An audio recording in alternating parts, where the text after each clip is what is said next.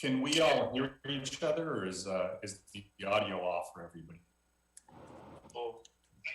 The audio is on if you unmute yourself. So we will go ahead and proceed. We can go ahead and proceed, Mayor, and just so that all the members of the public who are participating by Zoom want to make sure that you're aware that YouTube is down currently, and we are working on trying to get that up and running again. So the only way to actually participate or listen to the meeting is through Zoom or on TV. Those are the only two items we were able to make work at this time. All right, so let me know, Madam Clerk, when we're ready to go live and ready to begin the meeting. You may begin, Mayor. I am recording Zoom through Zoom at this time, so you may begin. Great, thank you, Madam Clerk, and let me go ahead and call this regular meeting to order. And let me begin by apologizing because it appears we are having some technical difficulties that are going to prevent us from being able to have this meeting flow as smoothly as we'd like. I understand that the internet connection to City Hall has been compromised or maybe is down in some places, so it makes our connections a little bit more difficult and challenging. So please bear with us as we go through this meeting. This is the regular meeting of the Santa Ana City Council for May 4th, 2021.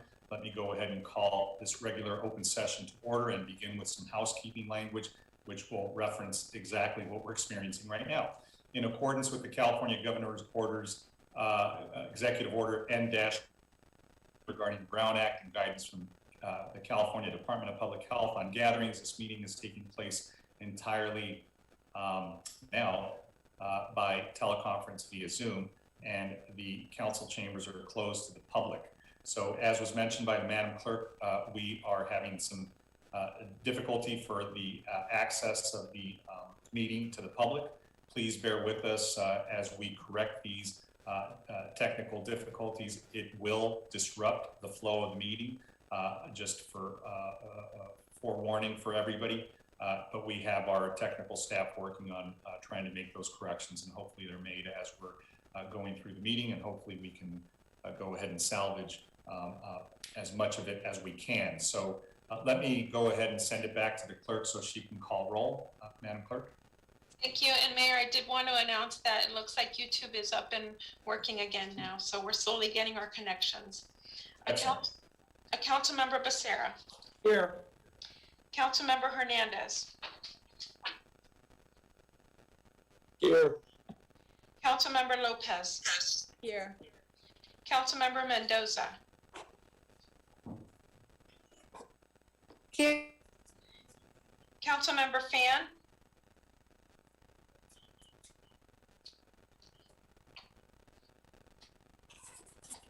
Mayor Pro Tem Peñalosa.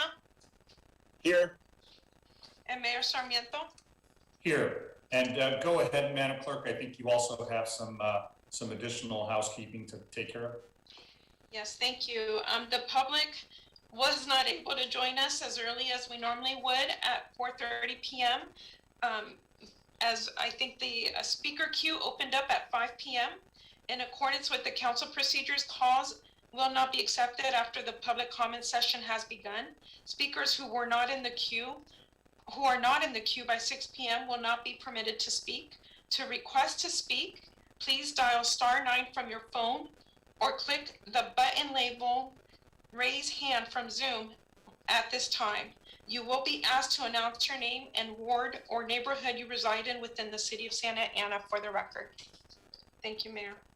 Thank you, Madam Clerk. Let me go ahead and begin our meeting with the Pledge of Allegiance. And you'll all please join me in repeating. I pledge of allegiance to the flag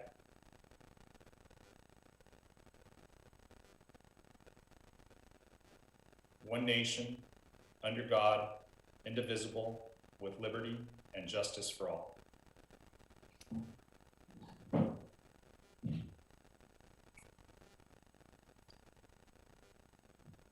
Thank you, everybody. So we're now to the invocation section of our portion of our meeting, and I wanted to introduce a local talent who's going to be sharing a moment of reflection with poetry. and he is a local product. His name is Gustavo Hernandez, and he comes to us by way of Libro Móvil, that has a mobile library in the downtown and features a lot of talent, literary people and artists that go and share their wisdom, and hopefully Mr. Hernandez can share some wisdom with us tonight. I hope he's able to connect. Madam Clerk, I know it's been kind of difficult to get everybody on, but to the extent that he's with us, we'll go ahead and give him an opportunity to share his thoughts and his poetry. Thank you, Mayor. Can everyone hear me? Yes, sir. Okay, thank you. My name is Gustavo Hernandez. Our mayor and the city council for allowing me to share in this moment of reflection with you. I also did want to thank very quickly Sara Rafael Garcia and Libro Móvil. They are a wonderful institution who are uplifting the voices of our community, and I would like all of us as a community to continue to support them. I will be reading 2 short poems from my poetry collection entitled Flower Grand First. The first poem I'm reading is called Carmen. It is for my sister, and it is about labor, education, and immigration, and takes place in the Casa Bonita neighborhood of Santana, where I grew up. Carmen. The 4 walls of the Setco Plastics factory were built around my sister's name. Its red lip, its pride, its dark hair pulled up to where she couldn't see it. Her words were sifted through a wall of exhaust fans, lost as a second shift pushed the city to the edges of a new cycle. The light again drained from flower, from grand, from first. On most nights, she and I met in the artificial glow of our television. Belts of stars soaked into the gold leg scrolls of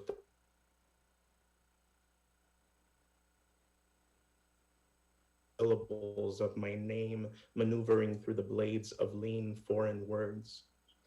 There was one night in July where a mute girl in the novela willed the words back to her mouth to tell Arturo Peniche that his fiancé had been a terrible villain.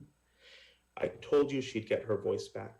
Carmen's tone was tempered flat through repetition, bottles and plastic cereal containers evenly spaced on a conveyor belt. She motioned for me to join her at the open front door. From the street, she was fading red lipstick.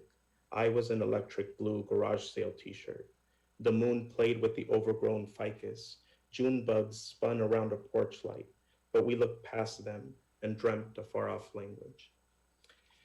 And this last poem is called Santana First Street. It is for my father, and it's about how the legacy of a departed loved one changes a city forever, but also strengthens the connection we have to it.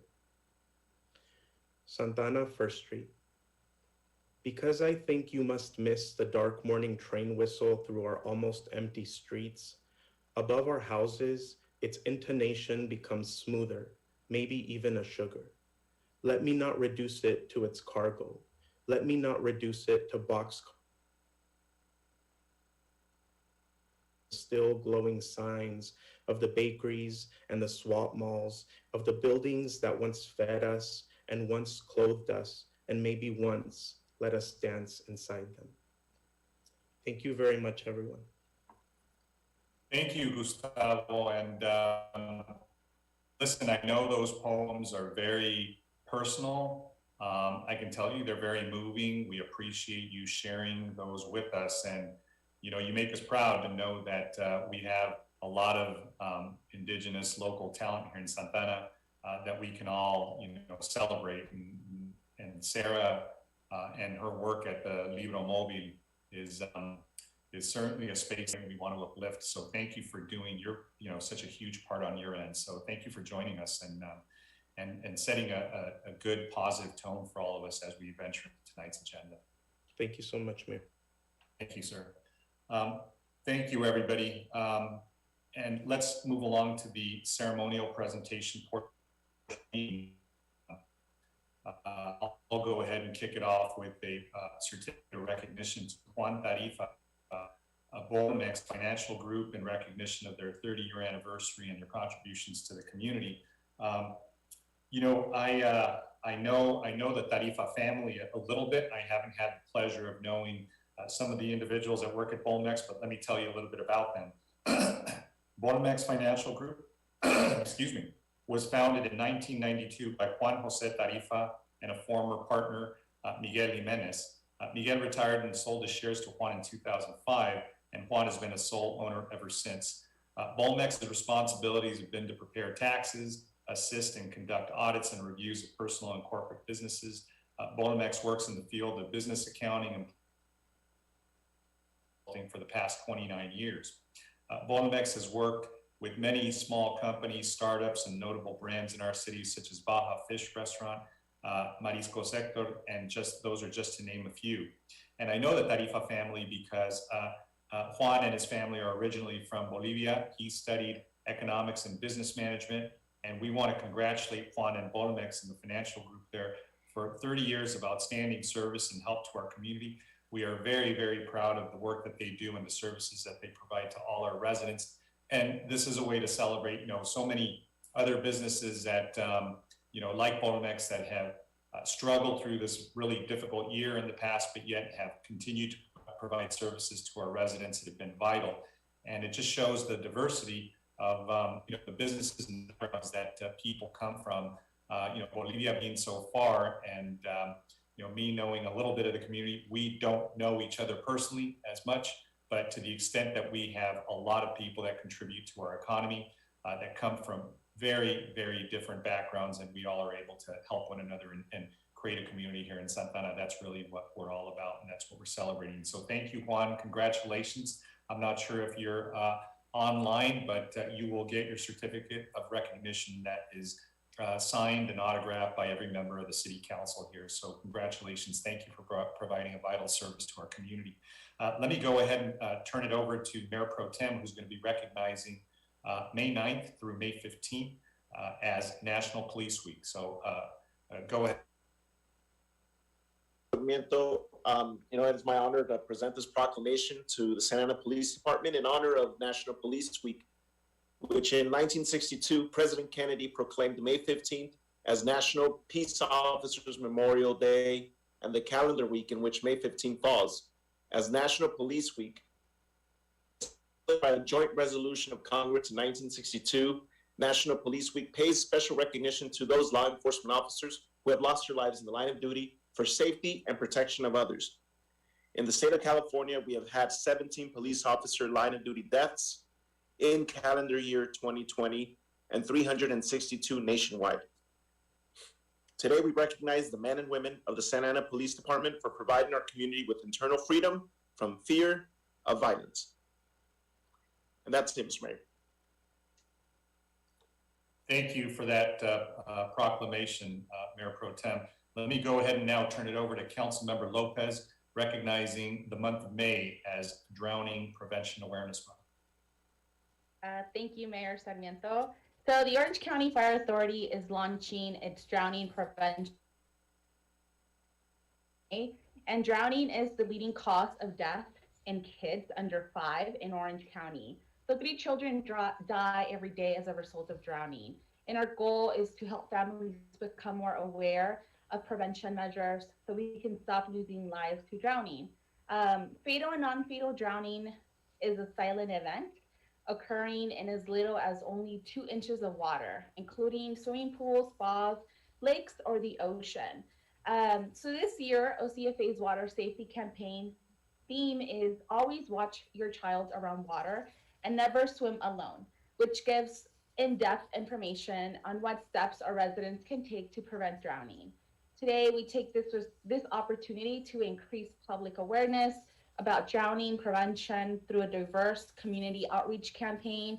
We encourage all families, parents, residents, schools, recreational facilities, businesses, and homeowner associations to become partners in preparedness by increasing their knowledge of proper safety measures in drowning prevention. And this summer, I am committed to being a water watcher. Many thanks to Chief Henry. And for more resources, please touch base with my office or contact OCFA directly. Thank you. Thank you, Councilmember Lopez. Moving along to the next item, which is the COVID-19 update to the community. I'll go ahead and turn it over to the city manager, Madam City Manager.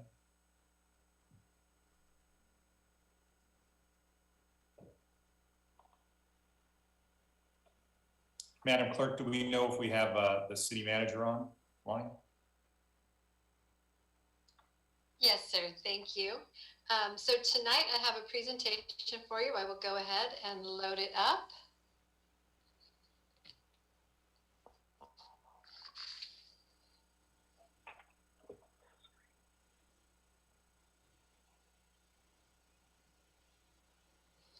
Give me just 1 second here.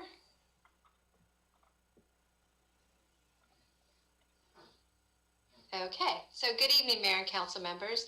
For tonight's COVID-19 update, I want to talk a little bit about the recovery dollars that we're expecting, some information on new guidance from the CDC, and then talk about all of our vaccination efforts in our city.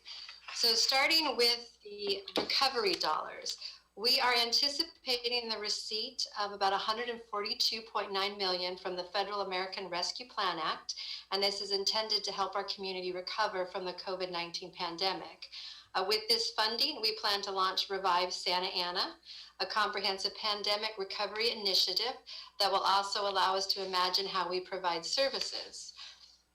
Staff is recommending 5 focus areas. This has been shared with council.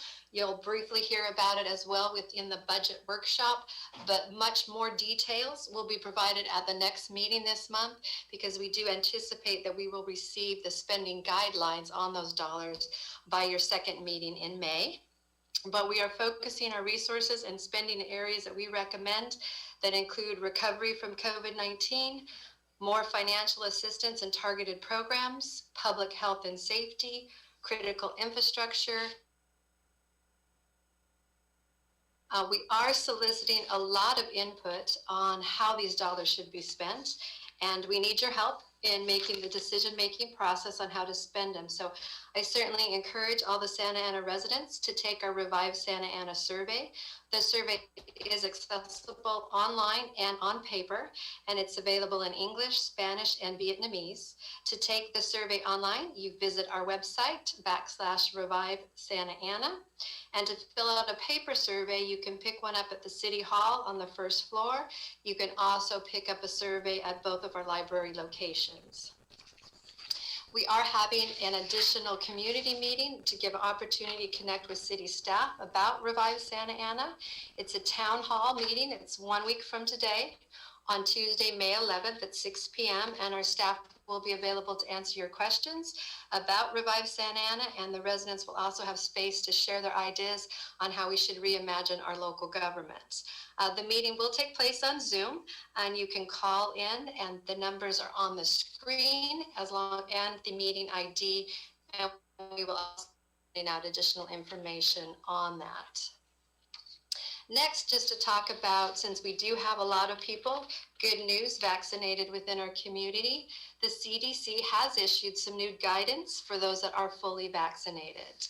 So in general, you are considered fully vaccinated if it's been 2 weeks since your second dose, if you receive the Pfizer or the Moderna, and 2 weeks after the single dose of the Johnson & Johnson vaccine. If you don't meet these requirements, you're not considered fully vaccinated, so you should be taking all precautions necessary until you have reached those milestones. Individuals who have been fully vaccinated should always exercise good judgment and take necessary precautions to protect themselves.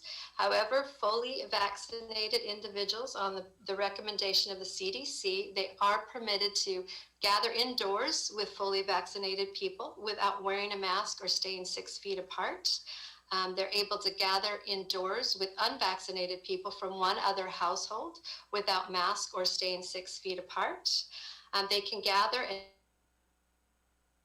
without wearing a mask, except in crowded settings and venues, and they can travel domestically without needing to get tested or doing any self-quarantine. What you should still keep doing is wear a face mask if you're indoor in a public setting, if you're gathering with people that are unvaccinated from more than one household. You should avoid indoor large gatherings and always wear a mask on planes, buses, trains, and other public transportation. And always watch out for COVID-19 symptoms. And then each of the workplaces, as we return to normalcy, will have guidelines that you should be aware of, and be sure to follow those in your workplace. So vaccines in Santa Ana, we are very excited with the progress that the city has made. Since January 2021, the number of vaccination sites in Santa Ana has grown to 38 different locations. Over 30 of those locations are private businesses and pharmacies. The other sites are public facilities that have temporarily been transformed into community vaccination clinics, including our very own Southwest Senior Center and our train station. Of these, the city has collaborated on 7 first dose vaccine clinics and 7 second dose vaccine clinics. Through our collaboration with other organizations, we have made big strides in helping get the Santa Ana community vaccinated. At the 14 vaccine clinics which the city of Santa Ana collaborated, we have vaccinated approximately 75,000 people. In total, through all of the locations, there are 135,437 Santa Ana residents are now vaccinated. That does represent 54.8% of the eligible population and 42% of our overall population. I know I spoke the last time about the vaccine hotline that we're running up in the city manager's office. And it has been very busy. We replied to 282 emails, responded to text messages from 846, and we have sent out over 32,000 targeted text messages to our hardest hit zip codes and to our seniors 65 and plus.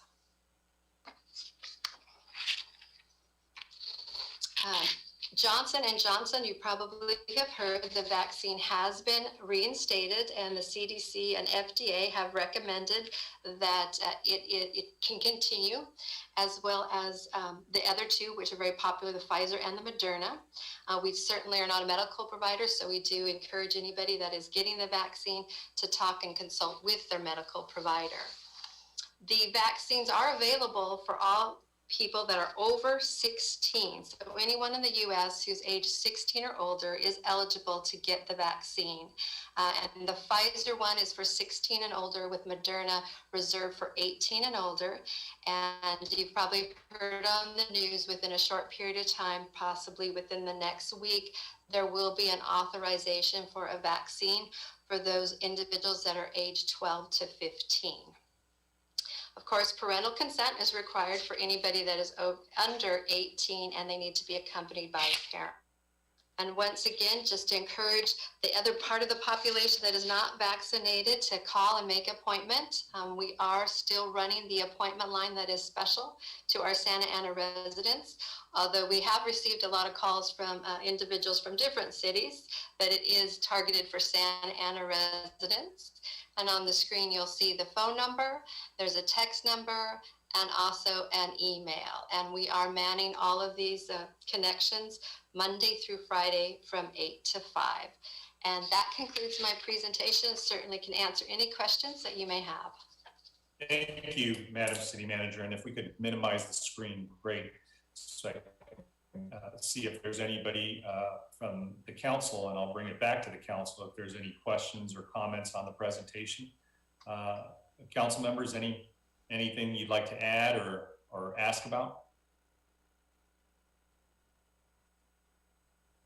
All right. Yeah. Oh, go ahead, Mayor Pro Tem. Thank you, Mayor Sarmiento. I just wanted to throw it out there, Madam City Manager, that if when we move forward with this town hall meeting, to consider an option for in-person. I know CDC guidelines say that we could have small gatherings, maybe outdoors. So we should make every option for our community to have input available, whether it's Zoom, phone, and in person. So whatever option we could consider and look at to see if that's possible, I'd really appreciate it. And the community would as well. you, Great. Mayor. Thank you, Mayor Pro Tem. Councilmember Lopez, I see your hand raised. It- Oh, go ahead. Go ahead, Mayor Pro Tem. Mr. Mayor, Madam City Manager, is there any thought of having in-person town halls for this? At the time, the one that is planned is by Zoom, which would allow comments, but not in person. So I will strategize with our team and see if there's a way that we could potentially hold one, like you mentioned, maybe at an outdoor venue, and maybe do a second one. Perfect, yeah. I mean, our stadium would be a great place. You know, we could have many opportunities and possibilities. So thank you for that. Great. Thanks for that comment. Councilmember Lopez? Quick question, city managers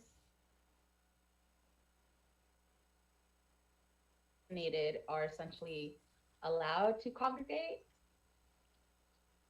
Under certain guidelines, but they still are saying avoiding large indoor gatherings. So there's, I don't need to put the screen back up, but No. if you are vaccinated, you are able to meet indoors with other vaccinated people without masks and without distancing. You are able to meet indoors with unvaccinated people without masks, provided that it's only individuals from one other household. But it still is important to wear a face mask if you're indoor public settings, and it still is recommended that you avoid indoor large gatherings. Did that answer your question, Councilmember? Yeah, and I have a follow-up. So would the city be checking to make sure that people that are in these closed spaces are vaccinated? It would be difficult. We certainly would within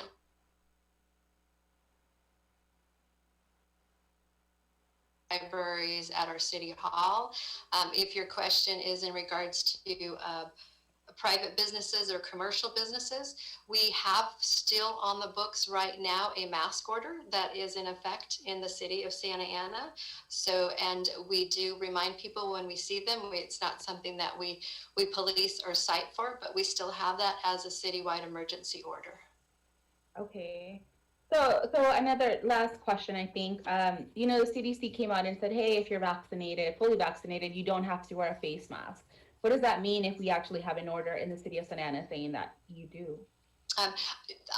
Excellent point, Councilmember. I think it's time for us to take a look at all of the outstanding orders and see which ones where it's time to rescind those orders. Thank you, City Manager. Thank you, Councilmember, and I believe Councilmember Mendoza's hand's raised. Thank you, Mayor Sarmiento. My question is in regards to the authorization for 16-year-olds and above, and I'm wondering whether in a partnership with the Santa Ana Unified School District so that we can get out to the schools and start vaccinating the students and perhaps even capture the parents at the school sites so that we can get more of our Santa Ana residents vaccinated promptly. We certainly can reach out to them. We have been in routine conversation. I have been with the superintendent, and we certainly cross-share information on all vaccinations. So for instance, the superintendent at Santa Ana Unified School District would put out the flyers when we were hosting one, so we would cross-share, but we can explore additional opportunities for collaboration. Thank you. Appreciate it. Thank you, Councilmember, and seeing no other hands raised, just a couple of things from my end. So I just wanted to thank staff and specifically Daisy Bettis with the city manager's office. This past Saturday, we had a vaccine clinic at the Second Baptist Church, and that was in conjunction with the governor's office and the governor's staff, and it was successful. There were a lot of people. Unfortunately, there weren't the 1,000 that we expected, just because we're at that place, I think, that we all knew we'd get to at some point, where there is more supply than there is demand. And we should be, celebrating. We should be very happy that we have, over 50% of those that are eligible vaccinated in Santa Ana, because there was a time when, it was just difficult to acquire the vaccine. So there has been a very, very robust effort by the staff and city council to make sure that that was corrected, and it has been. But now we're at that point where we still need to vaccinate more people. We're at that sticky point where I think we've gotten everybody who wanted to be vaccinated. Now it's a matter of talking to those people who may have some reluctance or some hesitancy because of information that's been misrepresented to them or they've been misled with. So one of the things I was going to mention, Madam City Manager, is just that we think about, an education effort and campaign. And we did this when the numbers were really, really high. School district, San Antonio Unified School District, and maybe we can collaborate with the other school districts that we have in our area as well, Garden Grove and others, just to make sure that as we told people to protect themselves and started the Protect and Protege Santana campaign, we can do something around the vaccine hesitancy, because we know that that is going to be a really difficult challenge to overcome because there's fear, but more importantly, there's just misinformation out there. So to the extent that we start pivoting to that, because I think that there is inventory now, there is plenty of supply, we just need to now connect people and engage people to the right providers. And as you said, it looks like we have close to 40 sites that are now delivering vaccines. So there is certainly the vaccine in the community. We just need to make sure that we help people access those to the extent possible.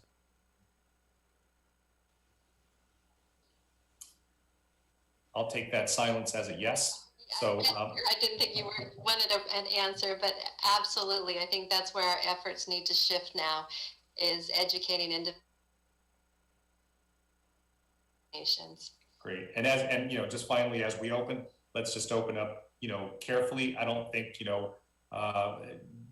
everything, all restrictions are gone, everything is back to normal. We see some countries and some states that are just doing very, very poorly. And it's stunning to see that as we are, improving, California is, got the lowest positivity rate in the country, but we see other countries like India and Brazil and others that are just, struggling quite a bit. And as I said, other states in the country. So did you have something further, Mayor Pro Tem? Yeah, Mayor Sarmiento, thank you. I wanted to add that maybe if we could also look into ways where we could partner with other community organizations like the ones you mentioned, but I keep thinking of the Complete Count Committee that we had for the census, where we had multiple nonprofits and different places of worship that we were working with.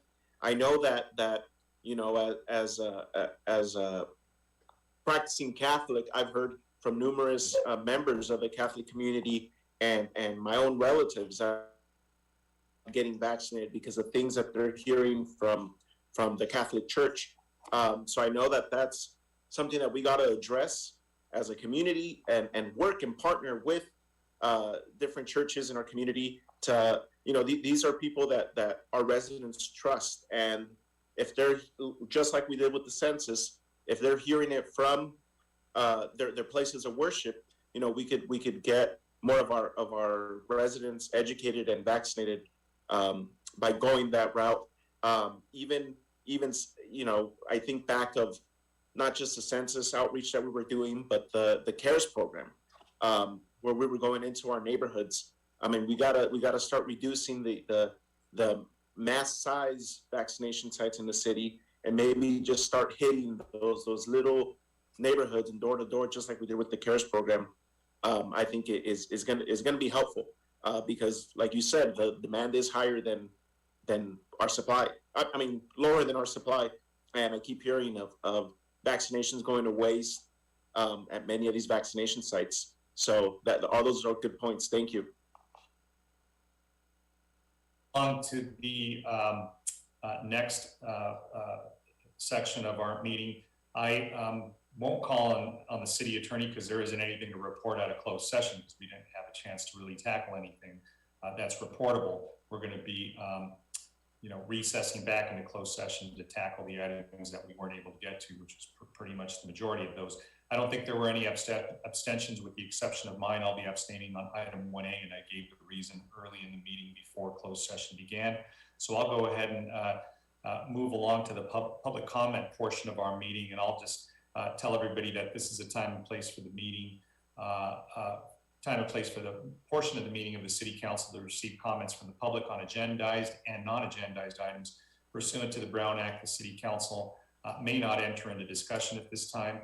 The comment line now is closed. You will have 3 minutes to speak. And Madam Clerk, I'll go ahead and turn it over to you to see if there's anybody wishing to address the council. Thank you. And before I do start unmuting the callers that we do have on the speaker queue, we did receive written communication to non-Santa Ana residents who spoke on non-agenda comments, requesting a pass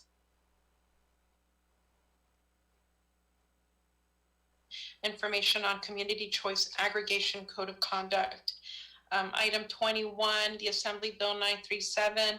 There were 9 Santa Ana residents or organizations in support of the resolution, 23 non-Santa Ana residents and organizations also in support.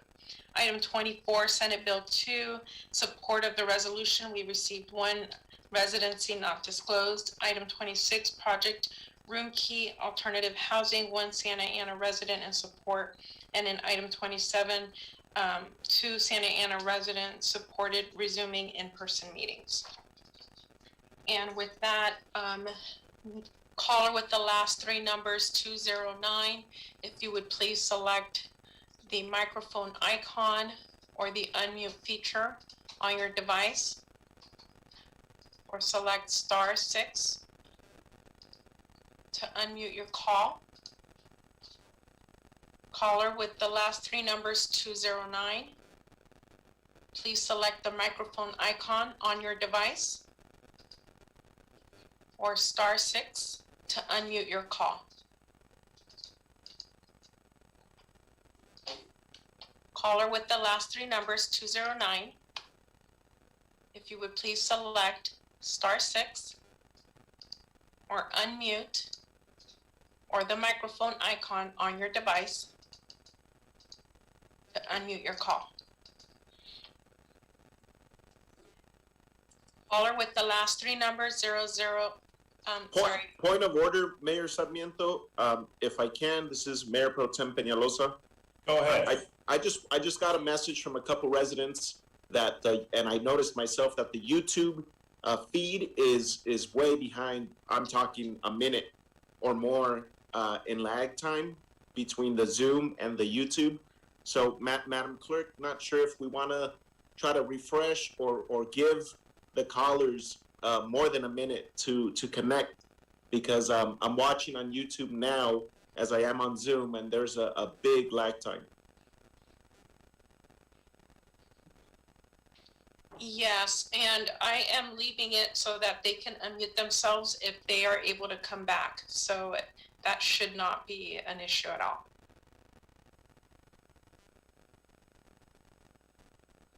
Caller with the last 3 numbers, 073. If you would please select the unmute feature on your device or microphone. Hello? Hi, thank you. Hello, yeah, I did my phone's unmute, but I'm unmuted now in the system.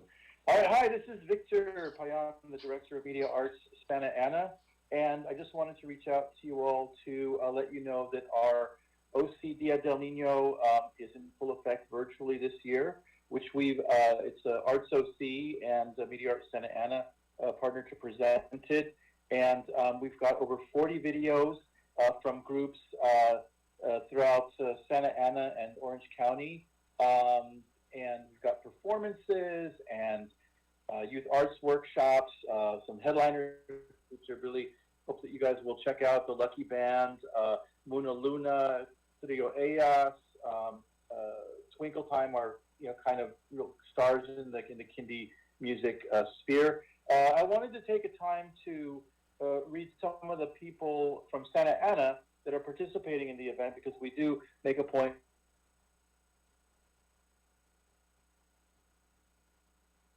wide visibility, and now is an international visibility as we're promoting the event throughout the state and throughout the country.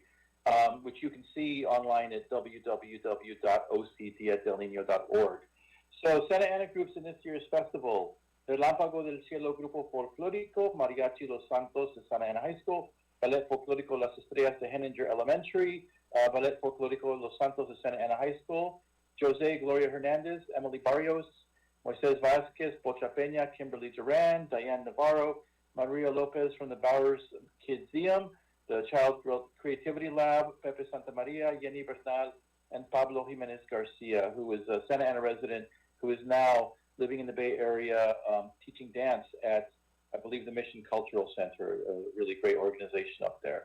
So we're going to be online until July 31st. So we strongly encourage you to let your residents and people in your districts and your wards know. It's a free resource. We have about a dozen videos in Spanish, great for the family, for all ages, and being our first virtual festival, very excited. We were at the OC Fair for 2 years, and then we were, shut down for COVID, but we were able to come back as a virtual event. We're very proud, very excited about it, and very excited about the videos that the Santa Ana artists provided. So ocdiadelnino.org, do urge you to check it out and spread the word. And we're also showing, in conjunction with the consulate, animated film called El Americano, the movie, that has the voices of Edward James Olmos, Cheech Marin, Rico Rodriguez, Adel Morones, Fluffy, Gabriel Iglesias. And we're looking forward to our OC Film Festival, the OC Film Fiesta, this October. This October, virtual OC Film Fiesta. Thank you. Thank you so much.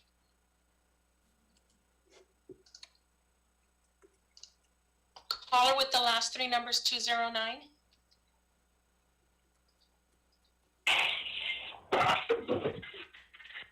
Thank you. Good evening, Madam Clerk, Mayor, and City Council. I do have comments this evening. If I think my 3 minutes started, I suppose, Madam Clerk, if they could. Please announce your name for the record and if you are a Santa Ana resident.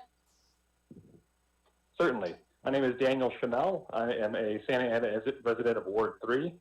My comments tonight concern Santiago Creek, which my home backs up to in the Fisher Park neighborhood. There's been an uptick in, I think, criminal activity as well as transients coming through the creek and entering into people's properties. I myself had an individual enter my home over the weekend. Fortunately, we were not home at the time, but we found him there when we returned to the house. I've spoken with many of my neighbors, and they've had similar experiences with people either attempting to get into their cars, successfully getting into their cars, jumping their fences, knocking on doors. And in fact, just this morning at 3 a.m., one of my neighbors around the corner from me had someone in nothing but a bathrobe attempt to get into the side of their property. My comments tonight are to request that the City Council, in conjunction with city staff and the police, look into this matter, and I believe they can do so in one of 3 ways.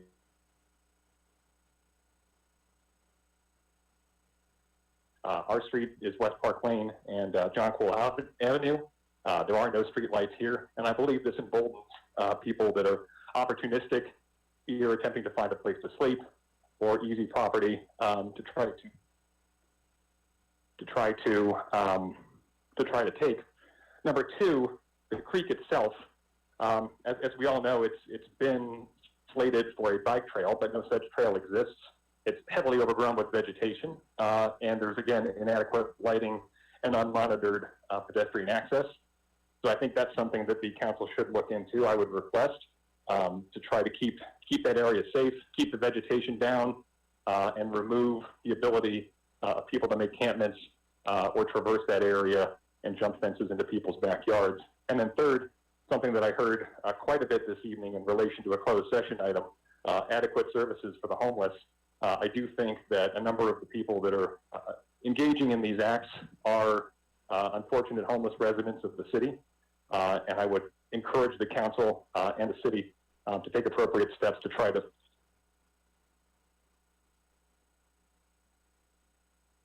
this position where they feel that they're able to go into people's homes or cars. Thank you. Those are my comments. Thank you. Zoom ID Tim Johnson, if you would please select Thank you. You've successfully unmuted yourself. Hi, good evening, Council. I wanted to chat on item number 26. I previously submitted a written comment, so I was the one that the clerk was referring to. But I figured to make a public comment also.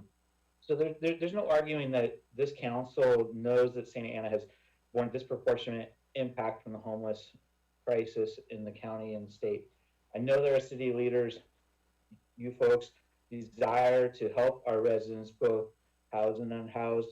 And I do believe that helping those who are struggling with housing involves not congregate living quarters, even in non-COVID times, but especially now, but instead having housing with a lock from the inside to where those living there are the ones that have the key. This is why I urge the city to pursue Project Room Key funds. This will allow those who are willing to receive a congregant living situation or even worse on the streets. And the Project Room Key was previously run, as you probably know, run by the county with funding from the federal government through the state. But for some unknown reason, the county ceased this program. But they are indicating that that pretty much any city that wants to utilize Project Room Key funds, they will assist with that process.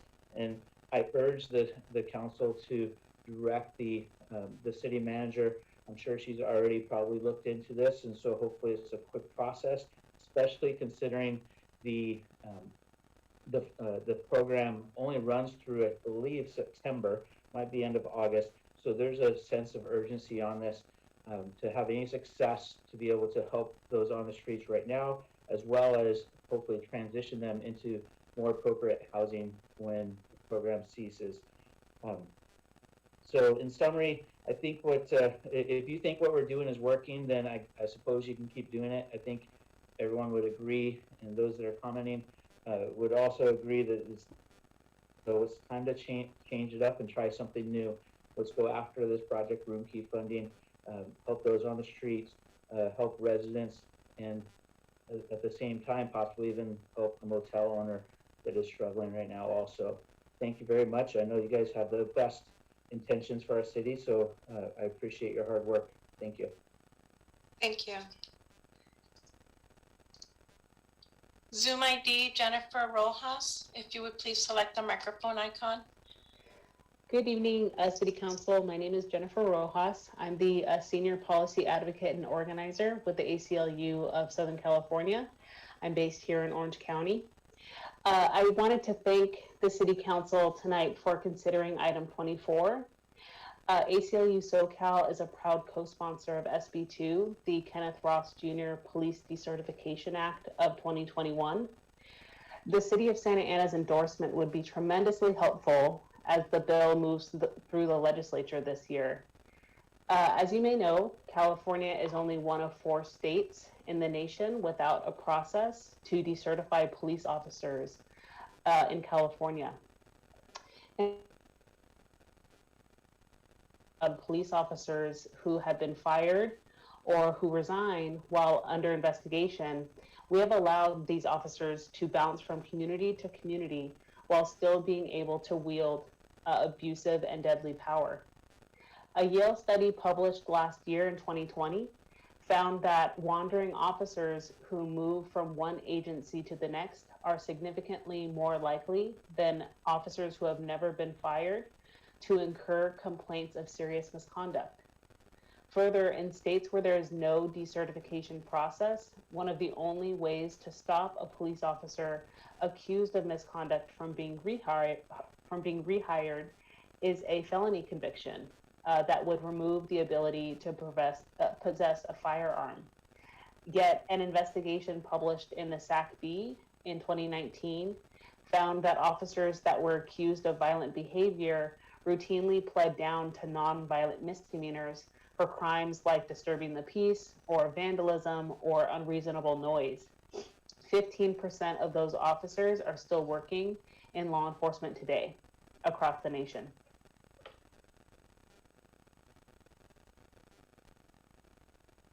Tom Bain Act to its original intent. When the Tom Bain Act was adopted, it was intended to forbid anyone from interfering with a person's rights by force or threat of violence, including due process, legal protection, and protection from harm. Again, SB2 will restore our California civil rights law. The bill has been introduced because, as the city and as I think the rest of California has seen, communities up and down California can no longer tolerate rampant abuse by police officers in our communities, particularly against Black and Brown people, disabled people, and LGBTQ communities. If the city endorses SB2, Santa Ana will join. You have 15 seconds left. Thank you. Santa Ana could join the San Francisco Board of Supervisors, community-based organizations up and down the state, labor unions, and clergy. Thank you again for considering item 24 in support of SB2, the Kenneth Ross Decertification Act. Thank you. Zoom ID, Rain.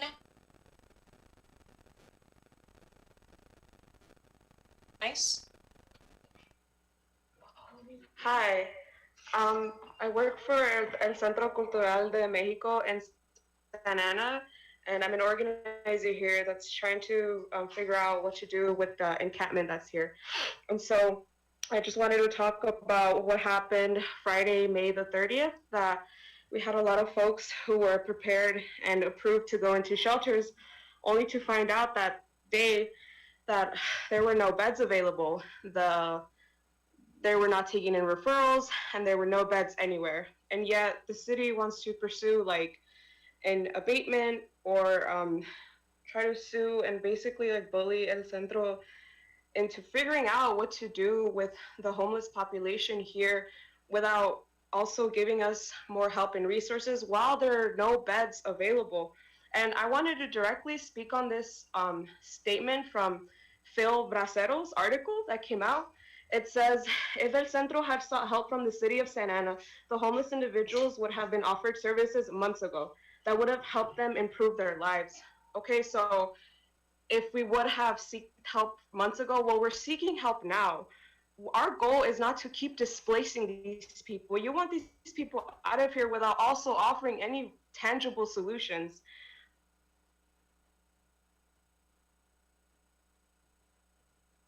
Especially during COVID times, but also during non-COVID times and traumatic. It also is placing like blame and also like simultaneously some responsibility on this small nonprofit that's just made up of volunteers and part-time employees to deal with the city's larger issue with its houselessness crisis. So we are asking that you do not further criminalize these people by allowing cops to come in here and arrest people and displace people even further, and also allowing people who cannot go into shelters, because there's a lot of people who are not qualified to go into shelters, to have somewhere safe to go to, like a motel room. So kind of going off of what the other person, Tim Johnson, was saying, that you should enact a room key for other folks to qualify to go into a safe room and just be out of the street. Also, there was a lot of like outlandish things in that article being said. And I just wanted to say that a lot of the things said about about the houseless people here was just to vilify them.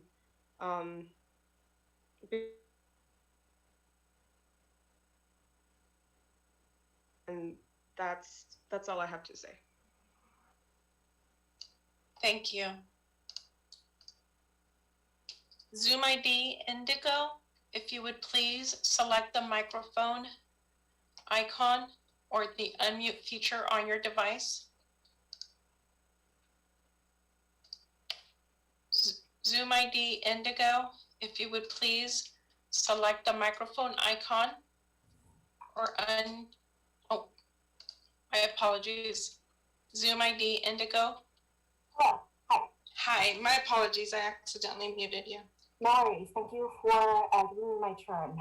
My name is Indigo Vu, and I'm a resident of Ward 1 in Santa Ana, as well as an Arts and Culture Commissioner for the city.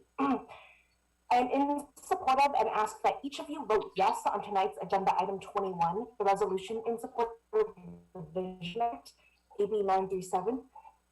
Under current law, immigrants and refugees who enter the criminal justice system can be punished twice through voluntary and unnecessary transfers to ICE detention, despite the fact that they have already been deemed eligible for release. While in detention, they're at heightened of deportation. This practice is cruel and serves only to splinter families and to further punish Black, Latinx, and Southeast Asian immigrant and community refugees that are already harmed from lack of structural support. To quote Angela Davis, prisons do not disappear social problems, they disappear human beings. We cannot disappear our people or be complicit in their disappearance. We must, as a community and society, recognize and create cultural shifts to honor and protect our immigrant and refugee communities. As an Arts and Culture Commissioner, I feel it is essential for me to voice that we in Santa Ana cannot truly have a thriving culture if we do not support our communities, which in Santa Ana shines because of the work of immigrants and refugees. Santa Ana has already made history by passing the strongest sanctuary city ordinance in the country. And you can continue this legacy of immigrant rights advocacy by voting in favor in supporting the Vision Act. Again, please vote yes on tonight's resolution for agenda item 21. Thank you for your local leadership, advocacy, collaboration, and time. Thank you. Zoom ID Brooke Weitzman, if you would please select the microphone icon.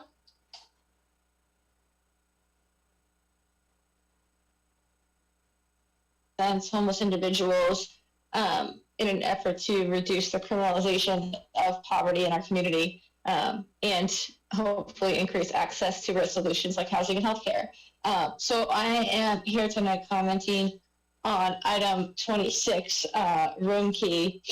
The state and federal they're available through at least the end of September, and we're hopeful that they will be extended beyond that. This is 100% reimbursement for putting qualified individuals into non-congregate rooms. That means hotel and motel rooms. That means investing in our local businesses instead of investing in large companies that are in the business of warehousing human beings in shelters. That means creating humane conditions. And qualified individuals means anyone over the age of 65 or with a serious medical condition as enumerated by the CDC. So that includes things like asthma and HIV and diabetes. It includes lung and heart conditions. And so there are a lot of people, and in many cases, a significant majority of people who are currently unsheltered, who are unable to go into congregate settings for a variety of reasons. The biggest one in Santa Ana right now being there is no congregate shelter in our city right now. The city opted to quietly close the shelter and not yet opened a new shelter. The county does have a shelter here, but the county shelter is full, and on a good week, there's 1 or 2 beds available. So right now we have no options, and we have a 100% reimbursement program we could be using. It's not the time to start talking about looking into it. That time was back in October when the county shut down the centralized program. It is an urgent matter. It is a matter the city needs to act on today, not to pass just talking about it, but to pass doing it. It's something that is accessible through both the state and through the county based on the size of the city. You know, when we opt not to take state and federal money like Project Roomkey, we not only kind of leave the money on the table that could be coming into our community and benefiting our city, but even worse, we choose not to use solutions that could reduce the cost. So we end up spending more of our money on not solutions, on policing, on cleanup, on public works, instead of spending someone else's money on real housing solutions. We also saw that the cost of homelessness study done here, specifically in Orange County, it costs twice as much to leave someone on the street than to put them in housing. And while yes, it takes time to build the housing, and there's not enough housing for everyone right now, there are plenty of single occupancy rooms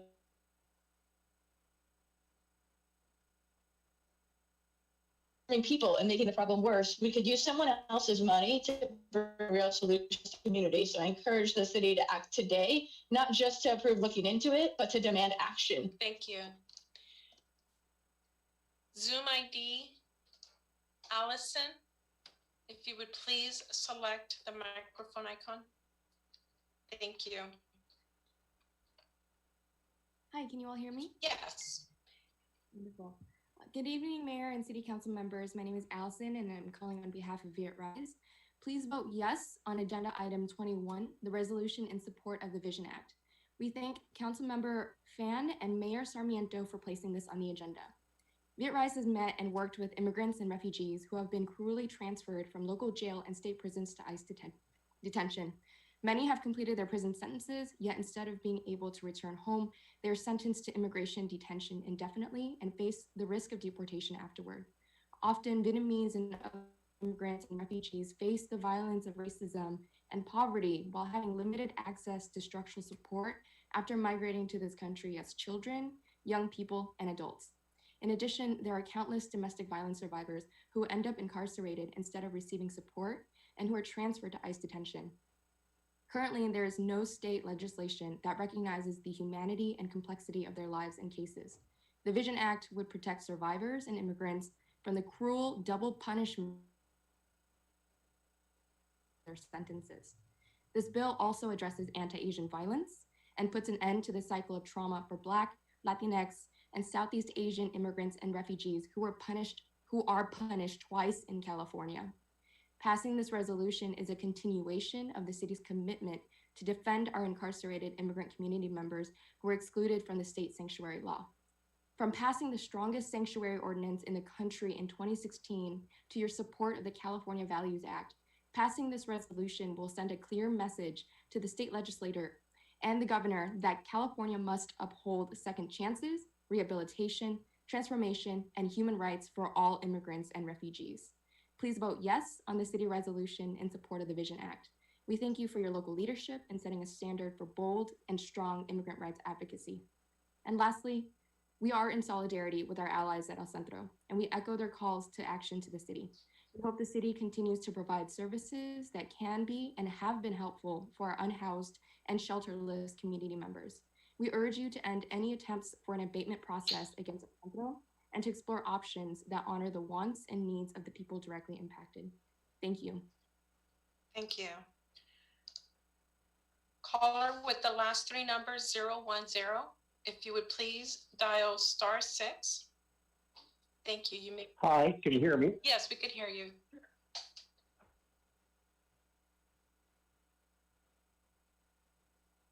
Pleasing and I was pleasantly surprised. And I think you'll know this in a minute. I continue to be impressed by the website for the COVID-19 enrollment. It's really a website that's actionable. And I think Mr. Becerra mentioned how, some cities can send a link and it's a little confusing. Well, you can actually send a link from that website and it's very easy to navigate. It's actually something somebody can act on. So keep it up. I really like what they've done with that. And like I said, the far cry from where it was a couple of months ago. There was a comment by Mayor Pro Tem Penalosa about trying to get smaller clinics. And yes, star that idea. That's where the county wants to move as well. And I think Santa is well positioned to do that at this time, to move towards smaller clinics. And I think it's going to be very important as we proceed forward to a higher vaccination rate. And so, again, you're really set up to kind of get these vaccinate rates going.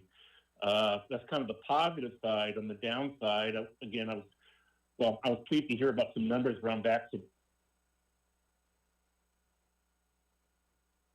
50% of the total population, when the state's running about 40%, the county's running about 40%, and I think the country as a whole is running like about 41%.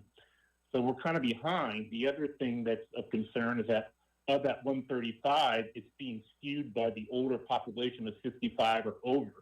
About 80% of the population 65 or over has gotten vaccinated. So there's a huge gap in the younger community on vaccinations. I think the numbers are like 20% or extremely low. So I don't know if outreach, direct contact would be like a simple approach. I think social media, texting with that link for the web page, and maybe some billboard advertising showing young people how important it is. In that respect, I'd really encourage you to take Mr. Penalos's idea and reach out to some community partners to get a strategy going on where we need to hit these, what areas need to be concentrated on, and get the right communication going. No doubt the city's set up to get this done right, but right now those numbers are low, and so along that way, as somebody who's fully vaccinated and 62, I really would be hesitant to pull back any policy at this point in terms of our masking policy. If anyone comes downtown at night, on Friday or Saturday night, large concentrations of people, no mask. So please, yeah. In respect to that, there is an issue of free parking that's been going on where it was reduced down to 1 hour. I have asked Councilman Becerra and Councilman Hernandez to look out for that. I hope to hear back to you, but the business community is a little bit upset about that in light of just a staff decision. So please, let's give that some consideration for our small businesses. And lastly, Thank you. this will take just a second. Hello? Yes, yeah, thank you, but your time is up. Yeah. Well, I wanted to say that there are a lot of hazards out there, and I'd like to thank Councilman Hernandez for taking quick action on a hazard I encountered not too long ago in the staff. That further accidents and injury to people. Thank you. Thank you.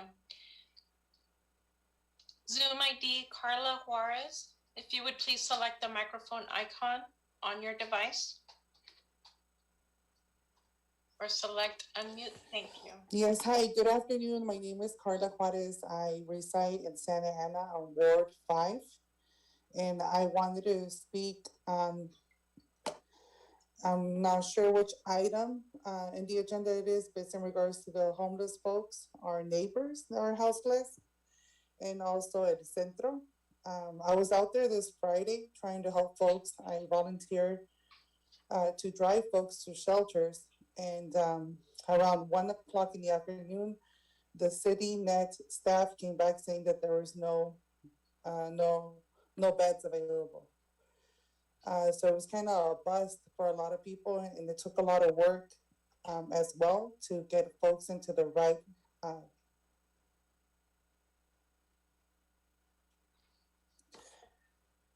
So there was no, over this weekend, I spoke with Phil Becerra. He gave me guided me to the right person to contact from the police department. Apparently there's only one individual in the police department that helps folks because you can't just go to a shelter. You can't just pop in the shelter. You have to have a referral. And you can't just go to the door and knock. You have to be driven inside. So there's a lot involved. Also, like the folks, our houseless folks can't take their stuff. They have to at least only have about 2 bags of their stuff because the rest cannot go in. They do have some storage underneath their bed and like a locker, which I assume is kind of like the one you get at school or at the gym, but there's not enough space. And after numerous calls, countless calls, nobody wanted to give me that number for Sergeant Montiel. I spoke with the station supervisor to the watch commander, and I did finally get a hold, and it is Sergeant Montiel from the Quality of Life team, and his number is 714-245-8756. So that's 714.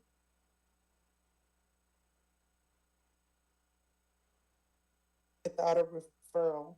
Also, relocating folks is not the way to go. It is pretty much just having someone else's, becoming someone else's issue in their neighborhood. Having folks have a house as a human right is the way to go, with including like medical services, trauma services, mental issues, substance abuse before they can even get a job.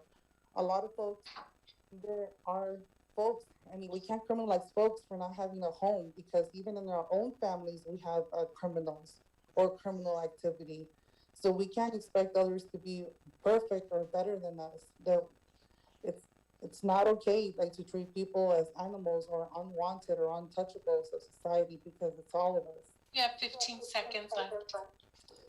And the last message is not to proceed with the abatement process against El Centro Cultural de Mexico. El Centro Cultural de Mexico is a community center that is much more than just about teaching folks about Mexican history. I'm from Guatemala and I'm an immigrant. And El Centro has helped me whether people culture here in Santa Ana, and there are many lives that are going to be affected if the abatement process goes through. So please think of your residents. Thank you. Thank you. Zoom ID Thrive Santa Ana, if you would please select the microphone icon or the unmute feature on your device.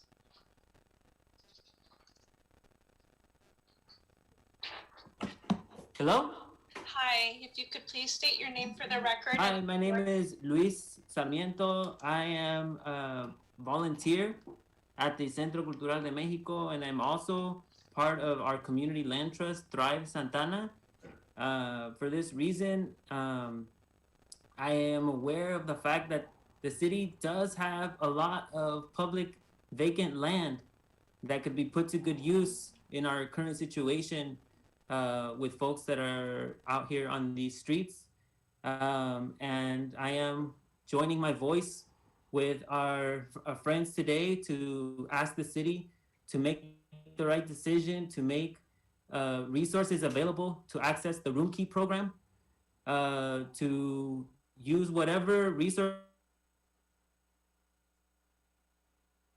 folks out have a place to put a roof over their heads. I'm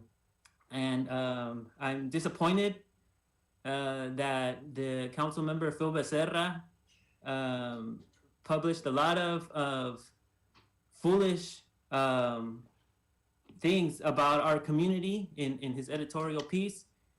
I feel he demonstrates that he does not know what it's like to be harassed by police officers on the street. So hopefully he will reflect upon that. And if he's trying to work with the community, he's off to a bad start.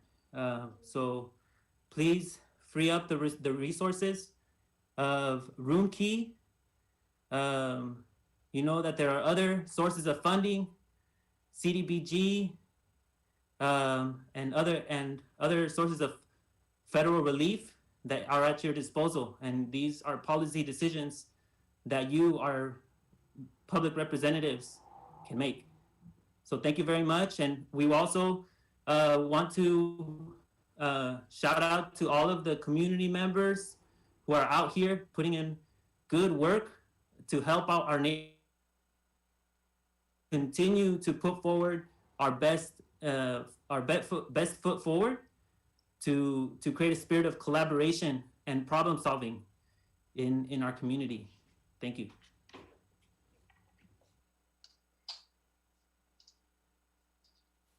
Thank you. Caller with the last three numbers 475. If you would please dial *6 to unmute your call or select the microphone icon on your device. Hi, can you hear me? Yes, we could hear you. Hi, this is Jairo Cortez. I'm the executive director at Chispa. I wanted to call in support of item 24 and thank Council Member Lopez for introducing or for bringing this measure forward. Chispa is in support of Senate Bill 2, the Kenneth Ross Jr. Police Decertification Act of 2021.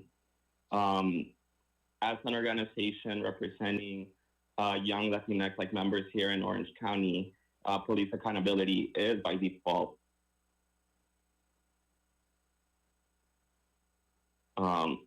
Here, not just in Santana, but throughout Orange County. SB2 will ensure that officers we employ to uphold our laws are held to basic standards and removed from our communities when they violate them. Officers who have been fired for excessive force, sexual misconduct, and dishonesty should not be able to patrol our communities.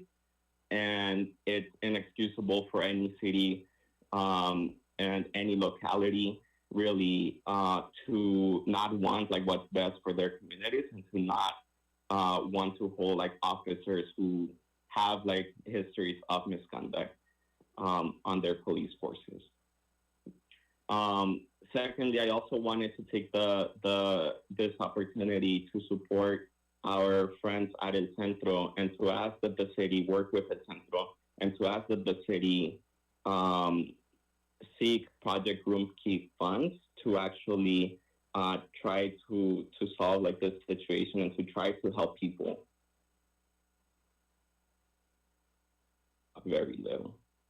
I think to Councilmember Becerra's like op-ed today on the Voice of OT, I'll echo Luis's comment. Like it was a very foolish op-ed, and it kind of like what makes you wonder, you know, like whether the council member just wakes up every morning and asks himself how he can make life worse for people who already have very little.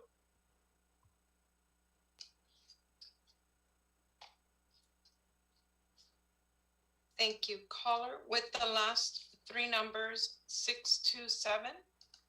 If you would please select the microphone icon on your device or dial *6 to unmute your call.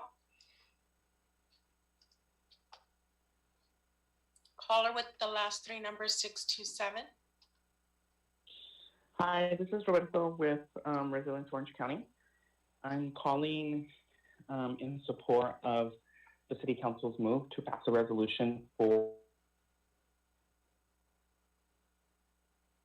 at the statewide level. Has a lot of implications here in Orange County, mostly because of it would mostly provide oversight to the Sheriff's Department. Currently, the Board of Supervisors lack the leadership to kind of rein in transfers to ICE for deportation. Every year, on average, about 1,200 arrests are conducted by ICE here in Orange County. And 75% of those arrests originate from transfers with folks coming in contact with law enforcement.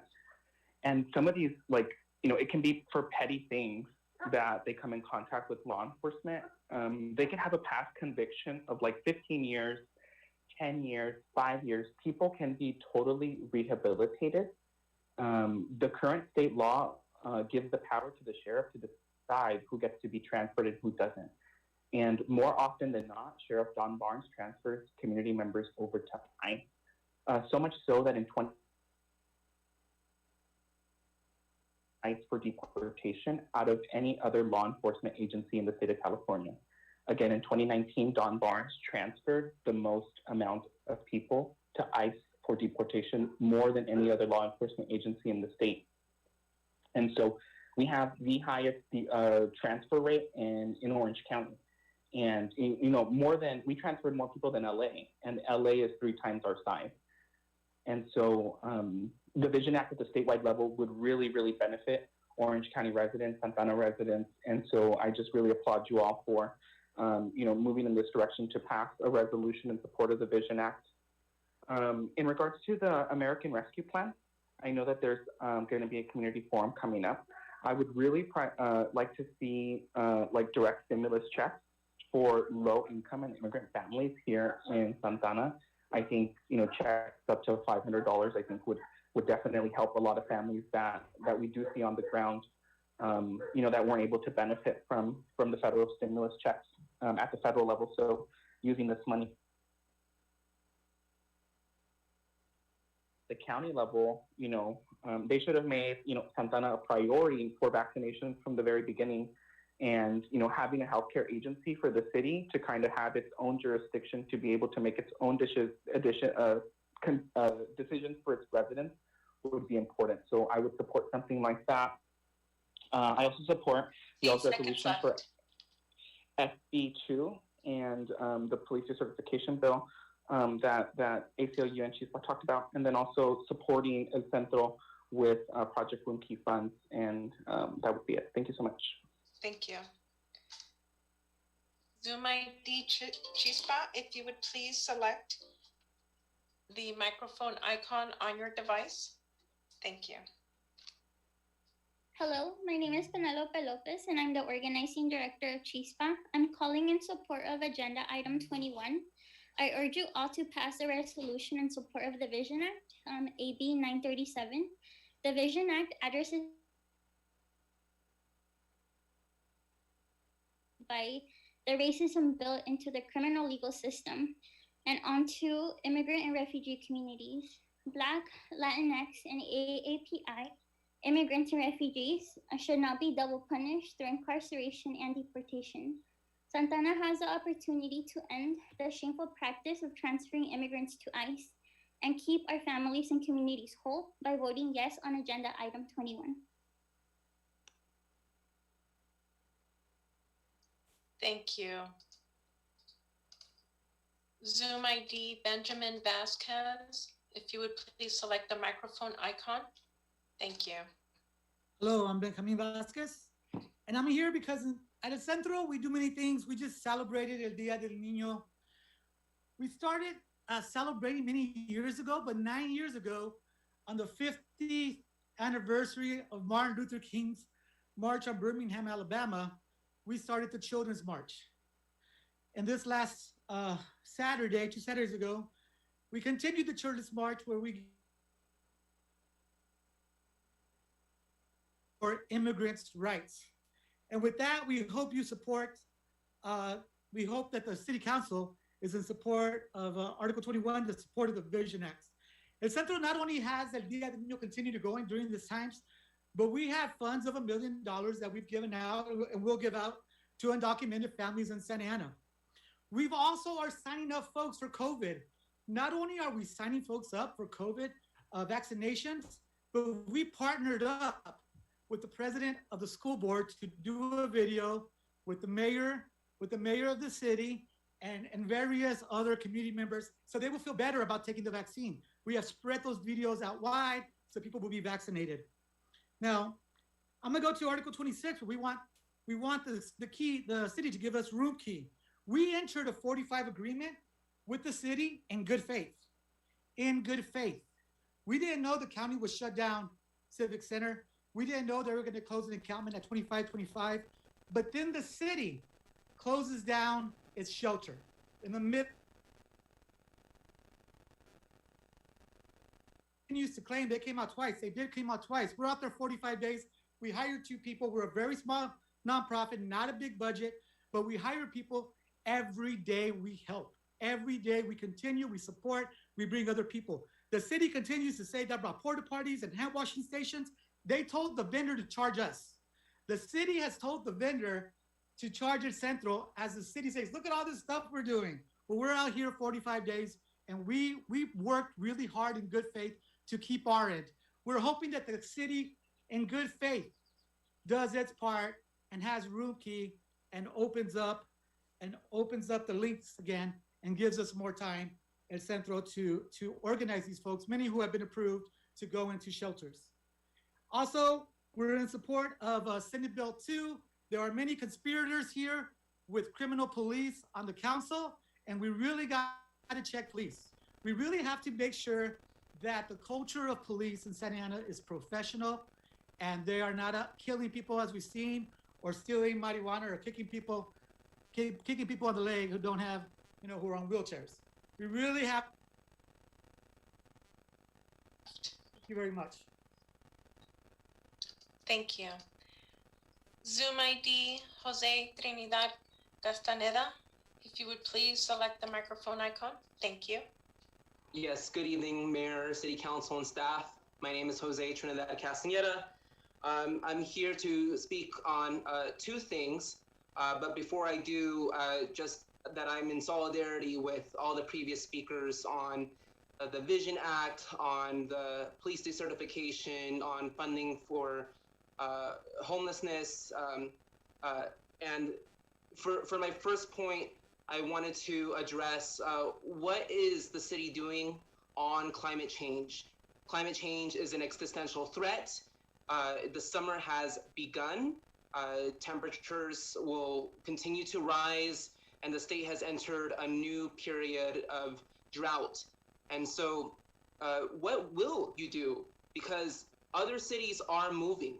Other cities, Fullerton, for example, have begun the process of an investment grade audit to look at energy efficiency across all their publicly owned buildings. Orange County Power Authority to purchase clean, safe, renewable energy that doesn't emit harmful emissions. Other cities like Santa Monica have passed building electrification or REACH code ordinances to make sure that all the homes that they're planning for in their housing element are all electric. So the city has many options to move forward and act, but I'm just questioning where has everyone been? I mean, climate change is not new. We've known about it for a long time. It's time to do something about it. Second thing, I wanted to share a story that may help humanize what we may face in the summertime. As temperatures continue to reach record levels, we will have situations where people who are experiencing homelessness, people living in mobile home parks, people in apartments with no air conditioning units are gonna have greater challenges dealing with extreme heat waves and heat risk than others. And so I think about those who are most vulnerable, who, if they're out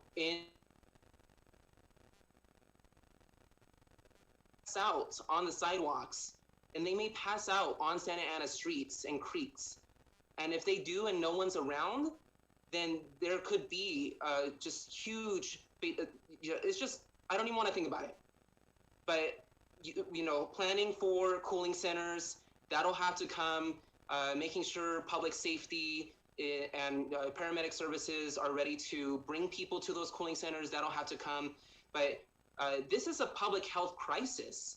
If temperatures continue to rise and Santa Ana does not address the fact that the Notre Dame Global Adaptation Initiative has named Santa Ana as one of the highest risk cities for extreme climate events, mainly heat waves. 15 seconds left. Then, you know, I just struggle to see what the vision is and what the leadership on climate looks like. And I really applaud any effort to move forward, coming forward, looking forward. Thank you.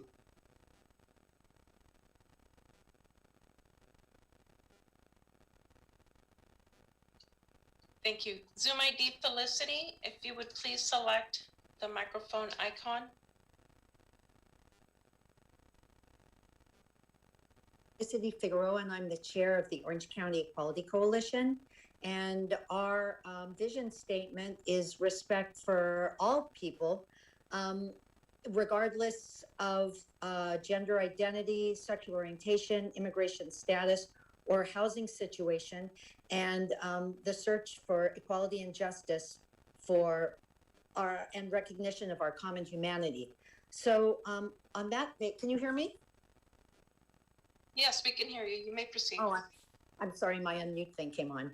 So I'm calling today on behalf of my organization, first in support of item 21, the Vision Act, precisely because we agree with justice for all people. It's really unjust for people to be subjected to a second punishment after they have finished their sentences in the carceral system. They've been rehabilitated.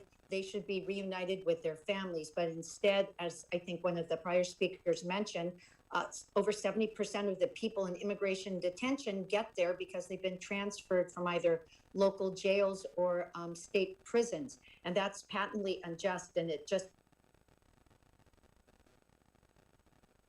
vilification of our immigrant communities.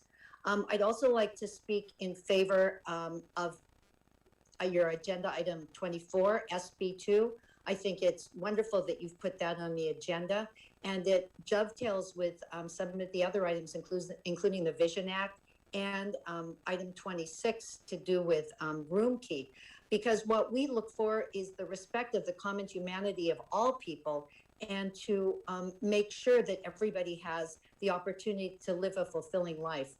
And the prevalence of police violence, particularly of marginalized communities, Latinx, Black, and Pacific Islander, Asian communities, just goes to show that there needs to be justice, and that police officers who act in criminal fashion need to be removed from the police force.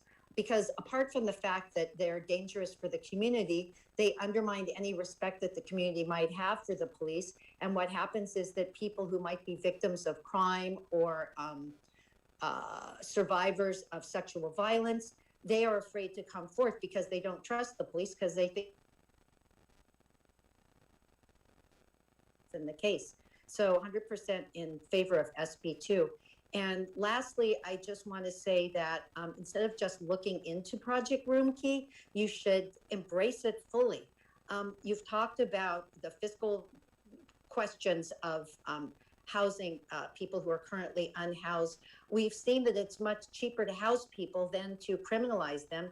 And in any event, there's 100%. Seconds left. There's 100% reimbursement from the state for Project Roomkey. There are many empty buildings across the county, and they should be used to help people get a head start and be able to live a life that's full and satisfying for themselves and their families. So thank you very much. Zoom ID Manny Escamilla, if you would please select the microphone icon on your device. Okay, hello, can you hear me? Yes, we can hear you. Thank you. Thank you. Okay, well, it sounds like it's a long agenda for everybody today. So, yeah, thank you, Mayor and Council.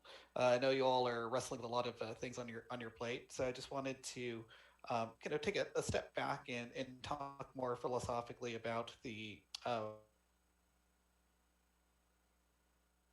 They have I think what, $750 million that you're deciding on what to do. So it's the overall, 643 or so budget that happens every year, but a very unique opportunity with the additional American Rescue Act funds that are coming in. And I just hope that when we look at this, we do look at this as an opportunity for transformation and opportunities to have major investments that will have long-term payoffs for the city, both in terms of its efficiencies, how, well-supplied staff are to use technology, how easy it is to get multiple languages out to residents, and, not seeing the money as just a way to pay for what's already going on and just kind of keep staff on rolls, which was, something I didn't necessarily talk about or comment on when it came to the CARES Act fund, but I was really disappointed to see staff that I know were needed, in this particular case, potential code enforcement behind tables, kind of racking up hours, and I think on some occasions just kind of playing football outside. I don't blame anyone for being at a park and playing football, but it just seems like it was a misallocation of the money that was being brought in. And I'm really afraid that might happen again. So I want to make sure that whatever we end up doing with these funds, that they are used and invested properly, and it's not necessarily just to kind of keep staff on, which, we definitely want staff here, but we want them doing things that are productive and not necessarily things that might look good in a photo op, but then don't actually do anything for our residents. So I just want folks to kind of keep that in mind.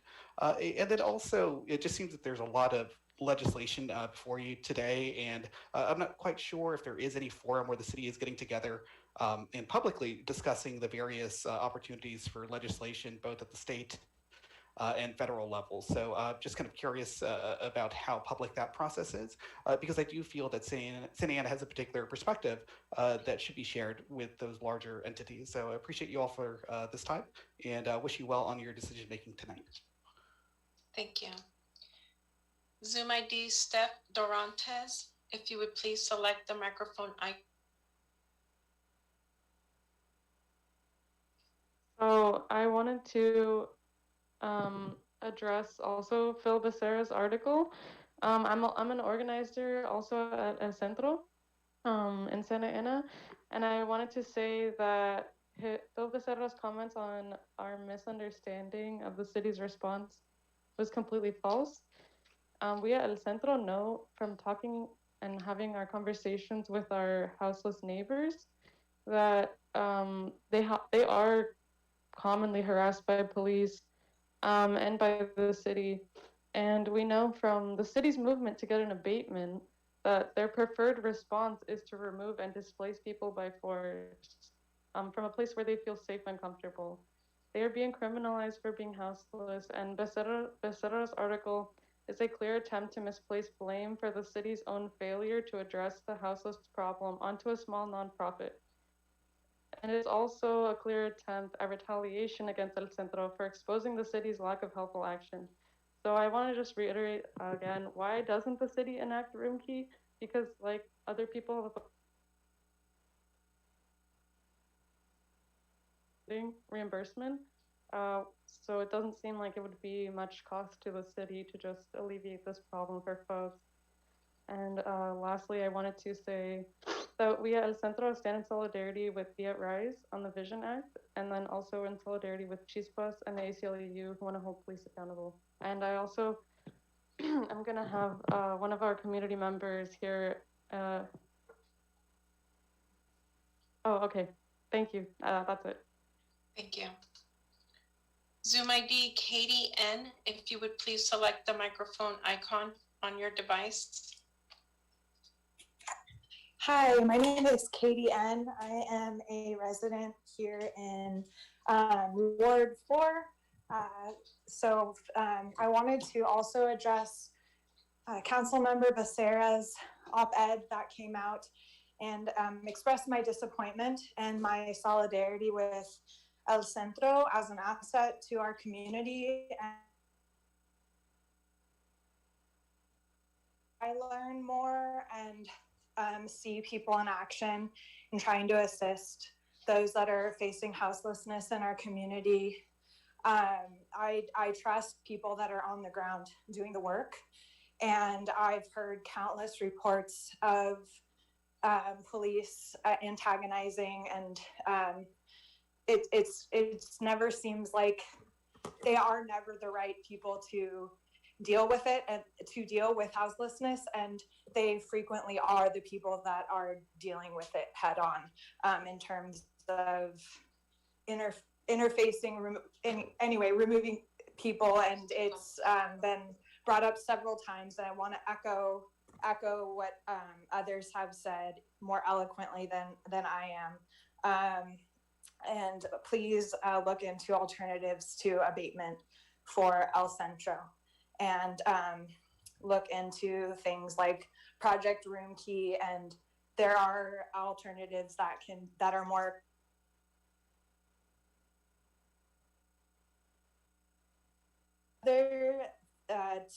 I wanted to also echo support for item 21, the Vision Act, and I'm really glad that it is on the agenda, and I'm also very excited to see item 24 on the agenda regarding the city's endorsement of SB2, and I strongly urge the council to endorse this bill.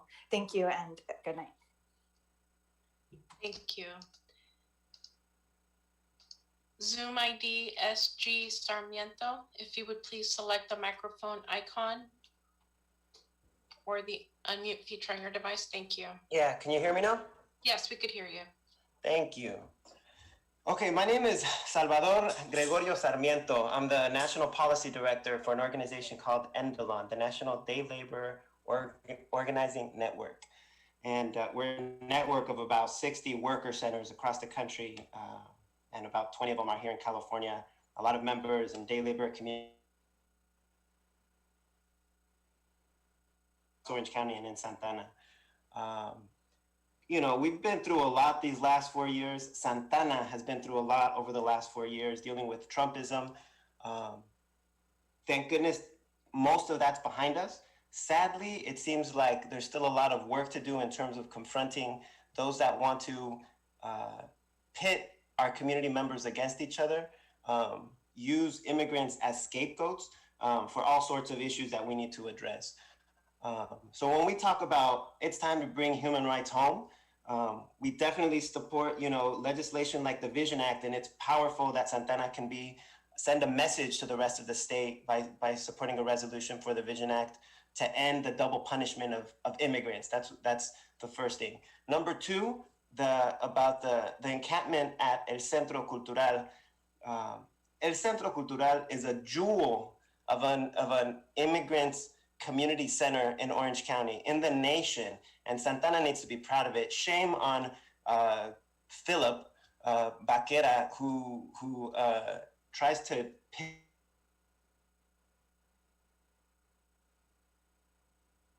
that came out on Voice of OC.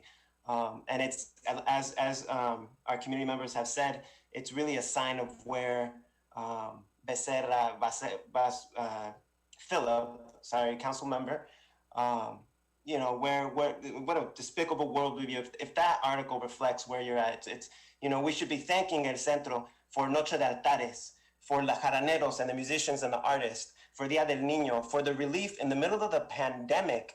They're doing the work and filling the gaps where our local, state, and federal government have left immigrants working and excluded from pandemic relief. We should be thanking El Centro Cultural that has been a jewel, is a jewel in our city. So let's stand with them.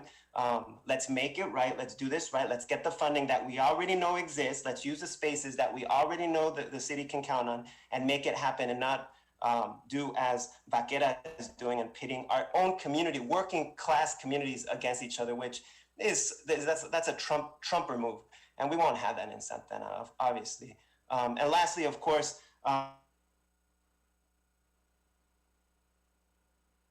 some action for those police that can't, you know, meet professional standards in every profession. We gotta, you know, if you're not complying with what's demanded of you, you get decertified. You can't keep practicing. If you're an attorney, if you're a doctor, the same needs to apply for the police. And so also we applaud the courage of those organizers, organizations, community members, and city council members that are pushing that forward. So let's make this happen. Let's do it the right way.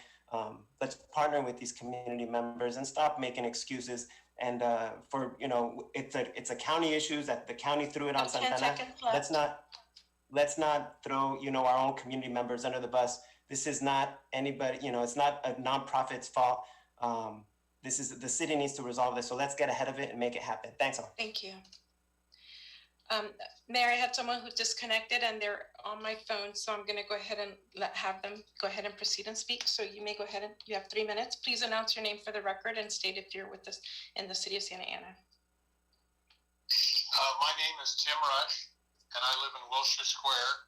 I'm a 33. Calling tonight primarily about this issue with El Centro Cultural de Mexico.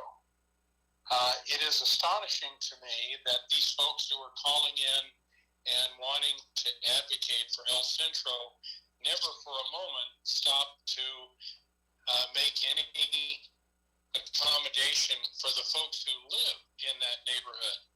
Not just in the entire neighborhood, but the people who live nearby. I happen to bank at the Orange County Credit Union, which is right across the street, and I drive by there a couple of times a week and see the mess that has been made there. It is important, as you all know, to recognize El Centro had no business at all offering up their property as a homeless site. It's not zoned for it. They don't have accommodations. The city, that means the taxpayers, put up the money to haul in some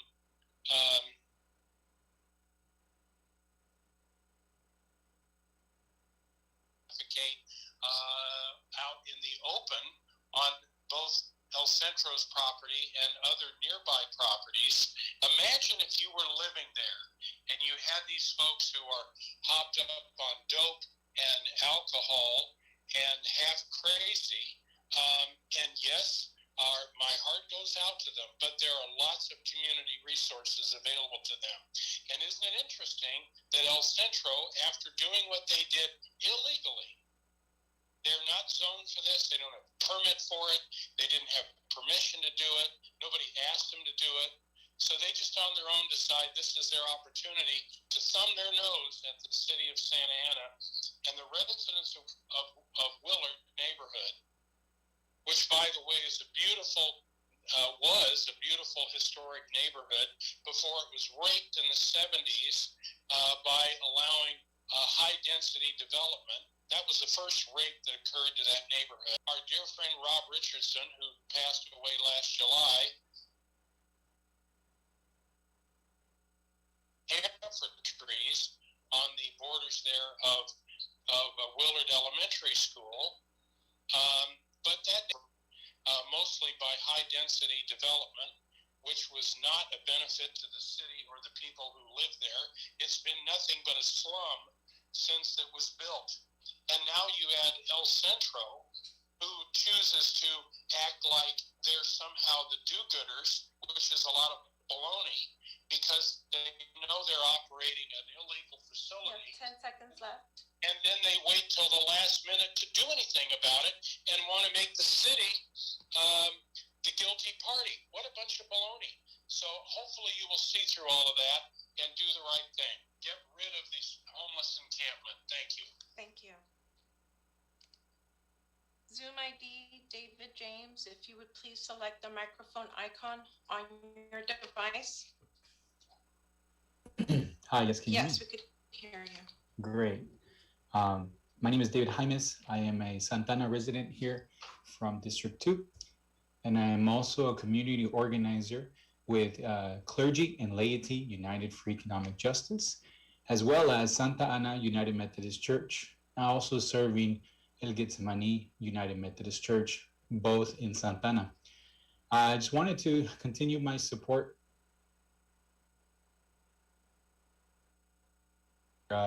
police officers accountable here in Santa Ana, knowing that in this country we are seeing continued ineffectiveness with police, and we're hoping to see changes here in Santa Ana. I also want to continue to support those of our familia here in El Centro that are pushing to support not just the people that are like others have pushed down. These are our neighbors that are houseless, and organizations like El Centro and even some churches are doing what they can to support the people. Like here in Santana, we do what we can to support them as well. So we pray we could, as we continue to ask that we be creative with some of these resources that we have in Santana. And one other caller did say about open available lots that need to be repurposed. The other thing I do want to support is the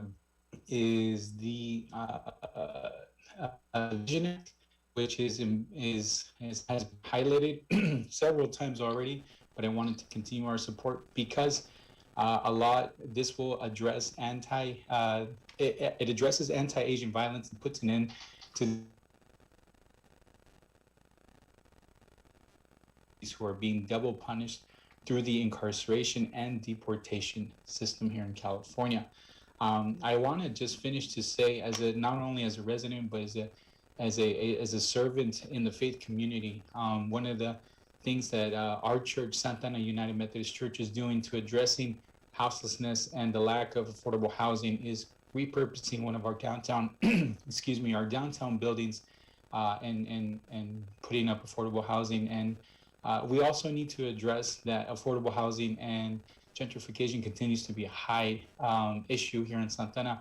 And if we don't address this, we're going to continue to see some of the things that we're seeing now. And as a faith community, we also want to lift up the dignity of every human being that comes and is our neighbor. Part of our faith forms us to love our neighbor as ourselves. And if we're looking to each other to hate one another because of differences in backgrounds and situations in life, that's not how we're supposed to live.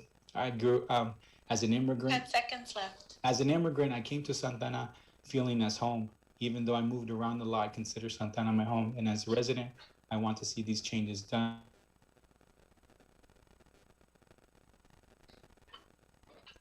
And last Zoom ID caller, Claudia Lazaro, if you would please select the microphone icon on your device.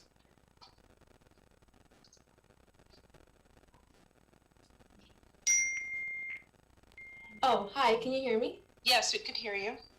Hi, I am calling from Santa Ana. I reside here around Fairview, and so I'm calling just to ask the City Council to support SB2 and police accountability. I think that that's a very important thing that needs to be pushed and supported here in Santa Ana, especially due to the high rate of violence in comparison to other Orange County cities. I think it's important that the people have the ability to ask these police officers who abuse their power to that they be held accountable. And so I think this is something that should be supported by all city council members because it's a lot of, especially young residents here in Santa Ana. And so I'm 3 minutes. I'm just very passionate, and I know that a lot of people in my demographic are very passionate, and so we ask that you do the right thing and listen to us instead of the police unions, because we are the ones who keep you in office. Thank you.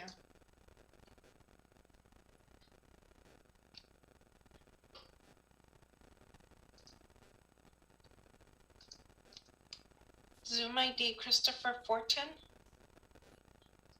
Hello, my name is Christopher Fortin. I'm a resident of Ward 2. Just wanted to call in to support, extend my support for SB 2. Definitely in support of holding police officers accountable. Also want to express my support for not moving forward with an abatement, not penalizing El Centro. I think homelessness is a really complex issue, and groups that are actually trying to provide a haven and a sanctuary for residents, homeless residents that are dealing with a lot of different issues. I walk by Ross all the time. I've actually talked with some of the residents. They had lives. They suffer from depression, and they feel safe, at that place. So it's one of those things where we shouldn't be demonizing what Centro is doing. They are providing a wonderful service to really provide sanctuary for these folks right now, and working with them to develop those solutions. Definitely support that if looking at creative solutions like getting project group key funds, but also using public lands. Those vacant lots, especially in Bristol, have been there for many, many years. They continue to be vacant. We can use those lands in creative ways, today, tomorrow. And I think, working with groups like Thrive to see how we can use those vacant lots more creatively, I'd really love to see those kind of solutions move forward. But that's it for my time. But thank you so much for the time. Thank you. Okay, Mayor, that was the last caller. Thank you, Madam Clerk. Let me go ahead and bring it back to the council, and we'll begin our consent calendar items. I want to ask any members of the council if they wish to pull any items off the consent calendar or abstain from any of the matters before us on the consent calendar. Mr. Mayor? Yes. I'd like to go ahead and pull items 7 and 10. 7 and 10. Great, thanks. Councilmember Hernandez and then Mayor Pro Tem. Yes, thank you, Mayor Sarmiento. I'd like to pull item 16. Thank you. Mayor Pro Tem. Thank you. Thank you, Mayor Sarmiento. I'd like to pull items 8 and 13. Got it. Anybody else? Okay, seeing none, I'll go ahead and entertain a motion for the balance of the consent calendar. So moved. I'll second. Great, we have a motion by Councilman Becerra and a second by Mayor Pro Tem. Madam. Councilmember Hernandez, Yes. Councilmember Lopez, Yes. Councilmember Mendoza, Yes. Councilmember Fan, Yes. Mayor Pro Tem Peñalosa, Yes. Mayor Sarmiento. Yes, thank you. So let's go ahead and move along to the items that were pulled. Let's start with item number 7. That was pulled by Councilman Becerra. That is the quarterly report for the Housing Division projects and activities. Go ahead, Councilmember. Thank you, Mr. Mayor. Well, according to the report that's before us, we saw 14 applications this quarter for the down payment assistance program. Of those 14 applications, 3 were approved, which is great. I wanted to ask staff though, how is this particular program, the down payment assistance program, being promoted? Thank you, Councilmember Becerra. I will ask Judson to answer that question for you. Thank you very much, Councilmember Becerra. To promote the down payment assistance program, we actually conduct a together with Neighbor Works, and we rely on their efforts to promote the workshop itself. But we haven't sent any nixle out in a while. But we used to send out a nixle before the workshop to try and promote it as widely as possible. But the attendance has been pretty good with Neighbor Works. They've been pretty consistent. They have several attendees at those workshops. Okay, thank you for that, Judson. Look, there are many folks out there that really would be homeowners right now if they had the benefit of down payment assistance. So I think this is something that hopefully your staff will promote it via Nixle or Constant Contacts, get it on Nextdoor, get it on the city's social media, because I think this is something that it's a great program. And with the inclusionary funds that we've got in our inclusionary account, we need to do more to promote that program. So I wanted to ask, and I was also looking throughout the report here, Judson, if you could answer, when was the original Housing Opportunity Ordinance, or the WHO, adopted by the city? The original Housing Opportunity Ordinance was adopted by the city in 2011. And then in November 2015, it was amended. And then again in September 2020. Okay. Well, the report in front of us, it shows that since the WHO's inception, 21,510,000 has been generated for the Inclusionary Housing Fund, which is great because that helps.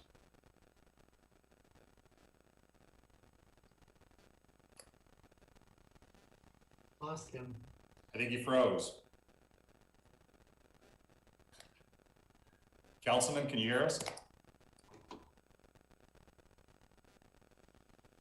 All right. Well, I don't want to finish a sentence, so we'll go ahead and let me go to Councilmember Lopez, and then we can come back to Councilman Becerra when he unfreezes. Go ahead, Councilmember Lopez. Oh, thank you, Mayor Sarmiento. I have a couple questions regarding the property located at 22nd Street. So I'm not really sure who to direct them to, but I'll start with the first one, being who maintains the property and what's the cost to the city for maintaining it?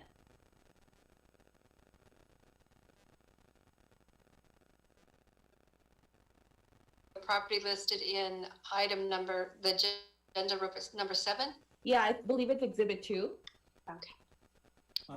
Thank you, Councilmember Lopez. That property is located at 302 East 22nd Street, and it is a property that's owned by our housing authority as acting as the former housing successor agency.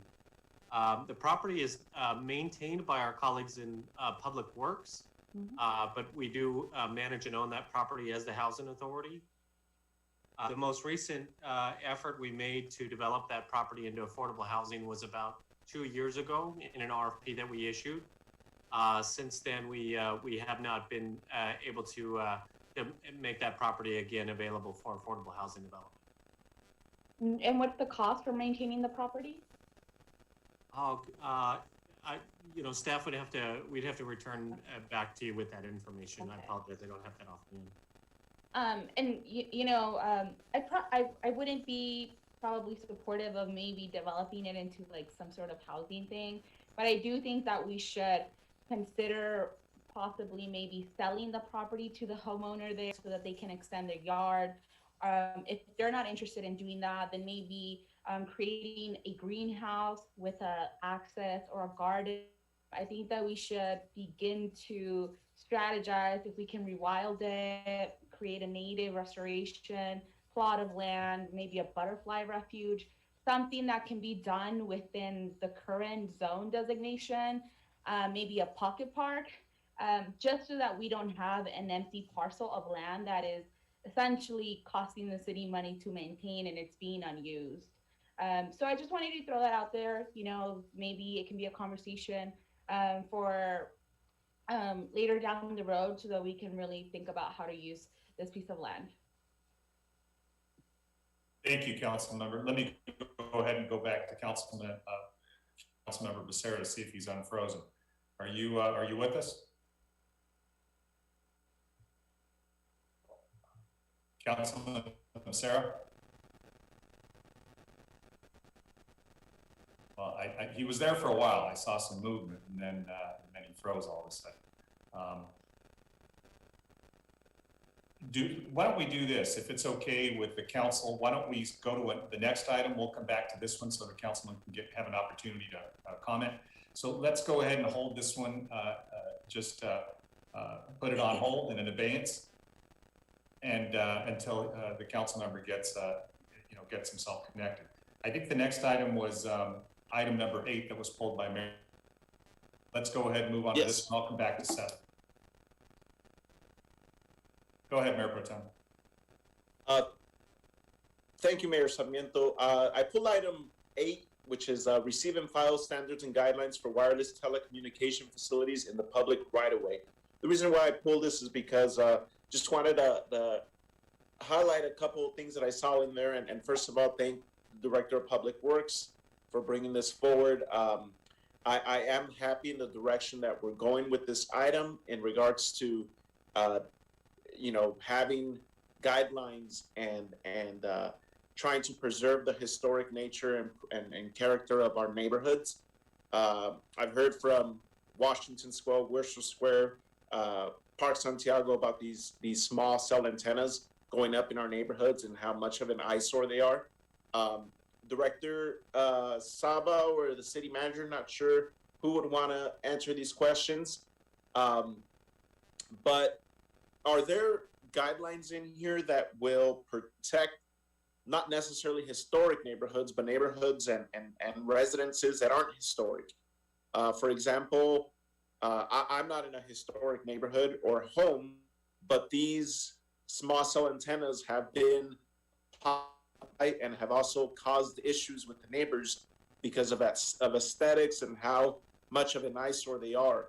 Are we doing just are we involved at all in the design? Are we making these companies design their small cell antennas for specific neighborhoods? Good evening, Mayor Pro Tem. We are working with them on implementing a design that's compatible to the street that we're working with. If it is a historic neighborhood, yes, we are requiring them that they use freestanding antennas rather than the wood poles or installing their own of a different kind. So yes, we are working with the providers to make those antennas compatible to the area that we are installing these antennas. Does that answer your question? Well, no. I understand we're doing that for historic neighborhoods, but what if your neighborhood isn't historic? We have a lot of historic. What are the guidelines for these neighborhoods? Like I said, I specifically don't live in a historic neighborhood, and I've seen them pop up off of Flower and St. Andrew and Flower and Warner, and they are an eyesore. They're not pretty. They're not nice to look at. You could see it from neighborhood streets, and residents don't like it. Don't like how they look. That's where if we have guidelines for just regular neighborhoods. But we do. The highest priority is to go on a street lights. Those what we call the Cobra heads That's our first priority. If we don't have street lights that looks like that, then the other alternative is to go on an existing wooden pole, and we've changed the design by updating the guidelines. And instead of having a cross arm now, we're only allowing a cantilevered one-sided antenna to be installed only on one side of the pole. We're not doing the cross arm anymore. So that's one of the improvements. We can't prevent them from not using the power pole itself, but we are working with the providers to reduce.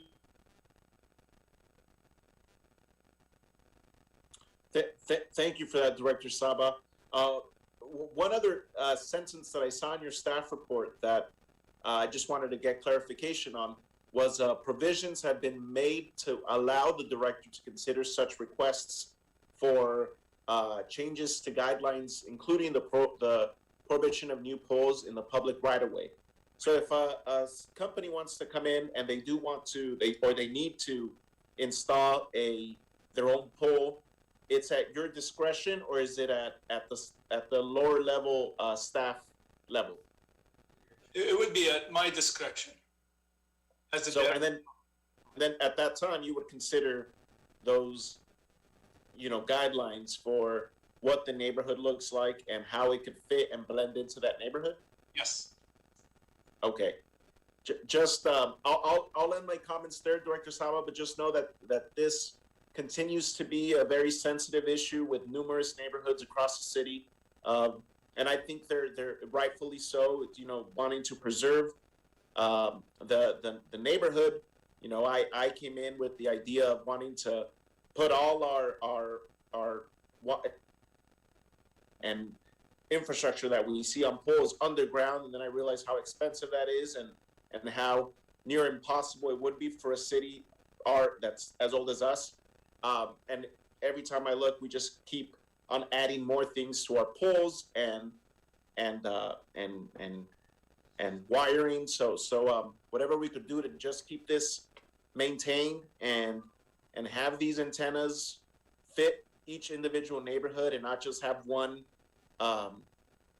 design for all the neighborhoods. The reason why I'm so sensitive about this as well is because I've seen presentations where we approve these antennas and we get a mock-up design of what they would look like, but when they're installed, it's a lot bigger than what we were shown, what the exhibits showed. So as whatever we can do to keep this, stay on top of this, I'd appreciate. Will do. Thank you for those comments. Any other comments on item number 8? Seeing none, that's a receive and file, and I understand the prior item that was pulled by Councilman Becerra was a receive and file as well. Councilman Becerra? No, thank you, Mayor.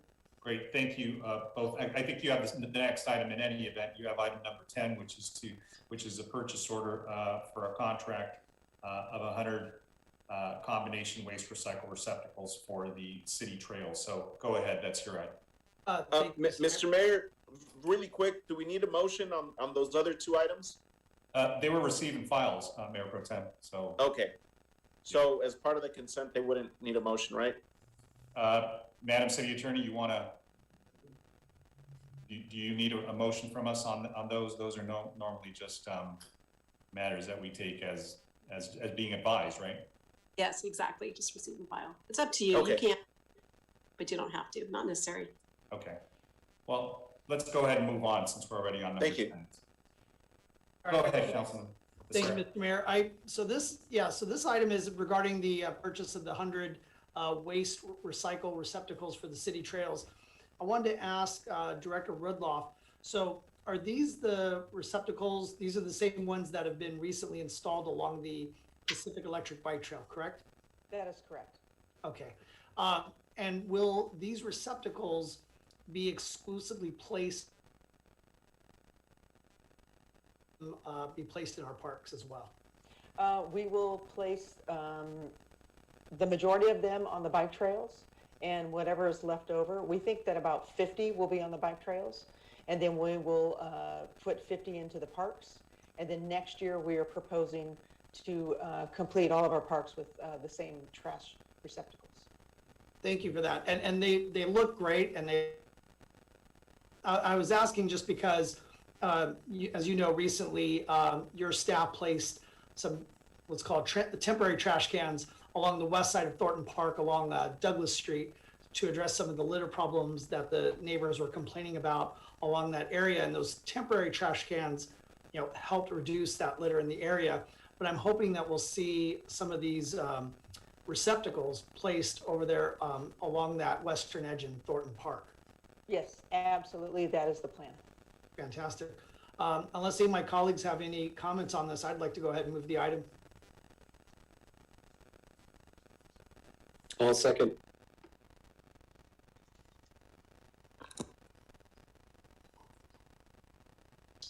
Mary, you muted.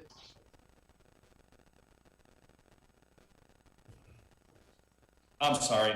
That was a motion by Councilmember Becerra, a second by Councilmember Hernandez. Madam Clerk, will you please call roll? Councilmember Becerra, Yes. Councilmember Hernandez, Yes. Councilmember Lopez, Yes. Councilmember Mendoza, Yes. Councilmember Fan, Yes. Mayor Pro Tem Peñalosa, Yes. and Mayor Sarmiento. Yes. Thank you for letting me know I was on mute. It still happens, by the way. We're not that used to this as we think we are. Anyways, I think the next item is, I believe, item number 13, and that was Mayor Pro Tem's. That's the contract for Pacific Mobile Structures for a modular restroom at Centennial Park. Go ahead, Mayor Pro Tem. Thank you, Mayor Sarmiento. I just wanted to thank the city manager and Chief Valentin for getting me the site map on this item. It was definitely very informative of what exactly or where these modular restrooms will be. However, I had a couple additional questions. Not sure if the city manager wanted to handle them or wanted Madam City Manager. Direct them to would be best. Okay, I was just wondering, what I know that and correct me if I'm wrong at any point, but for the last 30 years we had deed restrictions at this location, correct? That is correct. And those deed restrictions are now lifted? Director Rudloff, do you know the exact date that the last restriction was lifted? Yes, I believe it was March 7th or something close to that. I'd have to check. So okay. The deed restriction was lifted early March. So we no longer have to use this area for any educational purposes? Correct. Okay. And the reason why I'm bringing issues up, because I know that in the staff report, there was a sentence where it says that the police department training division plans to conduct future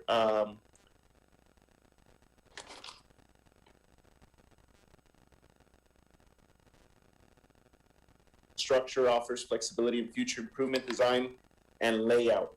I'm questioning this because I wanted to see if we could maybe continue the item for 2 weeks, because I'm not entirely clear on what future training designs or ideas we had for this location. I know that I know that this comes with a cost, and I don't want to greenlight restrooms without knowing exactly what we're going to be doing in regards to training, because I could see, down the line, a year from now, this coming back to us with a cost to it and saying, well, you approved the restrooms and we started building the infrastructure, this is what we're going to do with it, and us not being entirely comfortable what the land's going to be used in. I'm all for our police department having areas to train and continue their education, and I know Chief Valentin's doing a great job at that across the board in numerous different areas. But I wanted to see if we could, I don't know if you had any.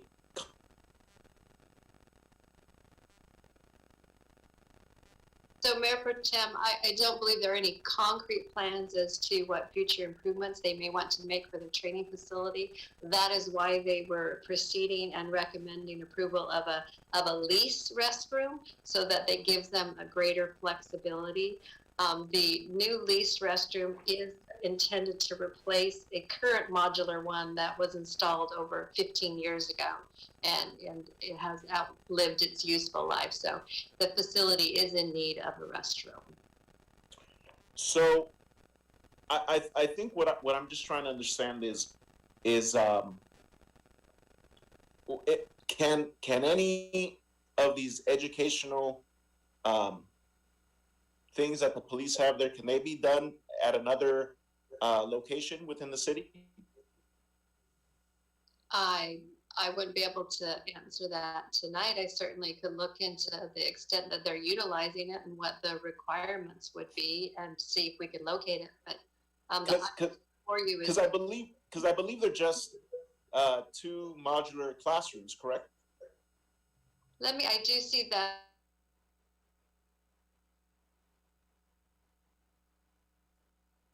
Those facilities for their training purposes.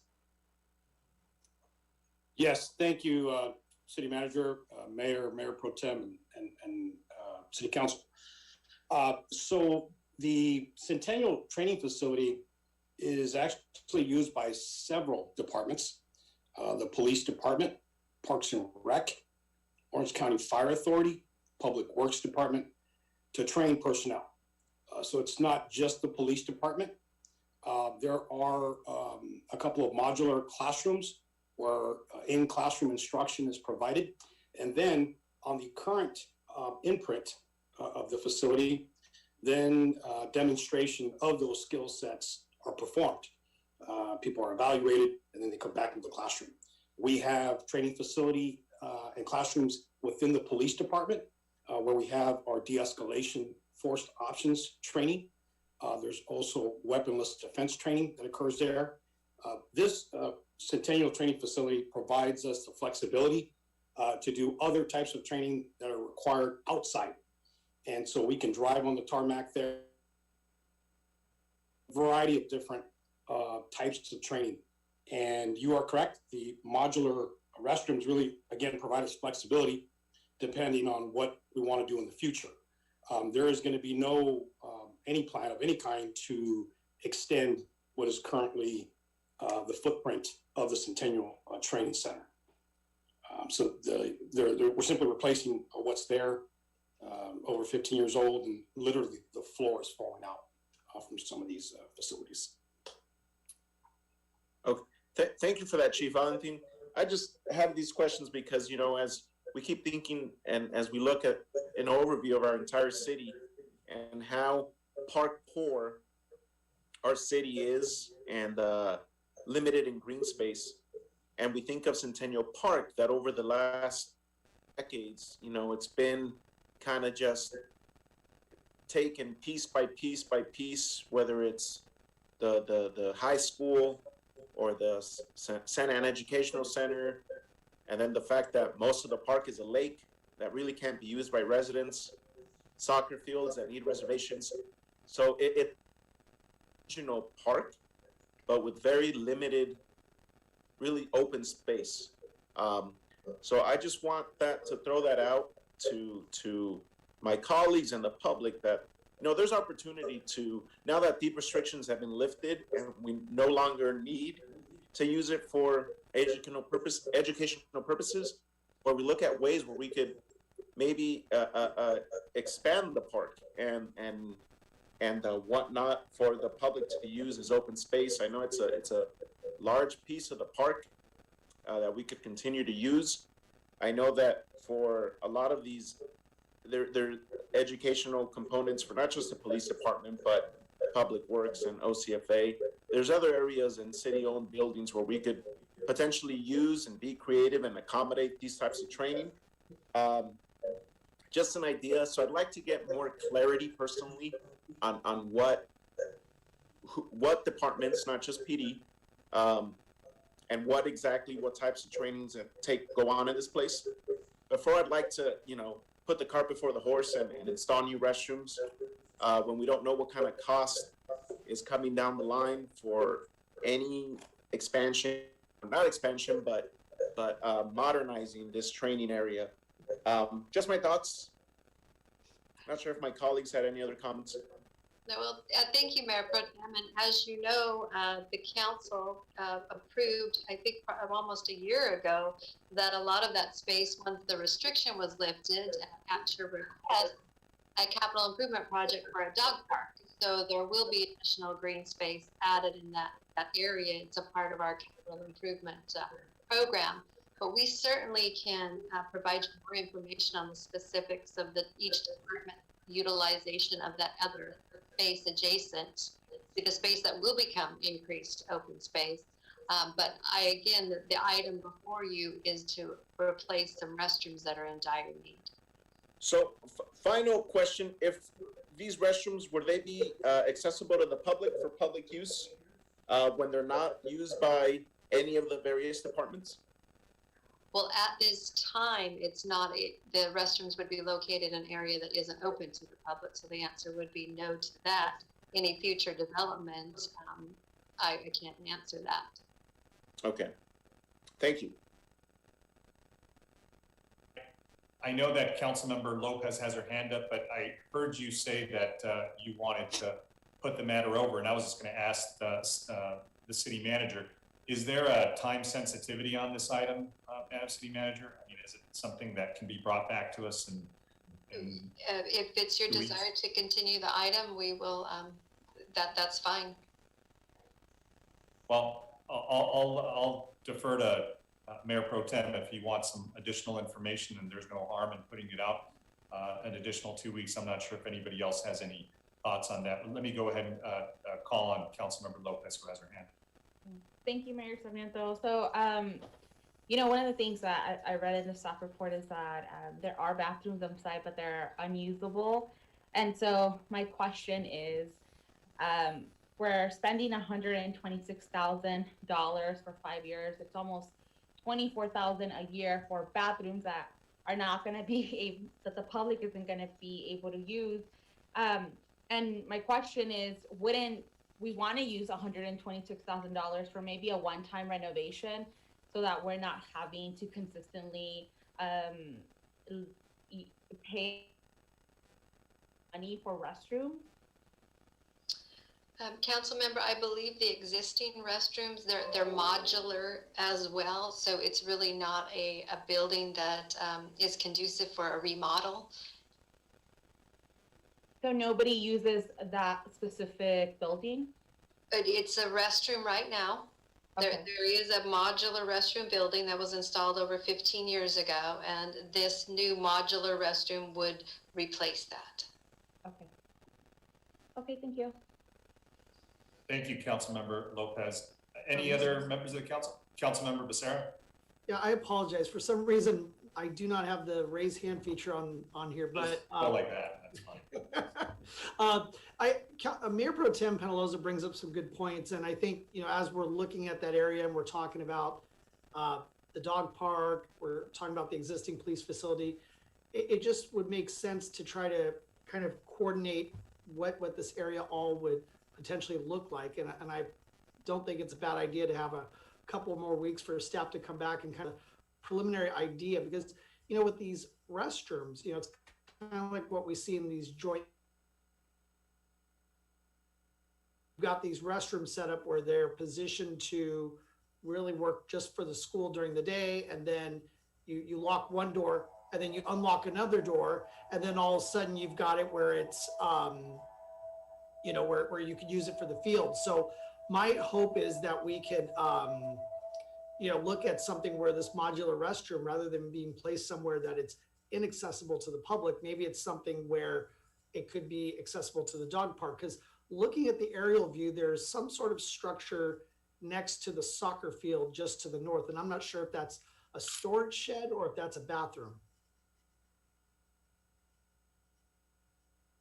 Director Rudloff, are you there?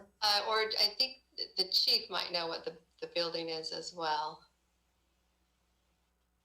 So there's the modular bathrooms, there's the modular classrooms, And then there's another modular trailer, if you will. And I believe that's either Public Works or Parks has principal control of that. Is that correct, Lisa? That is Parks and Recreation, yeah. Our reservation office is located classrooms. They house 2 Santa Ana Police Department employees or temporarily house them. And then we have our reservation staff in there. What I'm referring to, though, it's a little structure. If you're looking at an aerial map, it would be immediately to the east of the soccer field that's north of the dog park site. Okay, so that may be a Cono box, which we use for training, tactical emergency casualty care, that we train not only Santa Ana PD officers, but officers from across the county. I'm not sure if that's the right building. This is one that's more closer to the soccer field, not on the site of your facility. So it's out. If it's outside the imprint, I don't know what it is. Yeah, that's why I was asking Director Woodloff. Do you have an idea what that is? I would have to find out what that is. It might be our parks, corporation yard at Centennial Park. We have some storage there, but I'd have to take a look at it and get back to you on that. To Mayor Pro Tem's point, I think this is something we're talking about. We've got PD and parks and everybody's weighing in, and it doesn't seem like everybody's cohesive on what's going on over there. So I really support Pro Tem's idea of continuing this 2 weeks, having staff come back, and hopefully you guys can put your heads together and just really help us understand what's going on, because I know this is just the modular restroom. I get it, but the idea of putting this investment in there, and maybe there's a better way to do it in the sense that, if we're going to invest in this dog park and we're putting in restrooms, again, maybe there's a way to have a dual purpose. I don't know, maybe not. But right now I'm a little concerned in the fact that there doesn't seem to be complete concurrence on what's going on in that portion of Centennial Park. All right, well, thank you, Councilmember. Mayor Pro Tem, do you want to make your motion to?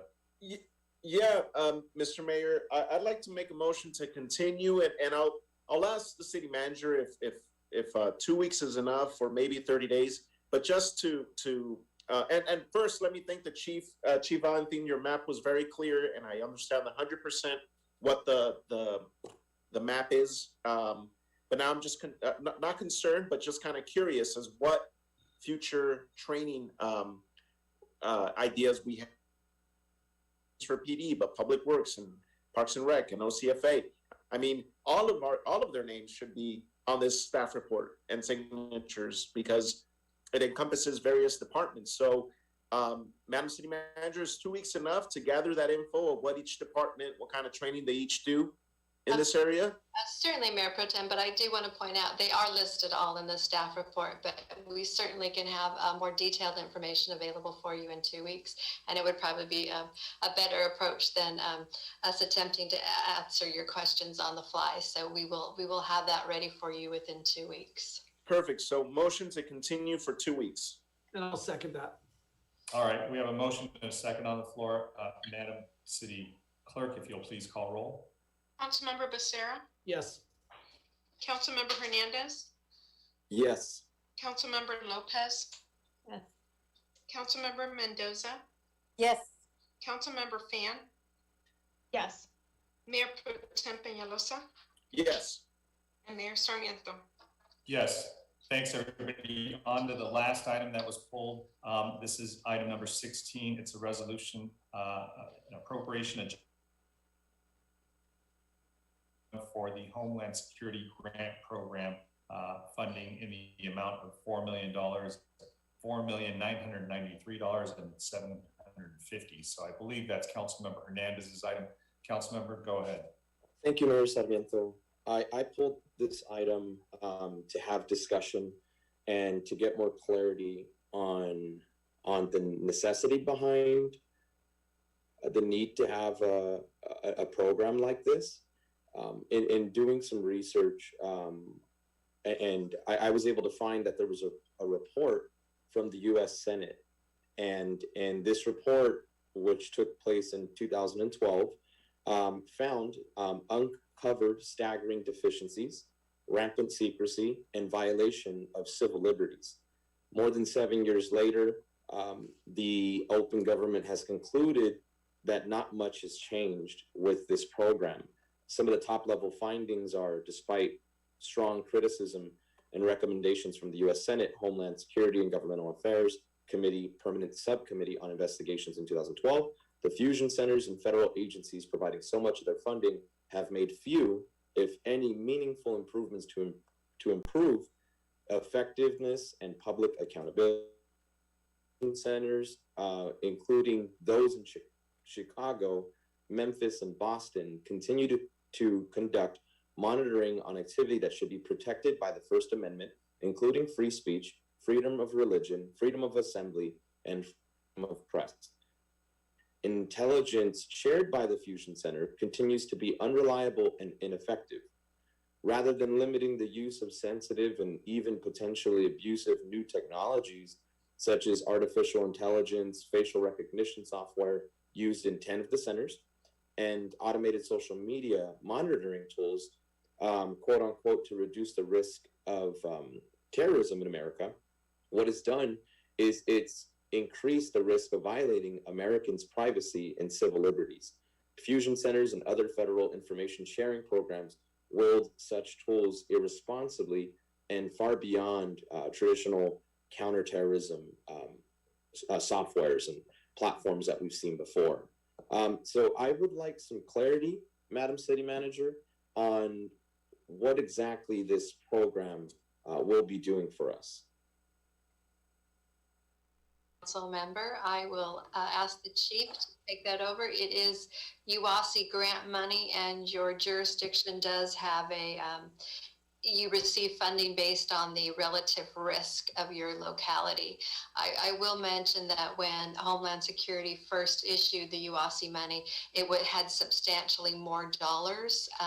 Right now, the amount has shrunk to quite a lower level than in the early days. But I will let the chief speak to how Anaheim and Santa Ana actually utilizes their UASI grant. Thank you. Yes. Oops. Am I on? Okay. Thank you. Yes, Council Member, thank you for the question. The Homeland Security Grant Program, or the is known Urban Area Security Initiative Grant Program, was established after 9/11, and it is a regional platform to assist law enforcement, local, state, federal, to work together to prepare, respond, mitigate, and recover from acts of terrorism. That's its core mission. And so the operational area that we are in is the Santa Ana, Anaheim operational area. So we manage the grant for the entire county. So we are the managing entity, and we shift that responsibility every other year.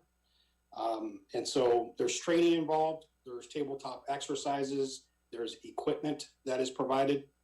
Again, there has to be a nexus to preparedness and mitigation, response and recovery of terrorism incidents.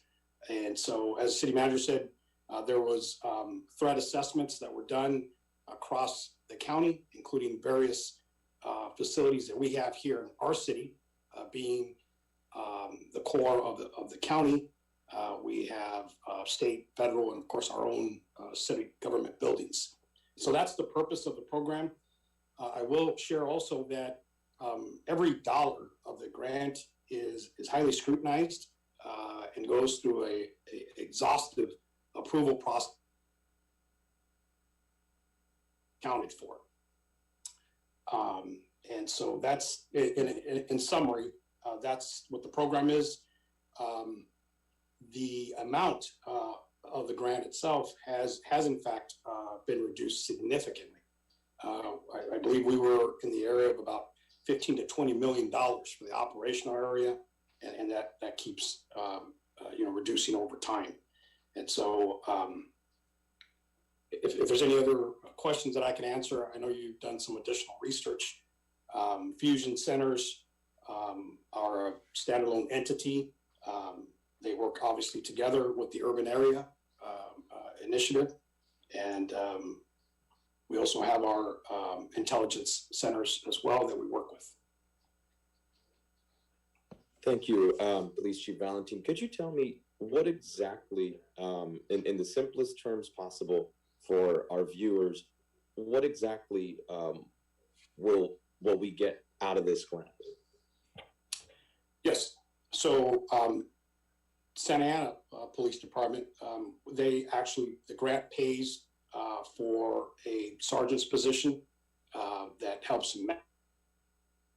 It also covers another civilian staff member assigned to this initiative. And then we receive the monies for the training that is provided. I mentioned the tactical emergency casualty care, the cost for the instructors, and then also the equipment that the officers are provided come from this grant.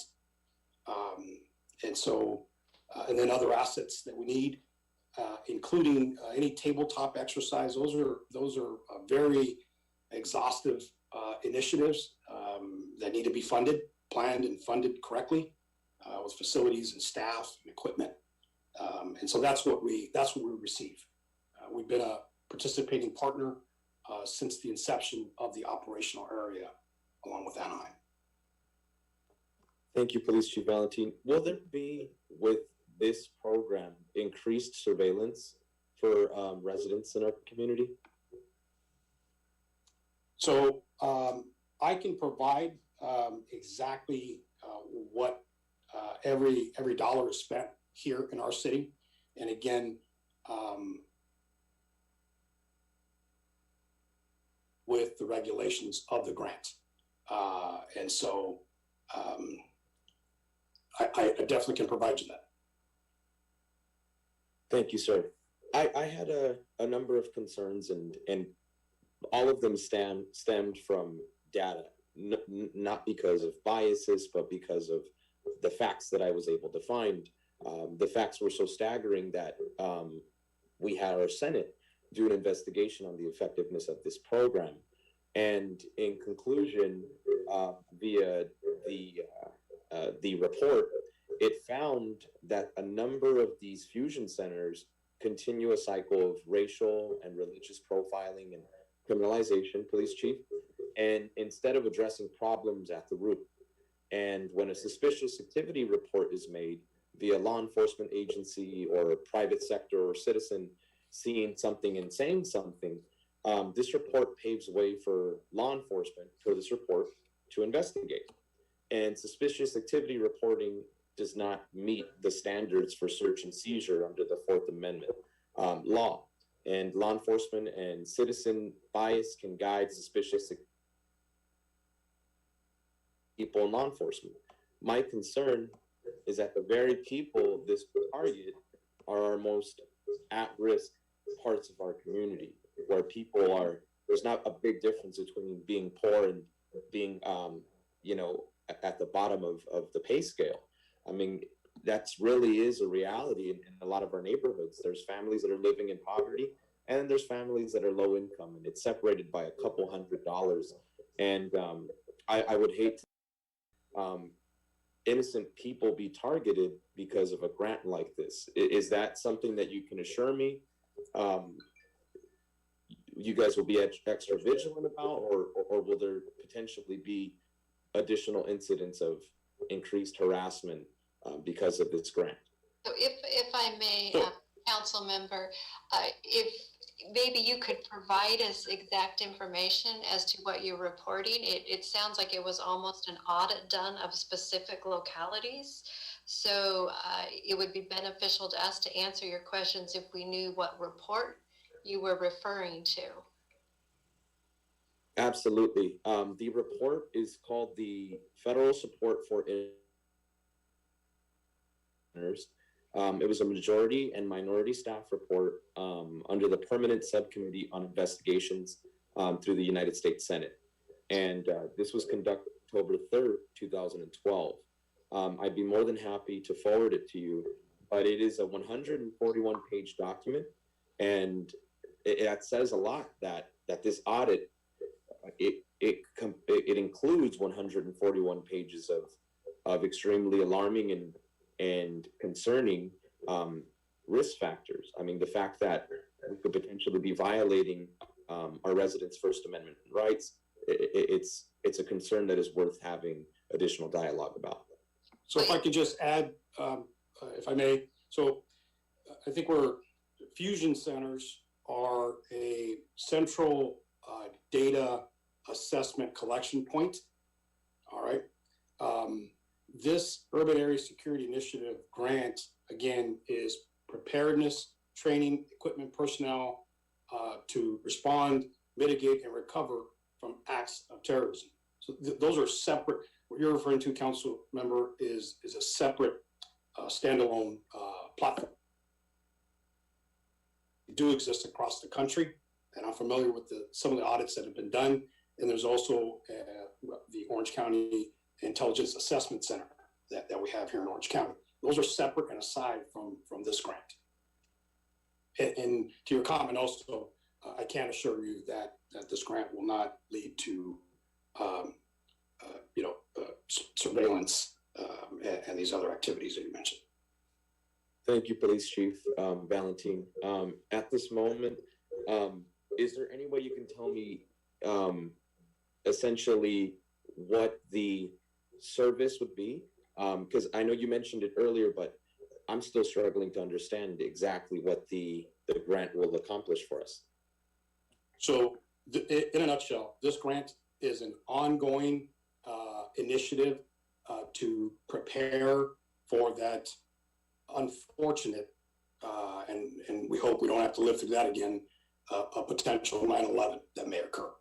And, to respectively be, well, why do we have to spend all this money, right? And why does it take all this effort and time? Because there is extensive, exhaustive preparedness that goes into place. There's research that is done. This grant pays for that. There's mitigation plans in the event that were targeted by one of these events again. So that's an ongoing effort. And I would simply say that it would be responsible for us to continue to invest in this effort and this initiative. Again, this is separate and aside from your reference to fusion centers, which are intelligence assessment central points across the country. Thank you. That clarification is exactly what I was looking for, Police Chief Valentin. My apologies, Mayor Sarmiento. So they are separate, but at any point will they be working together? So there is information sharing that occurs from staff that are assigned to the UASI grant. They can report information to assessment center. Yes, that certainly can occur. And that can occur by any police officer on the street, by any probation officer, really by anyone who has information. Thank you, Police Chief Valentin. Thank you, council member. And, just want to remind everybody, I know that these are, every issue is complex before us, but maybe if I could jump in, I don't see any of their hands raised, but I know that we've received UASI monies for years, right? These have been, especially after, 9/11, they became a recurring sort of appropriation that most centers like ours, Anaheim because it's a resort area, Santa Ana because it's the county seat. We have the federal, state, and governments that are located here in our civic center. But I'm sensitive to what the council member was bringing up, and I don't mind moving the item, but maybe if we can make an amendment, and maybe, Chief, this is something that can be incorporated into the planning, organization, equipment, training exercise, and maybe if there could be an audit or something similar to just a review of how, even though, you said every dollar is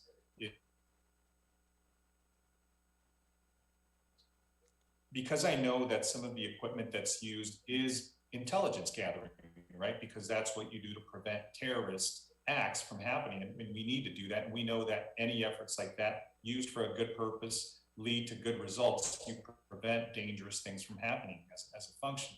Unfortunately, when they're misused or they're abused, they could be infringements on people's liberties, right? And that's where I think the difficulty or the tension is. But if there's a way that, and I don't know if we've ever done this, reviewed our own practices with these funds, and I know I'm not even sure if it's our turn or if it's Anaheim's turn, but to the extent that we can incorporate that additional element of these funds to kind of revisit what we do and to make sure that everything that we do isn't misused, right? And I'm not sure if that's the point I think the council member was making. I know I tended to hear that, and again, we've never done that with these funds. So I do think that if there has been this much research gathered, we may not find anything, but it just shows the purity of money that is being used solely for that purpose of preventing any terrorist acts or any dangerous conditions from being in the city, as opposed to using it for misuse, right? Or for other purposes that do infringe upon people's liberties, if that makes sense. I see one on Councilmember Fannin, maybe Councilmember Hernandez, if you want to go ahead and make a motion, maybe with that amendment, if you want to consider that. Yes, I would like to make a motion with that amendment. Hi, thank you so much, Mayor. I think Councilmember Hernandez, I think the report that you had mentioned was actually a review of DHS and its failure to conduct oversight over different fusion centers. So it's not a direct commentary on our fusion center or that we've done anything wrong. It's just some fusion centers out there, maybe in Idaho, is not doing its job or is lacking capability. I think to the mayor's point and your point, Chief, I would like to see maybe a report. It might be confidential in the sense that, there might be security issues, but, or just to get a sense of, how we're using it. I know that there's been, for example, law enforcement does check public accounts unless there's a judicial warrant that permits it. That's not a violation of anyone's First Amendment right if it's out there in the world and whatnot, but that's a part of security threat analysis. If it's, there's going to be a KKK, a neo-Nazi rally like in Huntington Beach. Those are threat assessments that these kinds of programs help pay for in case the Huntington Beach Police Department needs our help in making sure, any crime or the protest gets out of hand. So I think it'd be really helpful to see that. But I did want to mention that, the report, I think, was more about the failure of DHS to oversee what, how they're spending federal funds. But because they're out there and because, again, we want to use the Fed's money rather than our own when training and cooperating with other agencies in these threat assessments. I'd rather be spending someone else's dollars rather than our own. And if we want to have more stringent policies on what we want to be able to use it for, I think that's something, as the mayor said, we can look into, and I'd like to see that, or options for doing that would be really great. Thank you for those comments, Councilmember. Councilmember Hernandez, do you want to craft your motion? Yes, I would like to present a motion with the amendment that Mayor Sarmiento had proposed. And that is all. All right, so I'll go ahead and second it, and basically I think is inserting into the elements of the UASI funding. It would fund a report that would maybe review the use of the funding, and again, to Councilmember Fan's point, I don't think there is a direct link in any report showing that there's been misappropriation, misuse, or abuse of the funds. But I think what it does is it has us go back and reflect how are we actually implementing these funds. And I think, since we haven't done that in a while, maybe it's not a bad moment to do that. So that would be hopefully my clumsy way of trying to tailor that motion. But seeing no other hands, unless there's any other comments, I'll go ahead and ask the city clerk to go ahead and call roll. Councilmember Becerra, Yes. Councilmember Hernandez, Yes. Councilmember Lopez, Yes. Councilmember Mendoza, Yes. Councilmember Fan, Yes. Mayor Pro Tem Peñalosa, Yes. That goes ahead and brings us to the business calendar items, starting with item number 20, which is the fiscal year budget workshop session. And I'll turn it over to the city manager. Okay, thank you, Mayor and council members. So for this item, and it is certainly not the first time that the budget's going to be before you, this is the first of many times that we will return in front of you. We first brought the budget before you in March with just some preliminary numbers. Your finance director, Catherine Downs, is going to give a presentation, and she's going to walk you through our best projections, briefly touch on ARPA, and tell you what all the next steps are. As with always, anytime we are discussing the budget in front of you, we certainly are looking for your direction on it. And as mentioned, you will have multiple times also in the future to provide detailed direction. But with that, I will turn it over to Catherine Downs. Madam City Manager, good evening, Mayor and City Council members and the public. On March 16th, we presented preliminary expectations for next fiscal year. This agenda item includes more developed information, additional opportunity to provide us with direction for the draft budget. The City Council can expect to receive the detailed draft budget document with your May 18th agenda.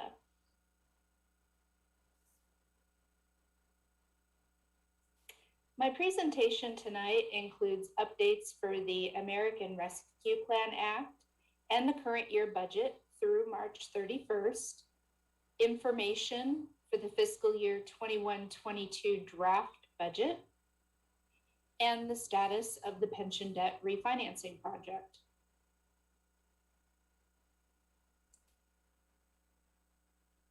Public outreach this year includes gathering public opinion for the city's $142.9 million allocation from the Federal American Rescue Plan Act.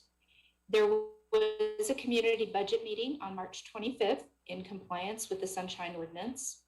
An online survey went live on April 23rd, and as the city manager mentioned previously, the public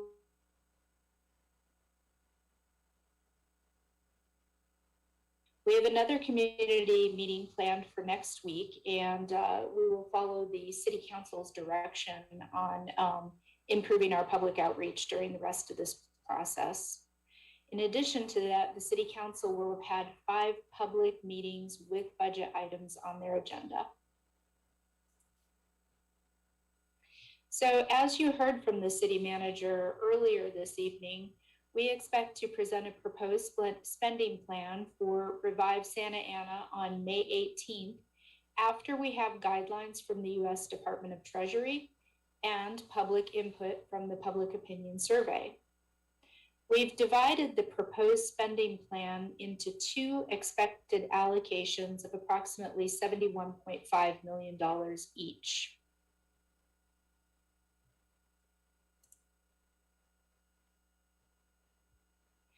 At March 31st, we have typically received between 7 and 8 months of general fund revenue. Therefore, our year-to-date receipts are in line with our expectations. As part, we provided updated revenue estimates. We have only one update from the mid-year report. More than 1/3 of business tax revenue is collected in March of each year, and receipts were better than expected. So as you can see on this slide, to date, we've actually collected more than $10 million of business license tax revenue, and we had updated our revenue estimate previously to $9.3 million. So we're going to do better than that.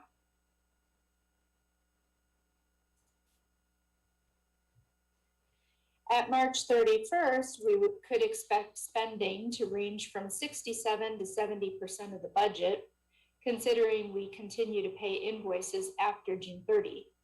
However, we do make advance payments to Orange County Fire and the pension debt, which means the year-to-date general fund spending at 72% aligns perfectly with our expectations.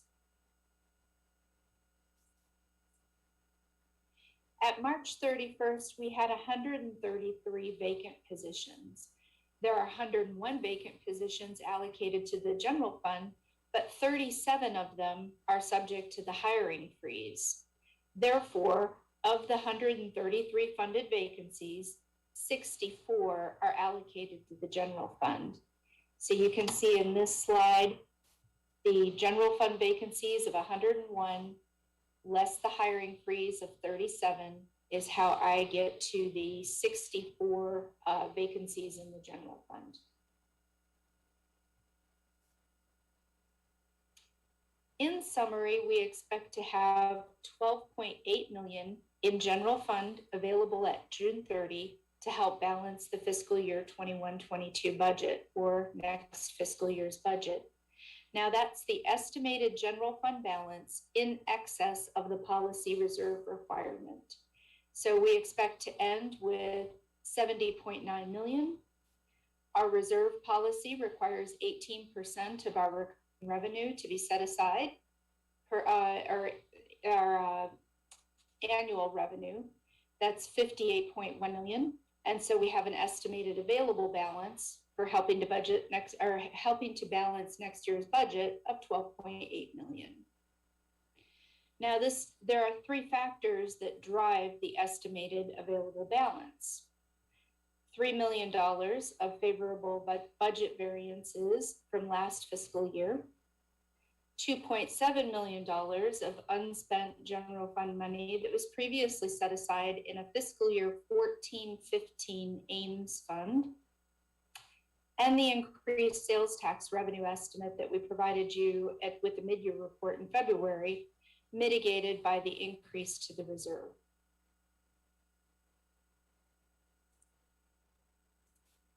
Many of our capital projects require multiple years to construct. It is completely normal to have large unspent appropriations. The expected carryover from the current fiscal year to the next may be as much as 200 million, and we expect to request City Council approval in September.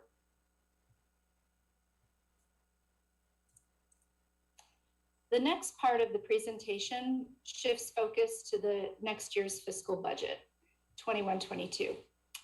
We have an estimated structural imbalance of more than 14 million.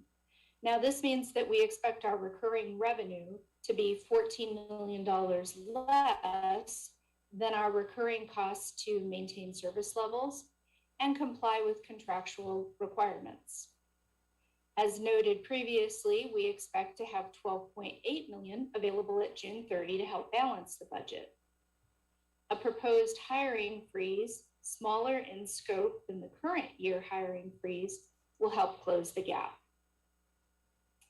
The draft budget includes a 4.5% increase for Orange County Fire,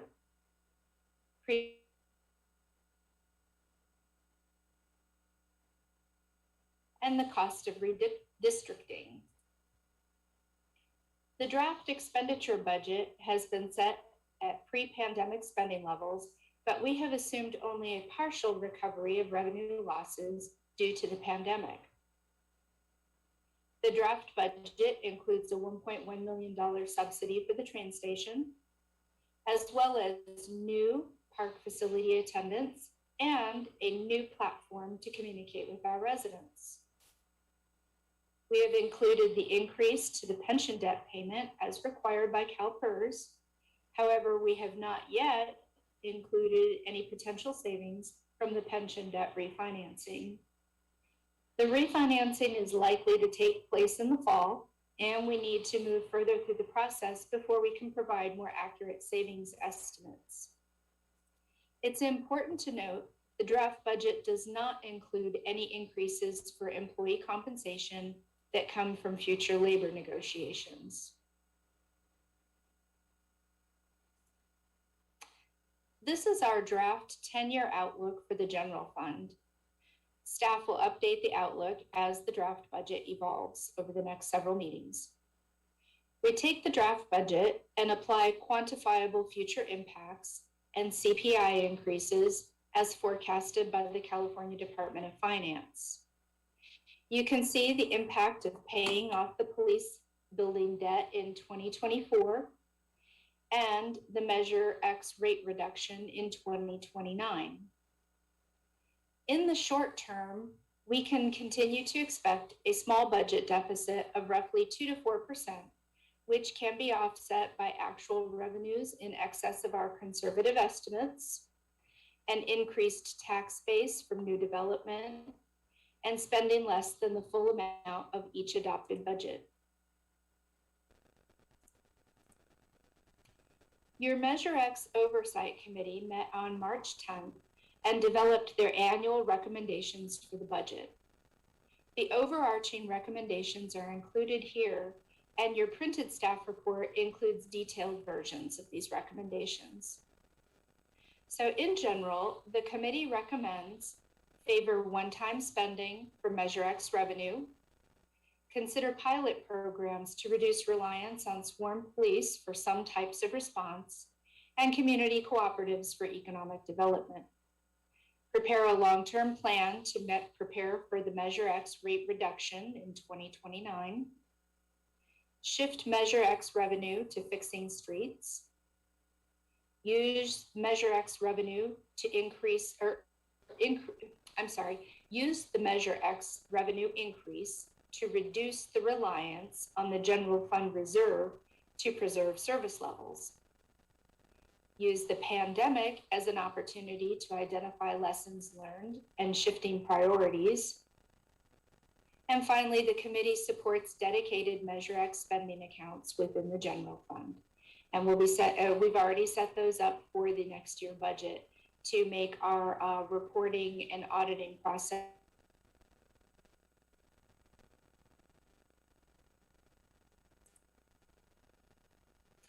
Each year, we propose a budget with spending aligned to the Measure X ballot categories.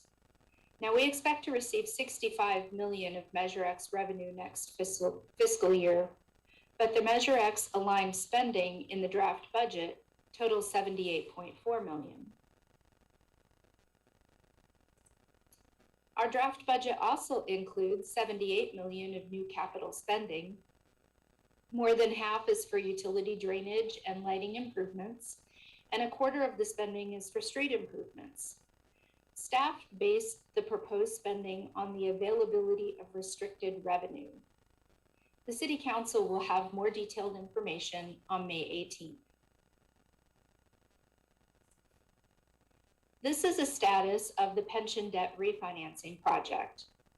We've already completed the light gray steps on this slide, which include the competitive proposals for underwriters, filing for the judicial validation, and interviewing potential underwriters. At your next meeting, we will ask the City Council to consider proposed underwriters for the refinancing.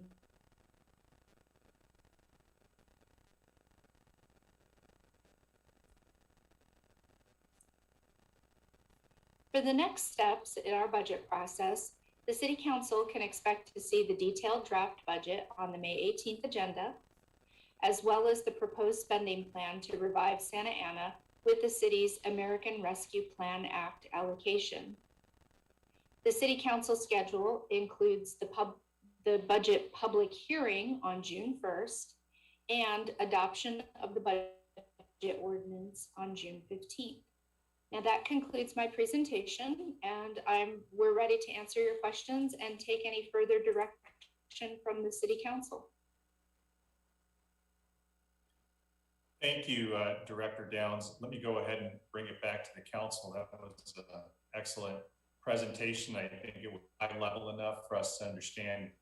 There's a lot more detail, a lot more minutia involved in that, but I think what it does is it gives us a broad, high-level understanding of what funds we're looking at and that. So let me go ahead and bring it back to the council to see if there's any questions from members. Colleagues, any questions for Director Downs?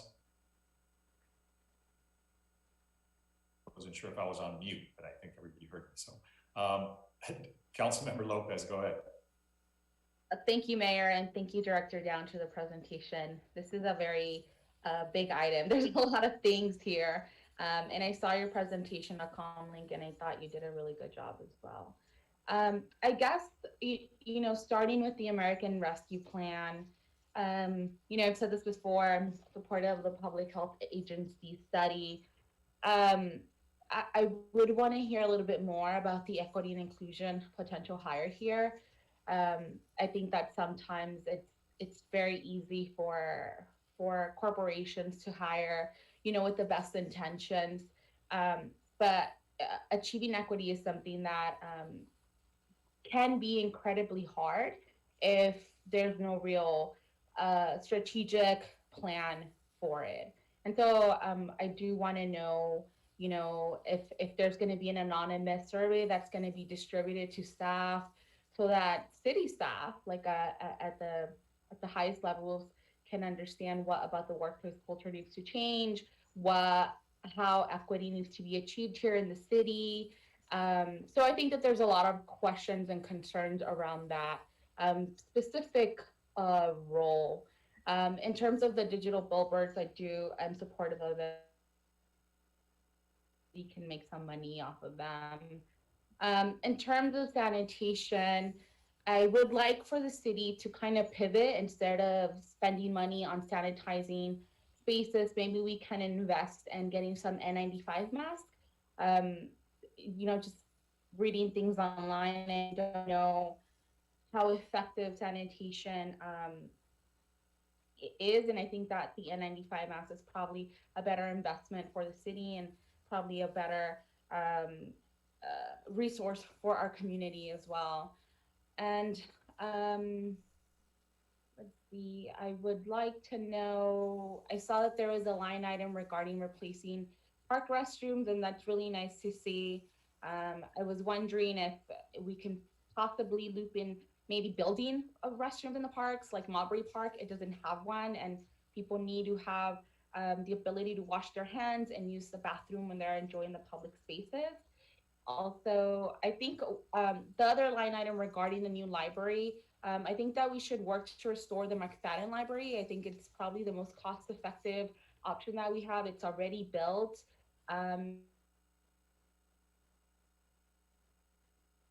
If we're serious about creating other outlets for people to participate in with the library, to rent out a space and bring a library to the mall, and I think that would be a really great attraction for kids as well. And we need to work with SAUSD so that we can use the resources that they have, and they have a lot of libraries, and so I'm looking forward to hopefully building that partnership. And also for the community center renovations, that's really important, but we need to also make sure that we have the staff to actually be present at the community centers. And on the jail, Director Downs, I have a couple questions, and I'm actually not even sure if you're the appropriate point of person for me to direct them to, but I'm gonna ask them.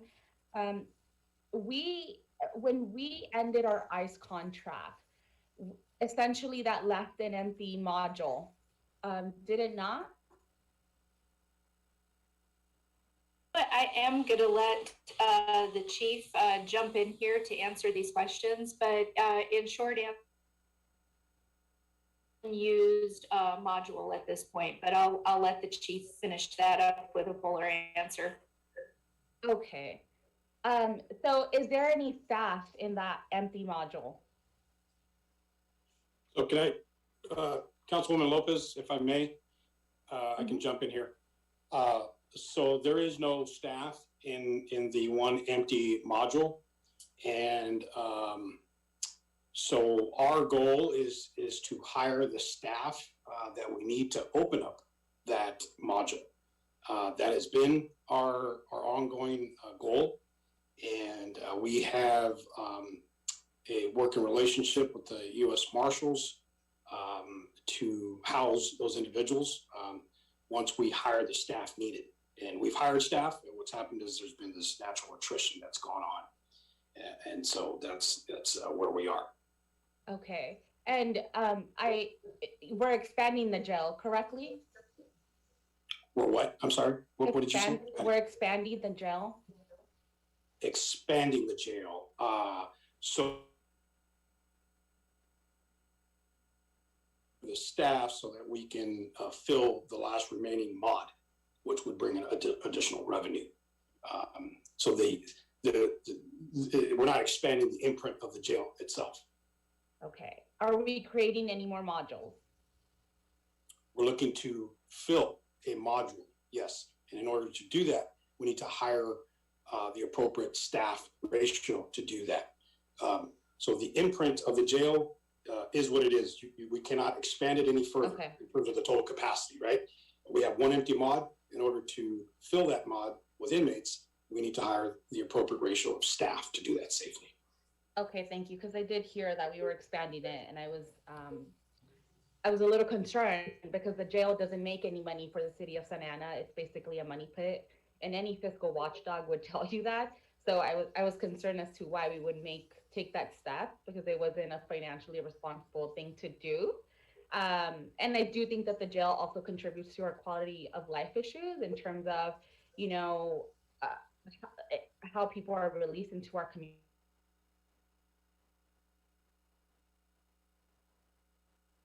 So I don't think that we should be expanding the jail, but that is because I heard it was being expanded. So thank you for the clarification. I also just don't think that we should be in the for-profit prison business. And I think, the number one concern for me, looking at the financials, is again that the jail, it doesn't make any money for the city of Santa Ana. And it's actually really concerning to hear that it may pay off, that we may break even, which is not good. And so I think, it's concerning for everyone to see that we're gonna pay it off in 4 years, but even then, right, as I said, we may break even. So I think it's financially concerning for me. And this is why I keep talking about this, because if you ask anyone, I think the resounding answer would be, why are we in this? Chief, do we at this moment contract or do business with the U.S. Marshals? With the U.S. Marshals? Yes. Okay. Yes. And so do the U.S. Marshals essentially hold people that are waiting their immigration cases? No. So what do we use the U.S. Marshals for? So they're either pre-trial or already convicted. Okay. We don't hold anyone for any immigration status violation. Okay. Thank you for clarifying that for me. And let's see. Another thing that I read in the report, and Chief, I think that's gonna be the end of my concerns regarding the jail portion in the staff report. And so the Measure X committee made a recommendation that we should be working with local cooperatives, and I fully are a federally recognized legit business. They were probably the only business that was able to withstand any revenue loss, and they were actually some cooperatives were able to hire people. So I've said this before, we should be working and partnering with our local cooperatives here, and so I'm very happy to see that the Measure X committee made that recommendation. And also I think that when we talk about, there was a line item in terms of supporting our businesses, I think that we should hire an economic development specialist that will focus on all Santa Ana businesses. That is not the model that we work under right now. We're very much focused on downtown Santa Ana, and I don't think that's very fair, to be honest. We have great businesses all over the city that need our support, that need us to uplift them, that need the city support to share them. And so I think that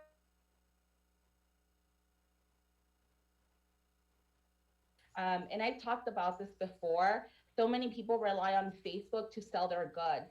And I think the city is missing out on a great opportunity to help build out our local market. We have an opportunity to create spaces, in public spaces right now that are not being used, to create microstalls throughout the city. We can use the Santa Ana Regional Center. We can use the plaza and the Riverview Marketplace. The corner of Bristol and First has huge unused lots next to shopping centers, and we can make use of that space to bring in, Santa Ana residents that are essentially trying to build out their small businesses, and they too need our support.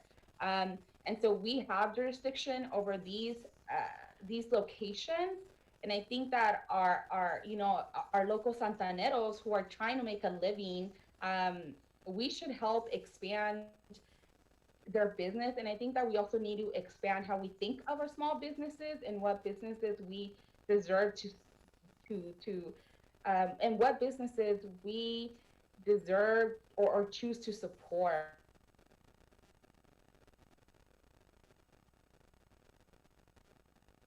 Education, Mayor Sarmiento talked about this earlier, and the caller Victor, if I'm not mistaken, also mentioned the rates, how high they are for our elderly population, which is really, really fantastic to see. But the county data does show you that when you look at the breakdown of 18 to 24-year-old people here in the county, it's the lowest. And people between the age of like 45 to 60, it's also very low. And I definitely understand the low breakdown, like the low percentage for 18 to 24, because they were the last population to essentially have access to the vaccine. But when we're doing this targeted outreach, or when we're doing this outreach, we should really target these populations. And so that really means doing meaningful targeting. That way we're getting to as many people that we can that have not chosen to get vaccinated for whatever reason. And I think that's going to be my commentary for now. Thank you. Thank you, council member. And I know that, we often impose limits on ourselves. This is a bigger item just because it involves a budget. It's, it's so multi-layered, right? So let's give each other a little bit of, let's indulge each other a little bit more and give each other a little bit more. See it again and again. This is first impression stuff. So let's go ahead and be flexible. Councilmember Fan, go ahead. Thank you for saying that right before the lawyer. No, just kidding. First of all, Director Down, thank you so much. I always enjoy your presentations. I definitely nerd out. So just a few things. I really appreciate the ARPA spending plan kind of outlined here. I want to say that all of these are great ideas. I know we're not going to be able to do all of it, but just to have ideas on paper that we can talk about is really great. But I want to reiterate, as I've stated before, both in public and in private, that none of these can truly happen in a way that is reflective of our community, the diversity, the equity that we're fighting for, the inclusion that we're fighting for, if we can't residents who don't speak English. And for a long time in Santa Ana, we didn't have Spanish translation for a lot of items, and the community fought for it. And I was elected as the first Vietnamese American on this council to fight for the Vietnamese community, the Asian community. And so I would hope that as we move forward in looking at how to use these dollars, that we also invest in staff who are capable of speaking the language, reading, writing, translating on the fly. I think that city staff has been incredible with all the additional duties that you've been taking on to deal with COVID and financial assistance programs, rental assistance programs, partnering with organizations and universities and schools and all of that stuff. But at the end of the day, there's a big language gap because that is not historically something we have prioritized, not with malicious intent. It's just sometimes if you don't see it, you don't do it.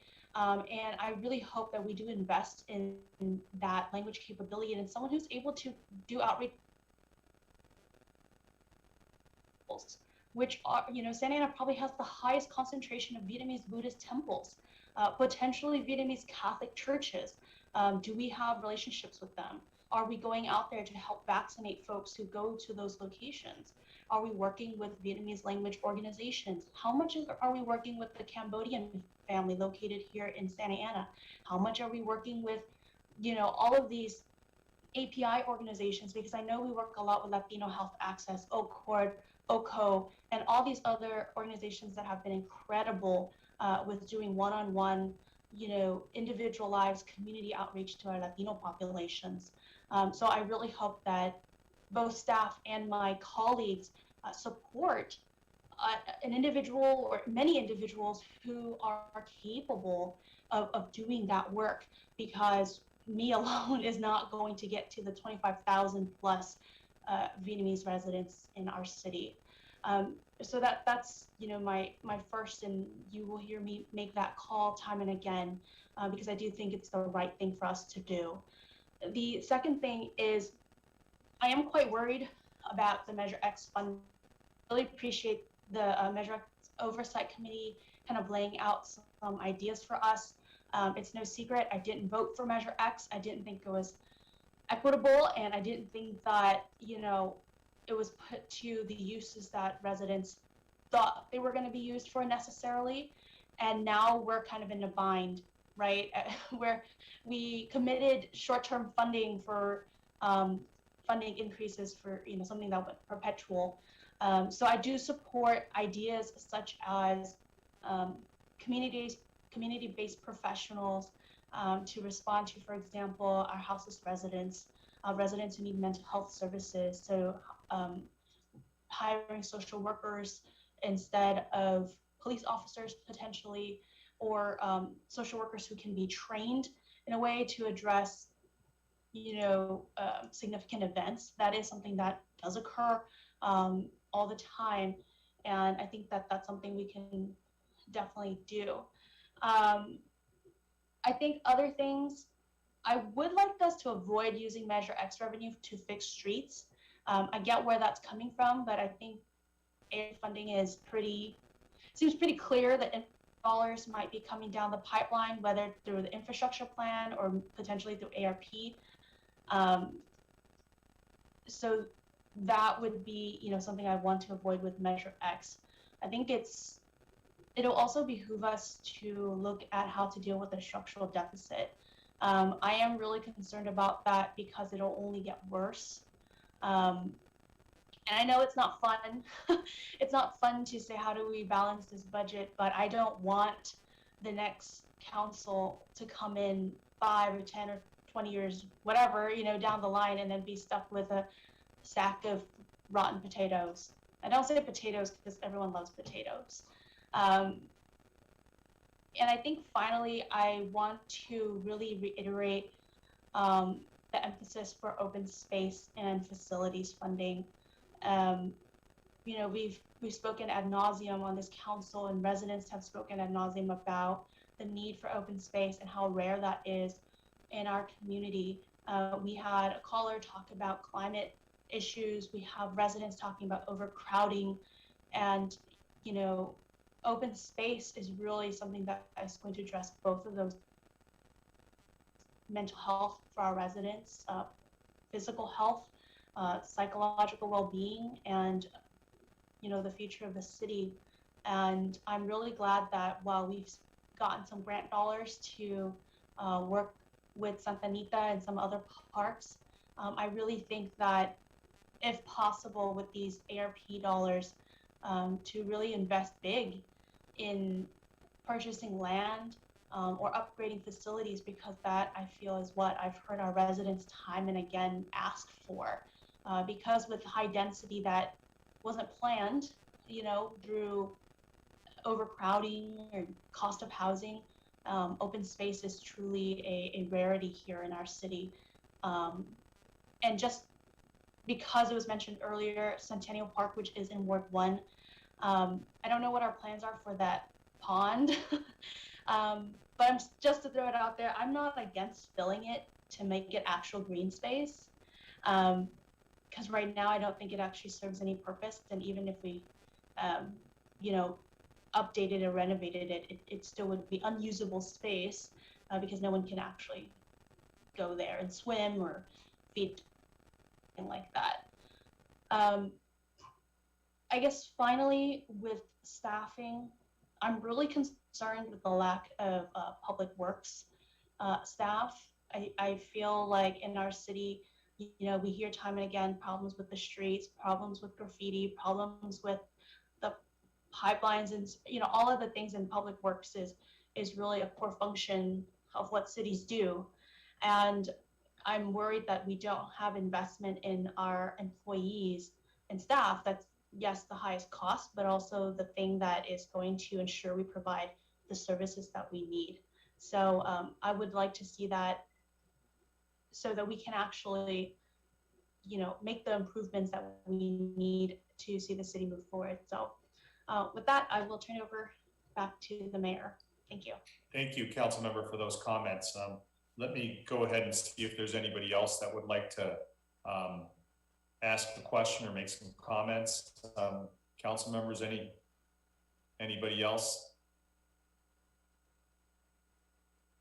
All right, seeing none, let me go ahead and a couple of quick comments. I appreciate the remarks that were made before. Please, Daisy, cut me off if I'm going too long, because I can be long-winded. I appreciated what was said earlier by both council members. Mine are more kind of broad. You know, on the American Rescue Plan funding, I just want us to go back and think about what these to help those communities that were impacted by, you know, COVID and the pandemic and the consequences. So we should be looking at the lens to make sure that those parts of our city, and we know what they are. I mean, we can go down the census tracts to the neighborhoods to the zip codes that were most impacted. So to the extent that we deliver these resources to those families and those communities, I think that's what the, you know, this isn't being compassionate. This is the legislative intent behind this, behind the stimulus from Congress. So that I think is something really important to do. I really appreciated the comments on, you know, what we might be able to do as, you know, with these one-time monies is, you know, acquisition of property for underperforming hotels that can be turned into housing. Those are two huge purposes that the city can benefit from, you know, not only in this market, but having these one-time funds available. I know that we aren't considering what the impact is of the pension refinancing on the budget, but I do think it will have a positive impact going forward. So I know that it's good not to include it because hopefully that'll be a net benefit to what we're doing as we go down the line. I did see an expense, a potential future expense for redistricting, so I'm glad that was included. One thing we might want to consider is we know that there will be a recall that is going to qualify on the ballot and will be coming before us on in the fall. We may want a budget, and it's not going to be that large for that special election to see if we want to include some charter amendments on that. I know we've discussed that before, but maybe there's, you know, there's a line item there that we can include for that because it is something that, you know, we've tried in the past. This time it'll be less expensive to move on that, knowing that there is going to be a ballot before us. So that's something I would, you know, have us consider. My question, I guess, would be, you know, as we talk about infrastructure, and I think it was mentioned before, we have it included in the recovery, rescue plan, spending plan. You know, there is an effort, obviously, in Congress. It's probably going to be less than what was proposed, but there'll be an infrastructure, it appears. So to the extent that we expend money on infrastructure, can we have any of that reimbursed or recovered if we do get some monies intended specifically for infrastructure from Congress? So that's just something we could, you know, if we can research. I know the guidelines are going to be, we're still waiting for the Department of Treasury for those to be handed down, but that might be a question for us to consider. The other one is, I think, what was mentioned on staffing. Staffing for a person who can, reach all our diverse communities. But I just think staffing for the council is really in need of some improvement, because I know that, we lean on our executive assistants pretty heavy, and their role isn't to be policy analysts. And we do need to have other staff that are exclusive to the council, because directors have to take care of their departments and answer to the city manager. But the council really does need to have staff that can help us navigate some of these really complex issues. If you check cities of our size, either they're fully council member time positions and or staffed, right? They have staff members assigned. So I think I'd be willing to forego the compensation just so long as we get some help, because I know that many of us have day jobs and have other responsibilities, and to the extent that we want to make well-informed decisions and good things happen, we need to have that ability to do that. So on Measure X, thank you to the Oversight Committee. I really like point number 2 and point number 5. Those I'm very supportive of, and I really appreciate the time that the committee took to do that. So last item is on TCA, on the Transportation Corridor Agency. I know that we've been a member agency or a member city of that agency for years, both to Foothill and the other one, I forget what the other one's, 241, one's 261, I think, Foothill East, and then the other one. But we pay into it, and those toll roads don't go anywhere near our city. So I know we have development impact fees that we pay, and others have to pay into that. So if we could, I think San Clemente is looking at also pulling away from that. And I'll defer to Mayor Pro Tem, because I know he sits on that board. But it's not a reflection of anything except for, is that money well spent? Is that something that our residents benefit from? And I think it might not be a bad idea for us just to revisit our relationship with the agency and make sure that whatever fees we pay into, whatever benefit we garner, makes sense. So just something for us to consider, and that'll be the end of my comments on that. So let me go ahead and bring it back to see if there's anybody else. If not, I'll go ahead and entertain a motion. Or is this just simply to provide direction? Do we need an item? Sir, you do not need to take a motion. It's just to conduct the workshop. So no motion needed, but I certainly appreciate all of your input. And I think your past leadership and what we've heard from the community certainly did help to craft the areas of focus. I do want to caution, I'm a little bit nervous and Treasury. I'm just hoping that some of the ideas that you do agree with and you want us to pursue will be in compliance with those spending guidelines, but we hope to know that information by your next meeting.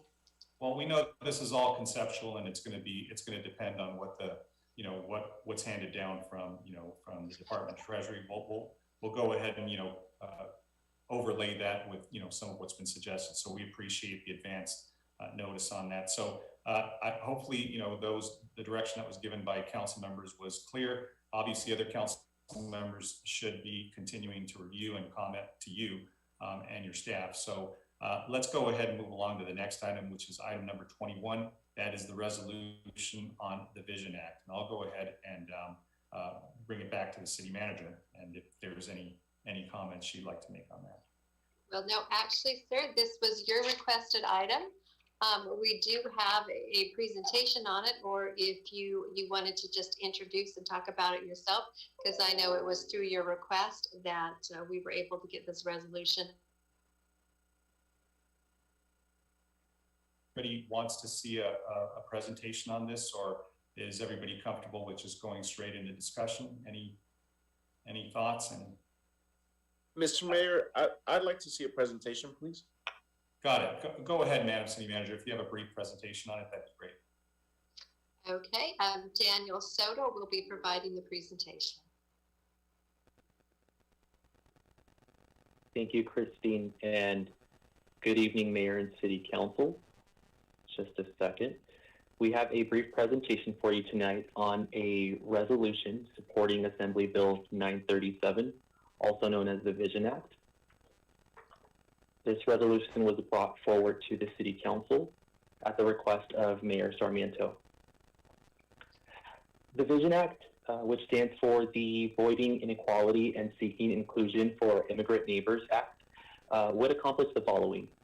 It would prohibit any state or local agency from arresting or assisting with the arrest, confinement, detention, transfer, interrogation, or deportation of an individual for an immigration enforcement purpose.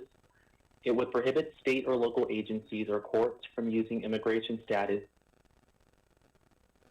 denial of probation, or participation in any diversion or rehabilitation program, or to lengthen the portion of supervision served in custody. The bill would authorize a person to bring an action for equitable or declaratory relief against a state or local agency or official that violates the provisions of the Vision Act. It would also repeal provisions that require the California Department of Corrections and Rehabilitation, or the state's prison system, to identify inmates who are undocumented and subject to deportation. And finally, this bill would repeal provisions that require criminal record information systems to collect place of birth of individuals. How is the Vision Act similar to the Santa Ana Sanctuary Ordinance, which was adopted by the City Council in January 2017? Similar to the Santa Ana Sanctuary Ordinance, the Vision Act prohibits local law enforcement from arresting or assisting with the arrest, confinement, detention, transfer, interrogation, or deportation of an individual for an immigration enforcement purpose. Our sanctuary ordinance generally prohibits the use of city resources for immigration enforcement, and specifically, this includes arresting. These two provisions overlap. And how are they different, and how would the Vision Act impact Santa Ana? Unlike our sanctuary ordinance, the Vision Act does create a private right of action. This means that a person may bring an action for equitable or declaratory relief against the local government or official that violates the Vision Act. And that means that agencies or officials would be liable for damages and reasonable attorney's fees. From time to time, the City Council may take positions on legislative bills so long as they are consistent with the legislative platform. And this bill does align with our platform on the Immigrant Rights Initiative, which reads, support state and federal legislation that recognizes liberty, equal rights, pathway to citizenship, and due process for all individuals, regardless of immigration status. Thank you. Thank you, Daniel. And so let me go ahead and bring it back to the council, and thank you all for indulging me in bringing this before us. I know that it's making its way through the different committees up in Sacramento. I want to thank Councilmember Fan for helping drafting some of the language, looking at some of the legislative history and intent. We were both at a press conference earlier today supporting the public's effort to bring this forward. This is really an effort that was brought by the community, so I don't want to take any more credit than anything else. I think this is more the public's outcry to make sure that good legislation is passed, and this is very consistent, as was shown with our sort of legislative history with sanctuaries, with the sanctuary city policy, and what we can't do as local government, the state legislature, simply want to be supportive of those legislative efforts. I should mention that I did, I think, make a comment at the last meeting that I want to create a legislative ad hoc for these very reasons, because a lot of bills, grants, monies are going to be made available to us as a city, and I want us to have a legislative ad hoc that can be a little bit more nimble on some of these and be able to support, oppose, pursue monies that are available at the federal and state level. So I do have one taker. I think Councilmember Hernandez responded and said he's willing to join me on that legislative ad hoc. So if anybody else wants to join, please ahead and field that committee until somebody else comes on board if there is any intent. But I'm certainly supportive of the efforts of this bill. I think mentioned really articulately by members of the public, penalize twice folks who have been incarcerated, and it does prevent families from being separated, harsh deportations, and this is consistent again with another policy that we have, which is funding our deportation defense fund, which provides due process for many of our families that are facing deportation. And we know that as a community, this is an immigrant community. More than 51%, more than 50% of our residents are foreign-born, so we know this will have a positive impact in their lives. Since the sanctuary city policy has been adopted by this council, we know that people are living in less fear. They come forward to be witnesses, to also go forward and make complaints when they've been assaulted as well. So these are all good things that we want our community to not live in fear, to not feel that they can't, to rely on the same protections that everybody has. So to the extent that, I wanted it to come before us so we can take action, consider it, I certainly appreciate the opportunity to bring that for us. I see a couple of hands raised. Let me go ahead and go to the council for some additional comments. I'll start with Councilmember Fan, then Mayor Pro Tem. Thank you, Mayor, and thank you for agreeing to put this on the agenda. I know that, again, it was definitely community led, and I am fully supportive of the Vision Act. I have worked in the immigration space as an attorney doing pro bono work, and I know firsthand what it feels like to be afraid of being deported or wonder what your family will look like if you were deported, because my parents and I are not, we were not born here. We were green card holders until I was 16, but my sister was born here. And so it is not beyond the realm of possibility that if my parents had done something wrong or whatever the situation may be, that we could have been separated. So I've been in that space. And I wanted to also make a comment on the presentation. Thank you so much to Daniel for doing that. Also add that under current law, state law and local sanctuary ordinance, the California Department of Corrections and Rehabilitation is exempt. They are currently free to work with ICE and transfer people to ICE, and that is why we have experienced deportations of California residents who are either undocumented or green card holders who have committed crimes. One example is Anh Thanh Nguyen, who is a Vietnamese refugee who served 20 years in prison. He served his entire sentence, he served his time, he corrected his actions, and he was rehabilitated. But instead of being reunited with his family who lived here in Orange County, he was transferred to ICE detention and subject to removal to a country, to Vietnam, where he hadn't been since he was a child, where his father was imprisoned for 4 years for fighting for the South Vietnamese Army and fighting alongside American soldiers for the ideals of freedom and democracy, and where his family fled to give them an opportunity at a better life. I can't imagine a crueler punishment for someone who has, in fact, paid their debt and done what we've asked of them, only to be subjected to potentially life-threatening situations in a foreign country. So I want to make sure that the California Department of Corrections and Rehabilitations, as well as the juvenile system, are also beholden to these rules, that we say it is not okay to expend state tax dollars to do the federal government's bidding, which sometimes, if it's under someone like our former president, is cruel, and sometimes maliciously so, and sometimes haltingly so.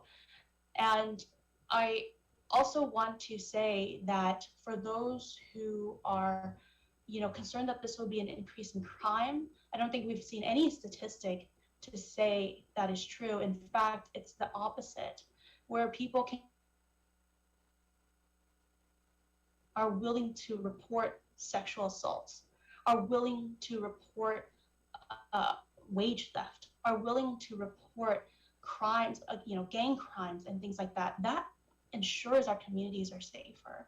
And so I really urge my council colleagues, and especially our state representatives, our senator and assembly members, to support this item, because it will make Santa Ana and the state of California safer for all residents, and really, I think, make us the golden state that we claim to be.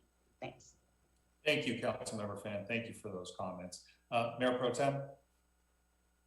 Thank you, Mayor Sarmiento and Councilwoman Pham for the comments. I wanted to see if I could add a section to the ordinance, or the resolution, I'm sorry, that highlights that the city of Santa Ana has been and is a sanctuary city that already locally, I don't think we give ourselves credit in the resolution.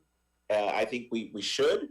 There should be a section in there that, talks about that. Maybe something that is in like, whereas the city of Santa Ana is a sanctuary city, and it has been since, I believe, 2017, whereas because of our sanctuary status, the Santa Ana Police Department does not cooperate or work with any immigration enforcement agency. Something along those lines that could highlight the fact that we are, this is consistent with our practice here locally, would be nice to add. Great comment, Mayor Pro Tem. I think that makes a lot of sense, because it shows that there is, this isn't a departure from what we've done, and if anything, I think it highlights the fact that this is done to the benefit of our community, and we haven't seen crime spike as a result. If anything, we've had people, I think, as was said, come out of the shadows and be witnesses. Feel much more comfortable. Law enforcement when it comes to reporting crimes. So that would be, if you'd like to move or make a friendly amendment. I don't think there's a motion on the floor. I would defer, unless there's any other comments. Let me go ahead and just circle back to the council. Any members of the council wish to comment further on this? Councilmember Lopez. Thank you, Mayor Sarmiento, and thank you, Councilmember Fan, for your work here, your leadership, in supporting the Vision Act. And I just want to say that I support it as well. Thank you. Great, thank you, Councilmember Lopez. Any other members of the council wish to comment on the side? Mayor, no. Oh, I was going to say, if not, I would love to make a motion and incorporate Mayor Pro Tem's wonderful comments. We should definitely highlight the fact that we are a leader in this space, and that we have, the defense fund, and that we are the best sanctuary city in the state and the first ones to do it. That's what I'll claim. The city attorney can check me on that. There we go. That's a great motion with the amendment offered by Mayor Pro Tem. Mayor Pro Tem, do you want to second that? Yeah, I'll second, Mr. Mayor. Okay, sounds good. We have a motion and a second with the amendment made. Madam Clerk, will you please call roll? Councilmember Becerra. Yes. Councilmember Hernandez. Yes. Councilmember Lopez. Yes. Councilmember Mendoza. Yes. Councilmember Fan. Yes. Mayor Pro Tem Peñalosa. Yes.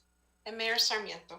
Yes. Thank you, everybody. Thank you for that item. Moving along to the next section and portion of our meeting, the public hearings.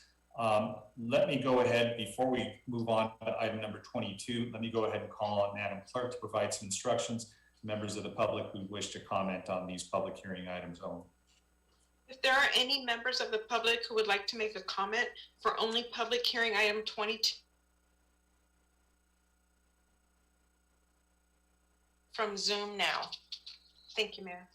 Thank you, Madam Clerk. So this is a time and place for the public hearing to approve the fiscal year budget 2021-2022 annual action plan and budgets for the Community Development Block Grant, Home Investment Partnerships Grant, and ESG, and authorize submission to the U.S. Department of Housing and Urban Development. So we will now go ahead and I'm going to do things a little out of order, Madam Clerk. I'm going to go ahead and just open the public hearing at this point and ask the city manager or staff if there's a presentation to be made to the council. Yes, Mayor, I will turn it over to Judson, who will provide the information on this public hearing item. Thank you very much, Mr. Mayor. We do not have a presentation on this item, but this is the annual approval of our annual action plan submission to HUD. The deadline for the submission is 45 days before the end of our fiscal year, which is May 15th. We appreciate the annual action plan at tonight's meeting. Great, thank you, Judson. Let me go ahead and bring it back to the council to see if there are any questions or comments on this item.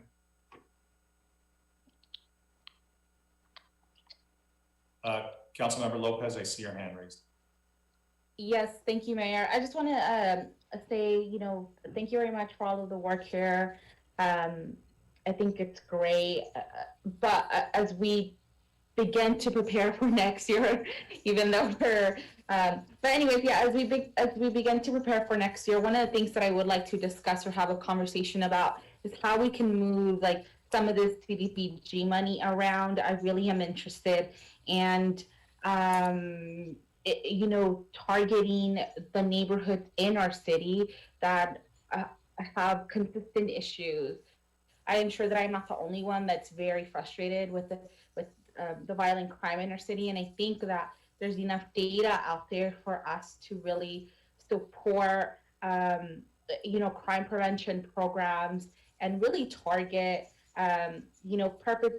folks that are out committing crimes, but also the victims of crimes. And unfortunately, people's realities, it has an impact in their future. And we need crisis intervention here.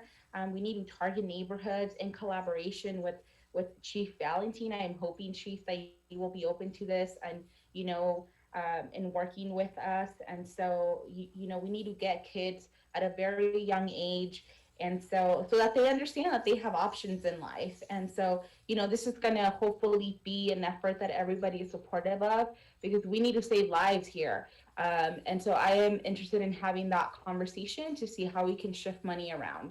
Thank you. Thank you, Council Member. Madam Clerk, I should have asked you this before I brought it back to the council, because I always feel that the public should be.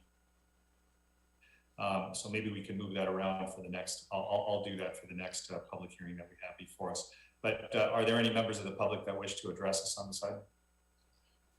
Thank you, Mayor. So you're opening the public hearing at this time, is that correct? I opened it before, staff even made a presentation. I'd rather open it so the public hearing incorporates the presentation, incorporates the public comments, and incorporates the comments from the council. Okay, thank you. So we did not receive any written communications, and there are no speakers currently stating that they would like to speak on this item. Thank you, Madam Clerk. So let me go ahead and bring it back. Are there any other members of the council that have a question or comment on this item? All right, go ahead, Councilmember Fan. Sorry, just a quick question for staff. Thank you so much, Councilmember Lopez, for asking questions about communities, because I did, CDBG program can be complicated and going through our Community Development Commission. But do we have any, organized neighborhood associations coming funding or anything like that? Do we encourage it? Is it allowed? Thank you, Councilmember Fan. We have an external process where nonprofits are able to apply for funding for 15% of our annual allocation of CDBG program funds. And that's a 2-year application cycle. Next year, we will be opening that application process again. But in terms of neighborhood associations applying directly for the city for capital improvement projects in their community, we more do it through a feedback basis where we seek feedback from those neighborhood associations and from our community, and they inform us on the projects that we select for funding each year. Okay, got it. So it's not as formalized as the nonprofits. No, it's, So you would say it's a little bit easier to go neighborhood association route. yes. Okay, thank you. I just didn't see it listed, so I wanted to make sure they were getting those ones too. Appreciate it. Thank you, council member. You know, the only thing I would add, Judson and the staff is, you know, all these nonprofits that we're supporting through CDBG are extremely worthy, and they do, you know, they do great work. But one of the things I've noticed as a result of, you know, COVID and the consequences and everything else is, you know, these food pantries that have been providing food and, you know, help to our community since March of last year. I mean, you know, the Sikh Center, you know, United Cross Borders, Power of One, just an incredible effort that I've never seen before. Obviously, you know, a crisis brings out some really, maybe if there's a way we can invite them to apply and provide some resources. I think there'll be some ARPA money as well for them, but to the extent that some of them have like exhausted their own funding, incredible to see, you know, when we take a final tally of how many actual meals or how many bundles of food were provided, it's in the millions, right? So it's incredible that people were able to provide that service. The other one was if you could focus in on mental health, just because I know that we have a lot of young people and adults that have just suffered, you know, devastating impacts as a result of just dealing with these conditions, right? So those areas that you can focus on as we go forward with other CDBG applicants. But, you know, those were the only comments I had. I'm going to go ahead and close the public hearing, seeing no other hands raised or comments from the council, and bring it back to the council, and I'll entertain a motion to adopt the matter. I'll move. I'll go ahead and second. So there's a motion from Councilmember Fan, a second from me. Madam Clerk, will you please call roll? Councilmember Becerra.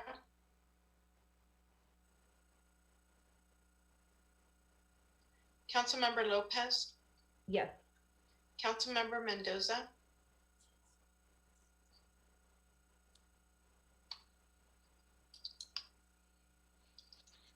Councilmember? Councilmember Mendoza. Was it a yes? Okay, thank you. Councilmember Fan. Yes. Mayor Pro Tem Peñalosa. Yes. And Mayor Sarmiento.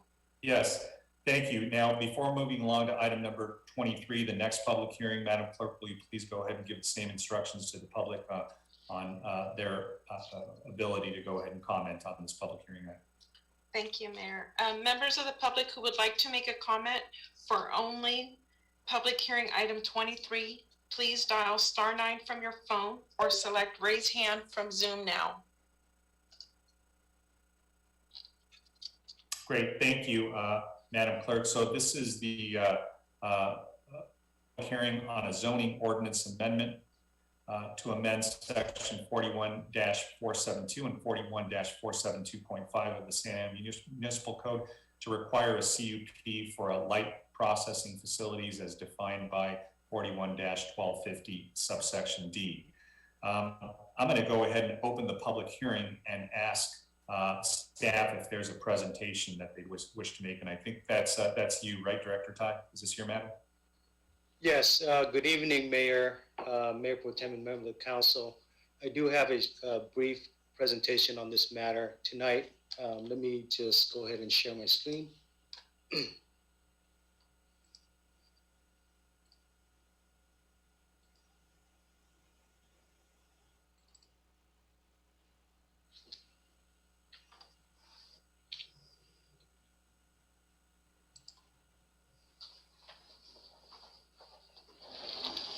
Tonight, the matter before you is zoning ordinance amendment 2021-01. As you mentioned, this is a proposal to amend the M1 zoning district to require light processing recycling facility to have a conditional use permit prior to locating in the M1 district. A little bit of background, beginning in 1988, the City Council adopted an ordinance to implement the California Beverage and Recycling Container and Litter Reduction Act. This ordinance was then amended in 1997. The ordinance basically established a framework for approving recycling facility from collections, small collection facility, all the way to heavy processing facility within the city in order to implement the California Beverage and Container Recycling Litter Reduction Act. There currently exists 12 light processing facilities in the city. 11 are within 1,000 feet of property zone for residential. 6 are located in M1 zoning district, and the remaining location are in heavy M2 zoning district or have non-conforming status in other zoning districts throughout the city. This map here shows the 12 location. While they look like they are dotted throughout the cities, if you overlay this with our neighborhood maps, you will see that these locations are located either within or very close proximity to many of our environmental justice communities and neighborhoods such as Santa Anita, Artesia Pilar, the Lacey Logan French Park, Cornerstone, Centennial Park, Sandpoint, and Delhi. So they are all located, as I mentioned, very close or within environmental justice neighborhood. So light processing facility are currently permitted by right under our existing zoning code. While there are operational requirements, and one of which for residential purposes. However, because many of our industrial areas are located in proximity to residential neighborhood, very established residential neighborhood, they can actually locate it within a small distance, basically one property away, which could be as little as 50 feet away from a residential development. So there is a loophole there that really create additional impact for many of these neighborhoods should and where these facilities are located adjacent to residential uses. The urgency ordinance would amend the zoning code to require a CUP for light processing facility in the M1 zone. With the absence of the conditional use permit process, we will not be able to exercise the city's zoning intent, which is to review uses for ensuring that there are compatibility and reduction in impact to adjacent sensitive land. The proposed ordinance would, on an interim basis, provide the city with an ability to evaluate conditional use permit for consistency with our zoning code general plan and ensuring neighborhood compatibility while we're waiting to input following permanent regulations within the next 30 to 45 days. In terms of CEQA and fiscal impact, the project is not considered, this ordinance is not considered a project under the CEQA regulation in accordance with sections 15.0.61B3, therefore is exempted from CEQA requirement because it is not considered a project. The notice of exemption will be filed upon adoption of the ordinance, and there are no fiscal impact with this proposed adoption. In terms of the next step, as I mentioned earlier, we are in the process of preparing a permanent ordinance to follow on this interim ordinance, tentatively scheduled for May 24th to the Plan Commission, and will be presented in 2021. Staff recommendation tonight is to approve, for the council to approve ZOA number 2021-01 and to adopt the urgency ordinance amending section 41-472 and 41-472.5 for requiring a conditional use permit for light processing in the light processing facility in the light industrial zoning district. That concludes the staff report. Thank you. Thank you, Director Tai. Let me go ahead and ask the clerk if there are any members of the public that submitted any written correspondence on this, or are there any members of the public that wish to address the council? Thank you, Mayor. We did not receive any written communications, and we do not have any members of the public wishing to speak at this time. Great, thank you for that. Let me bring it back to the council now. we can minimize the screen, and that way I'll be able to see if there's any visual hands raised. If not,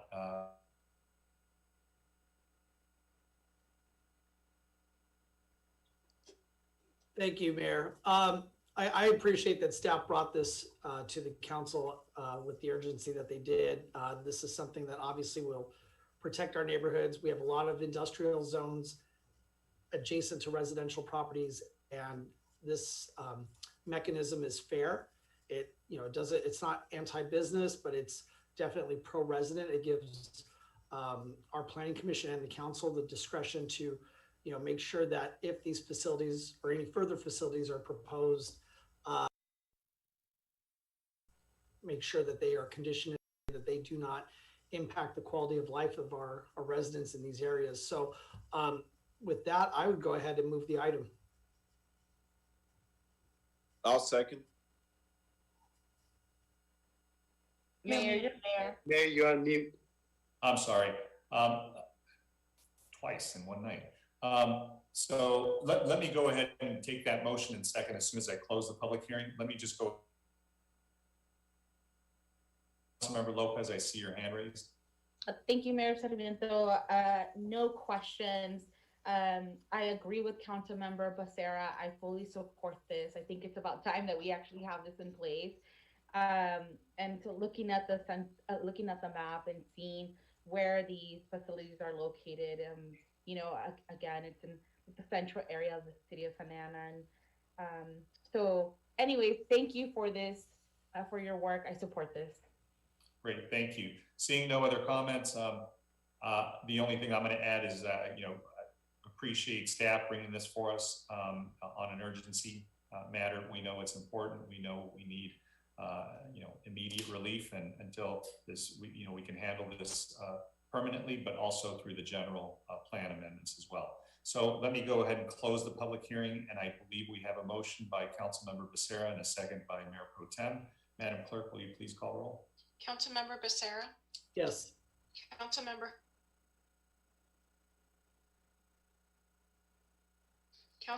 Mendoza, Yes. Councilmember Fan, Yes. Mayor Pro Tem Peñalosa, Yes. Mayor Sarmiento. Yes, great work, everybody. Thank you for that. Moving along to the council member requested items, starting with item number 24, which is to discuss and consider directing the city manager to prepare a reso declaring the city of Santa Ana support for SB2 for consideration by the city council.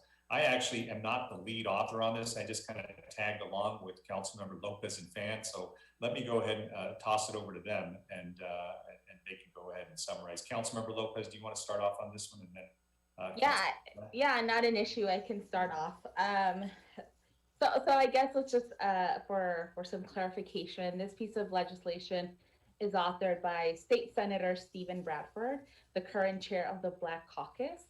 And so I think that for many years we have seen issues with police misconduct, and this issue is important areas of the city. And I do believe that Ward 3 families do not tolerate a lack of accountability. And I also believe that they would agree that there cannot be two sets of laws. And so, you know, in speaking of accountability, we must begin to be open-minded about the opportunities to change the current system. We cannot continue to rush into this crisis. We need to be proactive, and we need to help save lives. And so, you know, for the people of our community, we need to help them survive violence and harassment. And that, I do believe, is part of like transformative justice. And so when we think of the generations of people who have never been able to rely on institutions of power to attain safer communities, SB2 is one small step in attaining that accountability. And there is no mechanism in place currently right now to hold law enforcement officers accountable. And so this is why I support SB2, because it allows for the decertification of you know, individuals within these you know, bad cops, essentially, based on a criminal conviction, so that they're not being hired at different agencies And so, I do believe that no family in Ward 3 benefits from bad cops getting to act with impunity. So I do think that we have to fight to preserve our democracy, and we must help build a system that is truly about justice. So this is one of the reasons why I partnered with Councilmember Fan to support this bill. And I do ask my colleagues to stand with impacted families and communities and support the fight to save lives. Councilmember Fan? Thank you so much, Councilmember Lopez. And I do see that Chief is on here. Both council members that is still pending, and there will be amendments made to it. But I brought this forward because I am very concerned by the fact that California is one of 4 states that does not have a decertification process for peace officers who have committed wrongdoing. Here in the city of Santa Ana, we have experienced a council member who committed wrongdoing, who committed felony crimes, and he is prohibited for life from running for public office. That is the standard that we held a former council member on. This is the same standard we must hold our peace officers, who are the only people in America who have the ability to arrest, take a life without repercussion, because they have the onerous duty to make those decisions. And I think that it's just important for all of our residents to feel safe, for all of our officers that they're working with, and the person patrolling our community is not someone who has committed crimes before, and sometimes very serious crimes that they may have been able to evade certain repercussions from. So that is why I want to support SB 2. Chief, I do want to ask you a few questions because from our last conversations, I do know there was some movement on the issue of qualified immunity and the Bain Act. So I wanted to see from you if you've heard of any additional amendments or updates on that. Yes, thank you. And so with the city manager's concurrence, I can answer that. So this bill, as Councilwoman Lopez indicated, is authored by Senator Bradford and Senator Atkins from San Diego. And it currently made its way out of committee, and with the direction and agreement that they would continue to work on the language.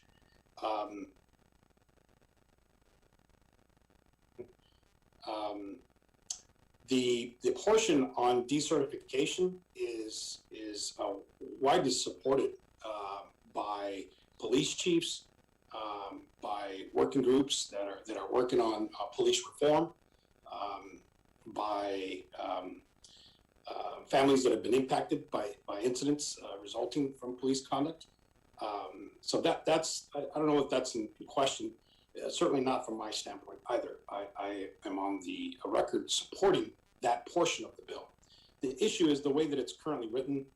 It does eliminate certain immunity provisions for peace officers for incidents arising out of the course and scope of their employment. And so that's really one of the sticking points, and that's why it's back, continue to be worked on. I don't think it's anywhere near a stage where the legislator is ready to take a final vote.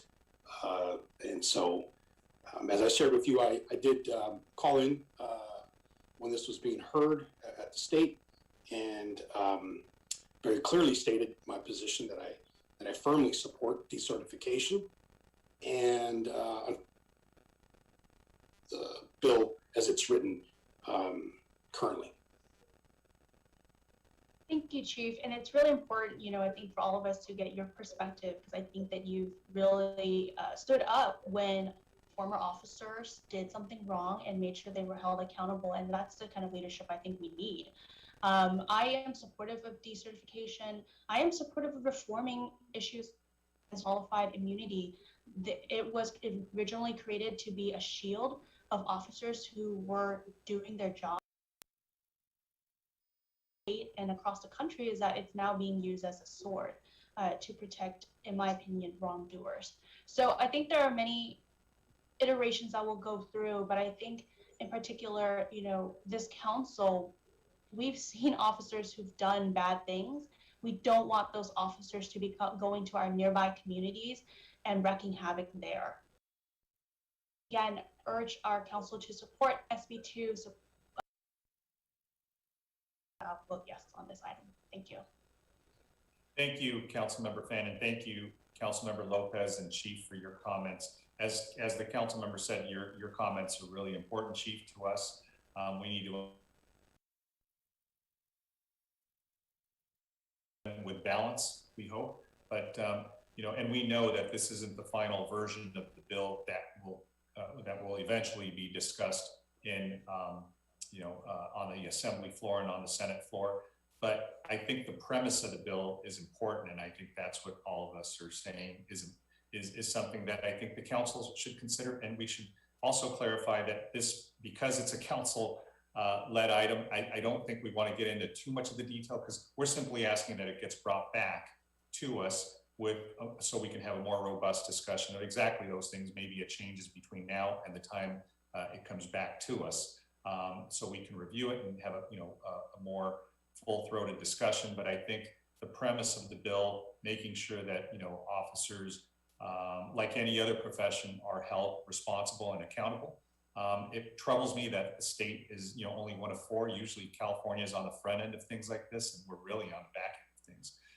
And normally it's, you know, this isn't meant to be punitive. I think there's just some parity that needs to be done here. But I think you're right. I think on some of the language, I did hear that the author may adjust those, but again, I don't think it'll take away from what the premise is, you know, which is trying to just create some fairness and some balance with our officers. But this is simply a request to have this brought back to us so we can fully consider and take a position on a reso that would be drafted in support of the bill. And hopefully in the meantime, the council can also be briefed by our lobbyist up in Sacramento to make sure we see who's in support, who's opposed.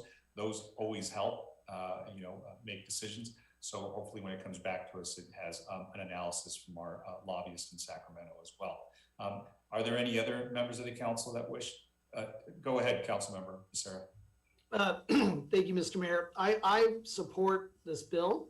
I too have talked with the chief, and I share the same concern, but really just more on a global level. I think overall, we would hopefully all agree that, yes, we don't want officers out there that are committing the heinous acts that that some have committed and not have to face some sort of decertification. You have that in a whole wide variety of professions. And so why would you not expect it in such a profession as law enforcement?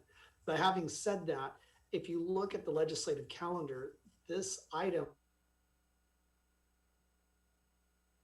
sometime in the late summer, early fall. So what I would ask is that, you know, as the chief mentioned, there are still discussions being had about certain aspects of the bill.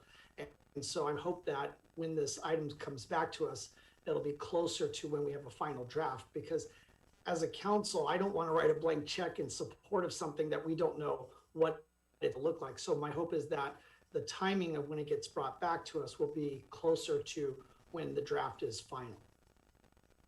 Great, thank you for those comments. I think, you know, by the way, you were just the third member of the legislative ad hoc that was selected that year. So you'll be on this ad hoc, hopefully looking at this a little closer, and maybe we could determine how quickly it needs to come back or how much further in the future. But I think, again, when we used to have a legislative ad hoc, when we had a bill that we supported or opposed, let's say we opposed a bill and it was amended, we would come back and immediately, you know, bring it back to the council and say, hey, the language was adjusted, we can take a support position or a neutral position, whatever the case would be. But maybe that's something, to your point, if it does get adjusted to the good, you know, we bring it back, or it just remains a support. If it gets adjusted to the bad, we can bring it back and say, hey, this is a problem, right? And we can always, you know, we can always amend our position. It's not stone, but this is simply just to bring it back I think, and I think all of us want to see it come back with a more robust discussion and a little bit more background. So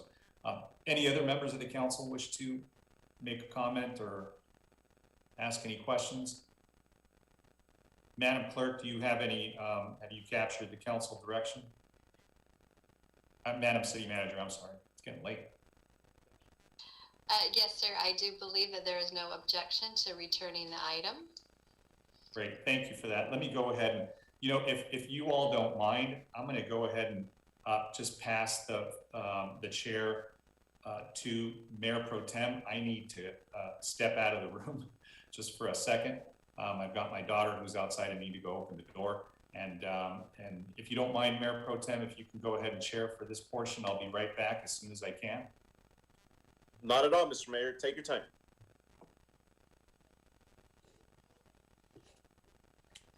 Okay.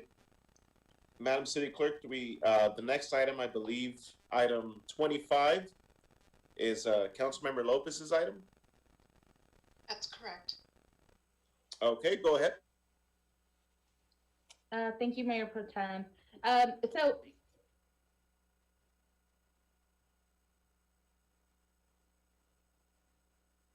have gotten us this far. You know, these the Sunshine Ordinance was something that was established in 2012, was revisited in 2013, and I do believe that it is because of them and the willingness of a few council members at the time that were willing to fight for better access and the distribution of crucial information is why we have what we have now.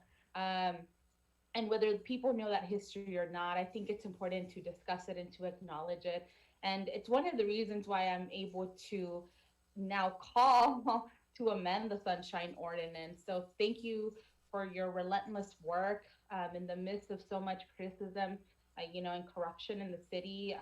You were, you know, Santa Ana activists were able to accomplish a lot of really good things. And so for the Sunshine Ordinance, I have 4 policy proposals, and I believe City Manager, I do have some questions as well. And so I don't know if you would like me to direct those to you or to Sonia, our city attorney, but I will just put them out there and you can defer.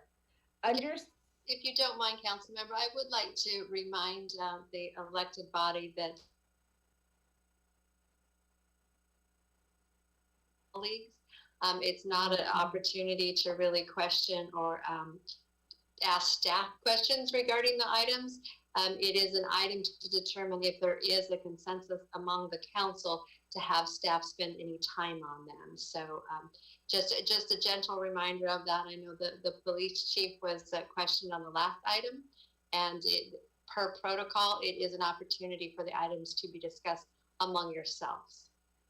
Thank you for that gentle reminder. I do appreciate it. I forgot.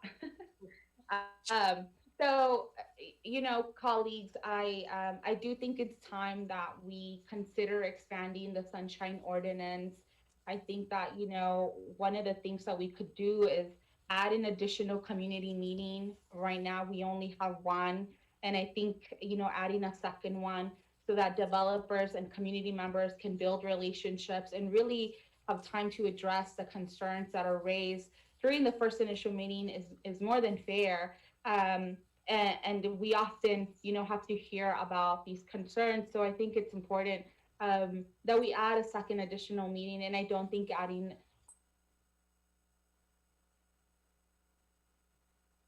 projects or plans that could be brought forth. I also think that we should consider including tenants in the way that we notify people.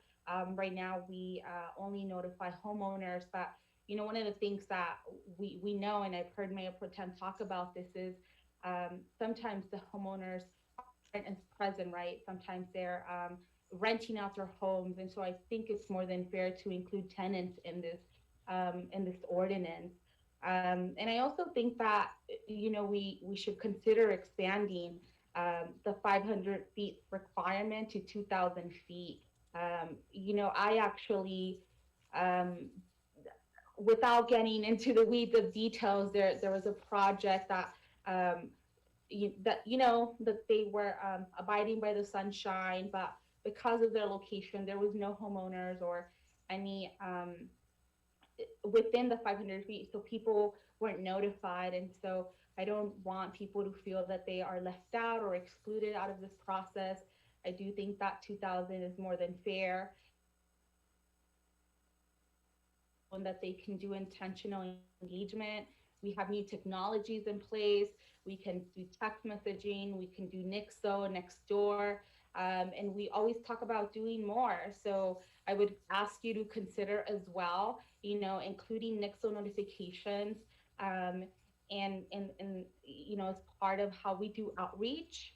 And so, and then the last thing that I would consider my colleagues to consider is to really, uphold the values of transparency that we discuss and talk about at the dais and just virtually nowadays. And I think that it's more than fair also to have lobbyists register with the city clerk. There was, I believe, language that was possibly discussed in 2012. And so considering that would be useful for everyone. I think that we need to ensure public's confidence and the integrity of local government. And that is why the scope of the Sunshine Ordinance, and I know that, so those are the considerations that I'm asking of my colleagues. And so I hope that everyone's open to discussing it. Thank you. Thank you, council members. So thank you, Mayor Pro Tem, for holding down the fort. Any other comments from the council? Go ahead, Councilman Sarah. Thank you, Mr. Mayor, and thank you, Councilmember Lopez, for bringing this forward. I think it's an excellent idea to include residents in addition, or depending on the terminology, occupants, residents, but basically someone that's not the property owner that's on the site, that's living on the site. A lot of times we do have absentee landlords. And so for folks that are going to be impacted by a project day in and day out, they should be notified and have that opportunity to voice their concerns to the respective commissions and this city council. The idea of expanding the radius, I also think is a fine idea. I think that's great. And as far as it's fun, we should have been doing that already. I mean, that's easy. That's something we should be doing. But I think to memorialize it in our procedures is excellent. In talking about the history of the Sunshine Ordinance, I was in the audience the night that the Sunshine Ordinance was adopted. And I remember one of the big issues was the community meeting component and the idea of timing, because you wanted to have this meeting, but at the same time respect the existing process. And so how do you make sure that folks get a good idea of the project, but at the same time, at the very beginning of the project, it's really conceptual, because by the time it's evaluated by staff, potential applicant's going to go back and forth with the staff to hammer out certain details, make modifications. What it was remarkable was the former planning director back then kind of split the baby. He said, well, let's have this Sunshine meeting, but let's do it within that 30-day window between the time that an application is submitted and by the time it's deemed complete. And so that was a chance for the concept to the community. And then at some point down the road to bring it back. I think the only challenge I see would be just, and this would be something maybe for planning staff to come back at a later date to advise us on, but how a secondary meeting would impact the project, because usually by a certain point that's, I know everybody tends to kind of wag their finger at, oh, well, by the time it gets to commission or council, we don't really have a say, but that's not entirely true. And we've seen projects come before the council, even in my tenure here on this council, where it was approved and then it wasn't. So I would say that, the community and folks that show up to speak to the council definitely have an impact. and we can't diminish the value of public hearings. That's why they're there. We shouldn't treat them like they're just a box to check. They are something that we open the hearing, we take in testimony, we all consider it. And I want to believe that all of my colleagues take it very seriously. So I think a secondary meeting, I would defer to staff as to how it would impact the process. I'm not opposed to taking in more input. And in fact, frankly, I think the more successful projects in town didn't need the community and get the input. And those projects are the ones that succeed, because the best projects is when a decision maker is sitting on the dais and the applicant saying, this is a good project, approve it. And the surrounding community is saying, it's a good project, approve it. So I would defer to staff to maybe report back to us in some way about the impact of a second meeting. But your other proposals, Councilmember Lopez, I think are excellent, and I'd be happy to see those come back to us. Thank you, Councilmember Becerra. I appreciate your support.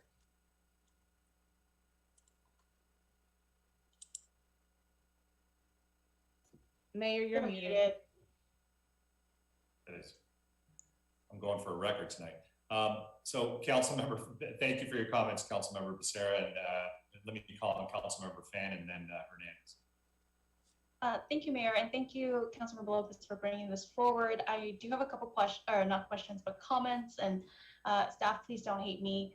But one is regarding the 96-hour agenda publication. I think that we've heard comments by many residents and folks just saying, they just don't have enough time to review a 1,000-page agenda, 500-page agenda, and sometimes even for me, it could be difficult because we get, potentially a draft agenda or something like that. But I would love for us to consider, pushing that out to a week. I know there are other cities that do a week or 2 weeks. That doesn't mean we can't amend the agenda. It doesn't mean that we can't change the agenda up until the Brown Act requirements or even the day of.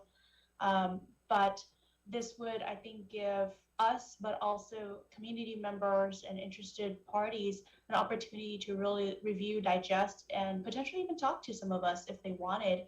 And I think that could help deal with, allow us to have more robust conversation or answer a lot more questions that could have been answered before.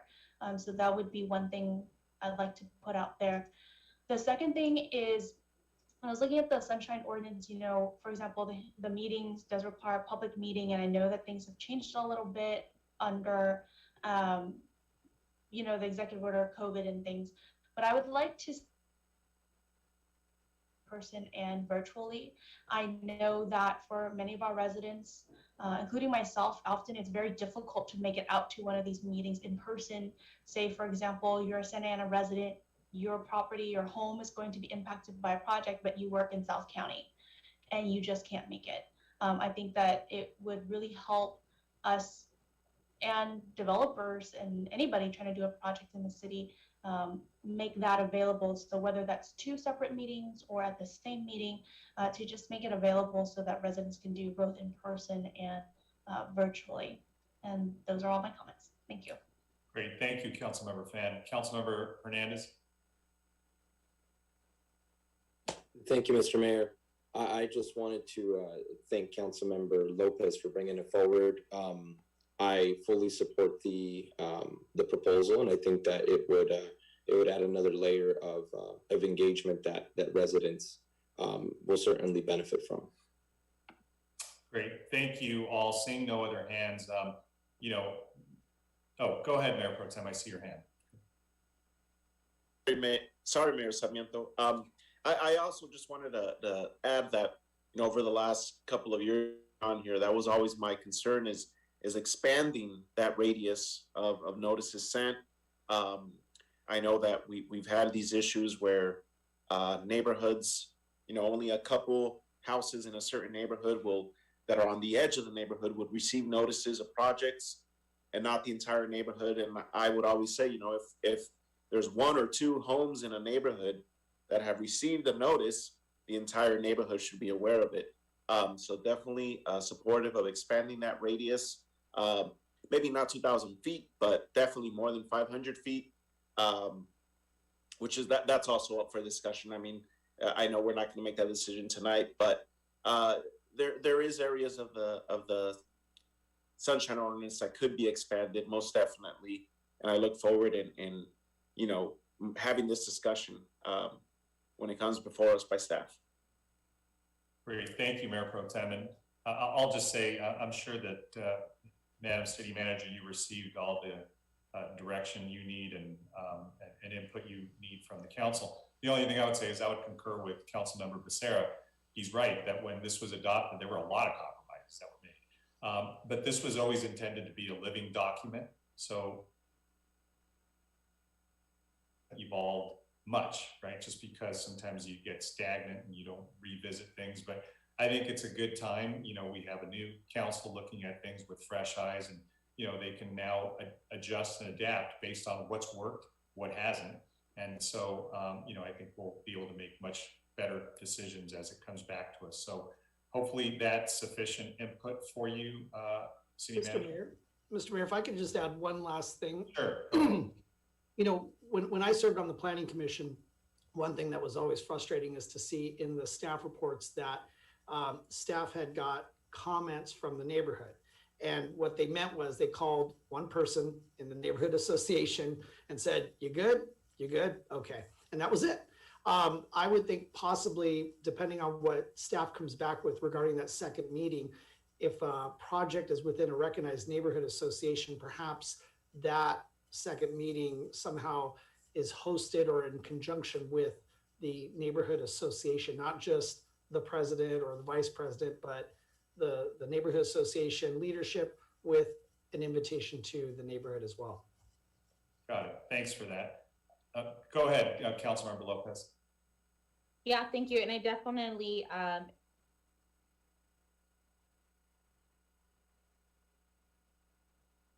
the neighborhood in the city of Santa Ana has an active neighborhood association. There are neighborhoods and in Ward 3 that don't have active neighborhood associations.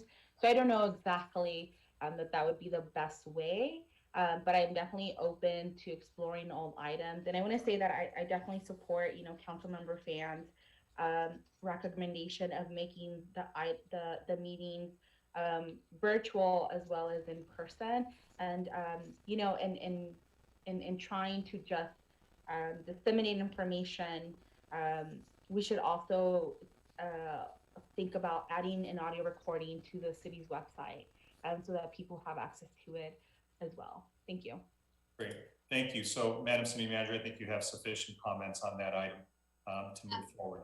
Yes, I do, Mayor. If I may just make a suggestion. Sure. There were a lot of different concepts discussed. So what I would recommend is that staff will return with a staff report discussing each one of those concepts, giving you background on what we currently do, and then maybe a way to go forward and potential pros and cons before we actually draft an ordinance. I think we need to do probably a two-step process for this. That makes sense.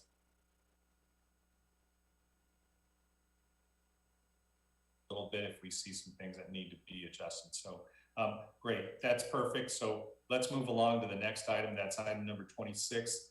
That's a discuss and consider directing staff to look into Project Room Key or alternative housing, and that was brought by Councilmember Hernandez. So Councilmember, I'll go ahead and let you take this. Thank you, Mr. Mayor. This has been a ongoing discussion for several months now. I've grown accustomed to getting messages from residents in the Willard community and providing updates to the surrounding neighborhood associations about the status of the encampment. And as our agreement ended on April 30th, I felt that the most responsive thing for us to do would be to have a discussion about directing our city manager to find a way for us to gain access to Project Room Key. It's a program that I think would be a good fit. There is a dire need for people to be housed, and I don't think that although shelters is an immediate an emergency, the end all be all of the housing crisis, we are still going to continue to have people that need to be housed. And I believe in this city, and I believe in our residents, and I believe that people deserve to have dignified housing, regardless of where they're at in life. It's the fundamental right that I live by, and I hope that tonight we're able to find some sort of alignment between each other. I know some of us are on the opposite sides of the spectrum when it comes to this particular encampment. But if there's one thing that we can all come to terms with, it's that nobody, by any circumstance, should be living on the street.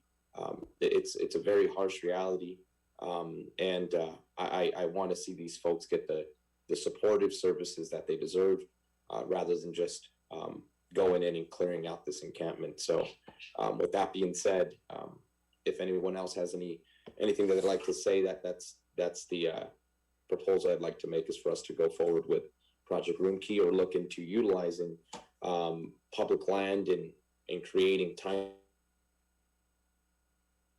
permanent supportive housing alternative.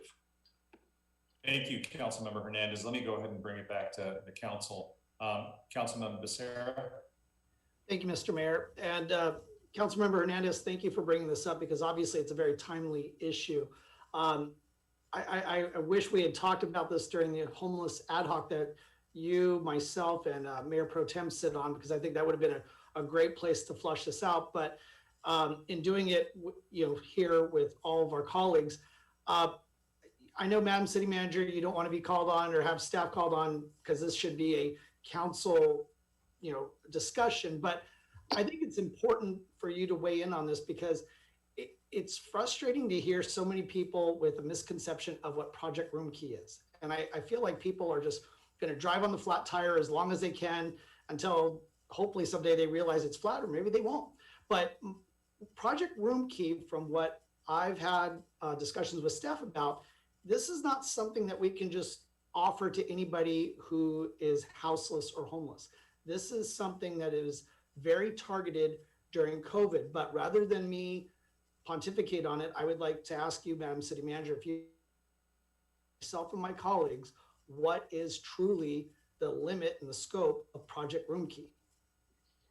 Certainly, after I just gave you the gentle reminder, but I'm more than happy to. So FEMA they used to reimburse 75%, but they did increase to a 100% for Project Room Key. But there's very strict criteria. So FEMA will only reimburse for individuals who test positive for COVID that don't require hospitalization, but need isolation or quarantine. For instance, those exiting hospitals. FEMA will reimburse for individuals who have been exposed to COVID-19 as documented by a state or local public health official or medical health professional that do not require hospitalization but need isolation or quarantine. FEMA will reimburse for individuals who are asymptomatic but are at high risk, such as people over 65 or who have certain underlying health conditions. Not all underlying health conditions, but particularly respiratory and compromised immune systems.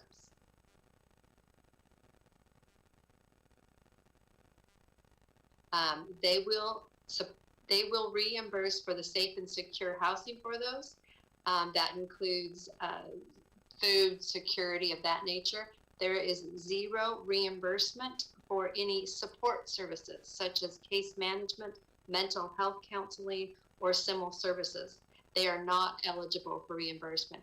That's what does make Project Room Key a bit of a challenge, because the support services would have to be deployed on a decentralized basis. But certainly the city can access Project Room Key if we encounter an individual that meets the strict criteria of FEMA. Thank you, Madam City Manager, for that clarification. So I'm glad you said that for everybody to hear, because people keep bringing it up like it's the hip buzzword, but I don't think everybody truly understands that it has a very limited scope, and it's not the city that's limited the scope. This is what the program coming down from other branches of government, that's what they've limited as. And my last comment is going to be, you know, we talk about equity on this council. We talk about equitable solutions and fairness. And, you know, we talk about it because as a Santa Ana City Council, we talk about it within Santa Ana County. We are one of 34 cities in Orange County. And part of equity can't just be someone lands in Santa Ana, it's our responsibility. We can't sustain that. It's not sustainable. We want to be a resilient city. We can't continue to take the shoulder, or we can't shoulder the burden all on our shoulders alone. And I've heard some of my colleagues here that have said, well, if they're here in Santa Ana, they're our responsibility. No, I respectfully disagree with that. We cannot continue to have that mentality. You know who wants us to have that mentality? 33 other cities. That's what they want. We can't continue to do that. I appreciate how compassionate my colleagues are. And I too want to help these folks get off the street and improve their lives. But we also have to understand that these folks have the choice to accept services and to accept shelter. And many of them choose not to do that. But also too, we have to understand that again, there's only so much that Santa Ana can do. We are in a county of 33 other cities. Unfortunately, many of them it's awful. But as you can talk to any of our staff, that'll tell you, we do so much for the homeless. Have we solved homelessness? Have we taken everybody off the street? No, but we do so much here in town that we can be proud of. We have, you know, what, close to, well, no, actually over 400 permanent supportive housing units. That's wraparound services, things that Project Roomkey do not cover. It does not cover. So again, I'm really appreciative that I serve on a body with, you know, many compassionate individuals, but we have to be conscious of the fact that we are representing a city that has shouldered a lot of the county's burden, and we've got to look out for our residents and their quality of life. Great, thank you for those comments, Council Member. Any other members of the council wish to comment on this item? Thank you, Mr. Mayor. Council Member, if you don't mind, let me go ahead and comment before you do, and see if anybody else has any comments on this. So I think, you know, a lot of what was said was true. We do a lot, but we've not only been compassionate, we've been aggressive. The reason why there are spas in this county is because we stood up and said, we can't absorb everybody's south spa, there's a central spa, there's a north spa. That's why there's litigation. That's why there's people now building shelters in South County, in North County. You know, we have ours in Central. So look, this hasn't been just, you know, hey, we want to save the entire world. We've actually been very, very assertive about saying everybody needs to do their share to make sure that, you know, we cure this problem collectively. But, you know, just getting back to this issue, I think that I've seen, and I meet with big city mayors on a bi-weekly basis, and many other cities have been able to use Roomkey and Homekey really effectively to rid their communities of the consequences of those people who are homeless and the houseless. So what I saw them doing is they're using this third prong, which says you're either 65 or you have some underlying, again, enumerated health condition, but that's sort of a catch-all, because if you look at a lot of those who are unsheltered, they're already suffering some pretty dire conditions, health conditions that they have, and many of them meet that criteria. So to the extent that we have to have a continuum of care, whether you want to call them Santa Ana houseless in general, there are people that have conditions that meet this criteria.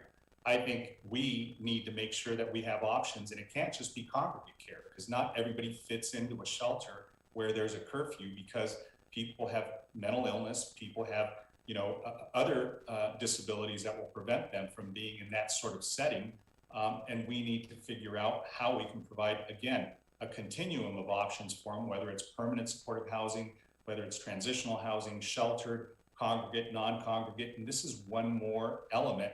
And I think we can make a strong, arguable case that we can recover these funds and get reimbursed when we find these people with respiratory problems. I mean, if you look at many of the population that's out there, they're on the street. They do have conditions. They had conditions, prior to the pandemic. They, I'm sure, have conditions now. So I think that we can make a real strong argument of many, many people on the streets of our city that could benefit from this. I just don't want us to look back after September and say, oh, you know what? All these other cities use these monies effectively, and we said no. And all we needed to do was inquire and figure out who needed this, and we could have made these available to them. We have a lot of hotel rooms that are, look, not only underperforming it, but they're performing not as hotels, but as, really bad things. And we could possibly turn that around for them as well. So in any event, I just want us to take a deeper dive on this. I'm not certain on how cut and dry this is. I think the criteria is really fluid.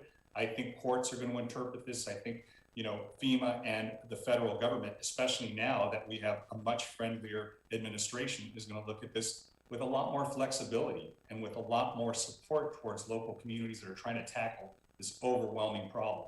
So, I would say, look, I think we need every bit of ammunition in our tool belt. And this is one more of those. And I just think, I want an analysis. I want to see something in writing that says we are not eligible. We cannot get reimbursed for any of our people who are out on the street. I have an interpretation of it. Somebody else may have a differing one, but I want some finality to this. I don't want people just speculating, because I'm speculating that we do have many people that qualify. Prove me wrong. Prepare something for us so we can review and say specifically, we have nobody in the community that would qualify for these programs. So in any event, those are my 2 cents. Let me go ahead and bring it back to some of the others. Councilmember Lopez and then Mayor Pro Tem. Thank you, Mayor Sarmiento. I won't take long. I think you said some really important, some important things in terms of, people on the streets, they have medical conditions, and so they would qualify for Project Room Key. And essentially what I'm hearing, from the conversation is that nobody at different, lots or encampments in the city qualifies for Project Room Key. And that's a little hard to believe for me. And so, I definitely share in the public's frustration. I think that when we talk about the tool belt, we have to explore every single tool on the belt. That way we know that we have exhausted every single avenue. I don't think we lose anything in exploring all options for the city of Santa Ana to find solutions. And they're not perfect solutions. We understand that, but they are solutions that can potentially lead to, permanent supportive housing for folks. We don't have any hotel vouchers. We don't have emergency shelters. We know that the way that people get referred to shelters right now isn't working. And so we need to do something differently. It's what we've heard from Santa Ana residents from all over the city tonight, that what we have done is not working. And fiscally, they're frustrated because they know how much money the city is spending on just shuffling people around. And we don't want people in parks. We don't want people in our neighborhoods. But where are we gonna move people to? So I think that's something that we're all being confronted with now. And I am supportive of furthering exploring Room Key. I know that I've been asking about this since March, and it's really unfortunate that, months later, here we are still in like the beginning stages of asking, can we, or is the city willing to really explore this? So thank you for bringing this forth, Councilmember Hernandez. Thank you, Councilmember. Let me go ahead and pass it over to Mayor Pro Tem, and I think Councilmember Hernandez, you had another comment.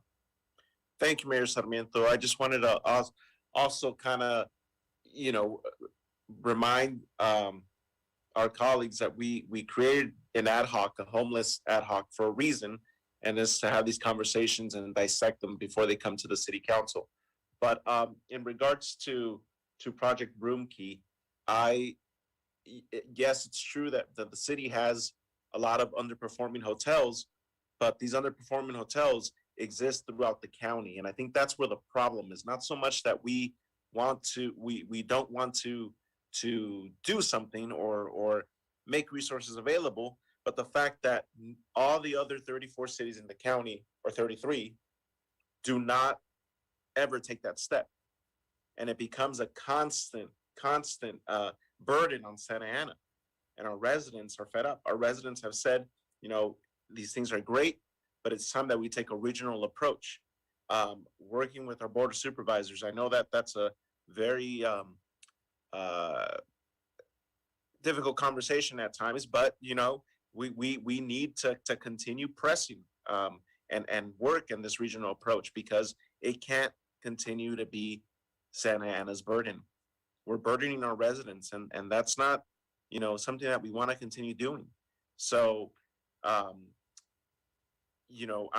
supportive of looking at alternative ways and methods, but they should have come to the homeless ad hoc firstly, but it's definitely I know that the city manager has presented this information a dozen times before, that this is not what people think it is, but I would be interested to see further information on it. Great, thank you, Mayor Pro Tem. Anybody else that hasn't spoken?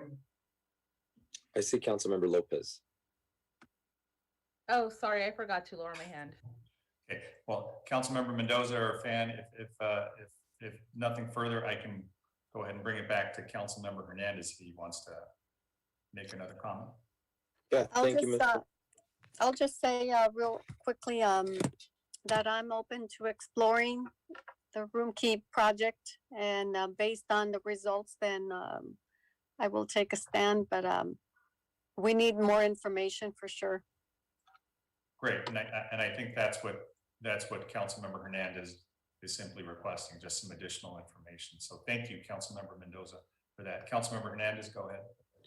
Yes, thank you. To be on the side of transparency, Project Room Key is something that we've discussed on many occasions. We've talked about it amongst residents. We've talked about it with the city manager, and I did bring it up at the ad hoc, but to be on the side of transparency, I felt like this should be a conversation that the public has access to, because there's a lot of uncertainty behind whether or not these folks are eligible.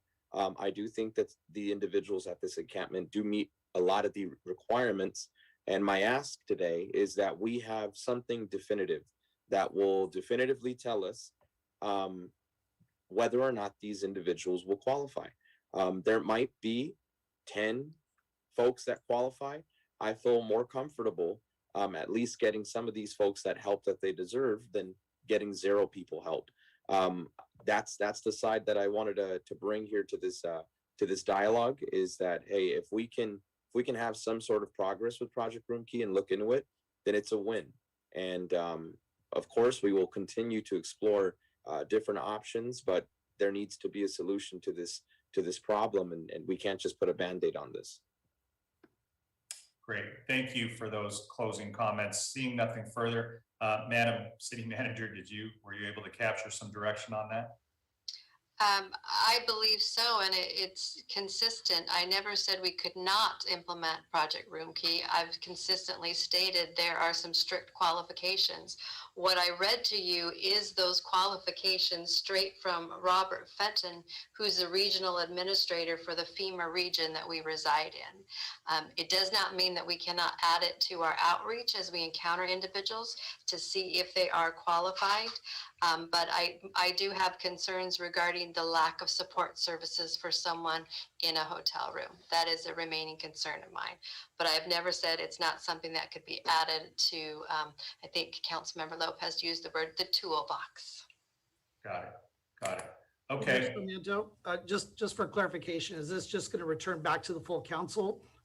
Because as Mayor Pro Tem emphasized, we do have the homeless ad hoc, excuse me, the homeless ad hoc. And so, I mean, to me, if we're going to jump ahead and just circumvent the ad hoc, that's fine. I mean, and I understand the urgency, but it would just be good to know what we're doing, because I mean, I know myself and Mayor Pro Tem take the time to participate in it, and homelessness, we know there's a lot of folks that need help yesterday. I mean, they need it, but we're trying to develop long-standing, long-term solutions. So just for clarity, is this something that we would see at the ad hoc, or are we going to continue to deliberate these items in the full council?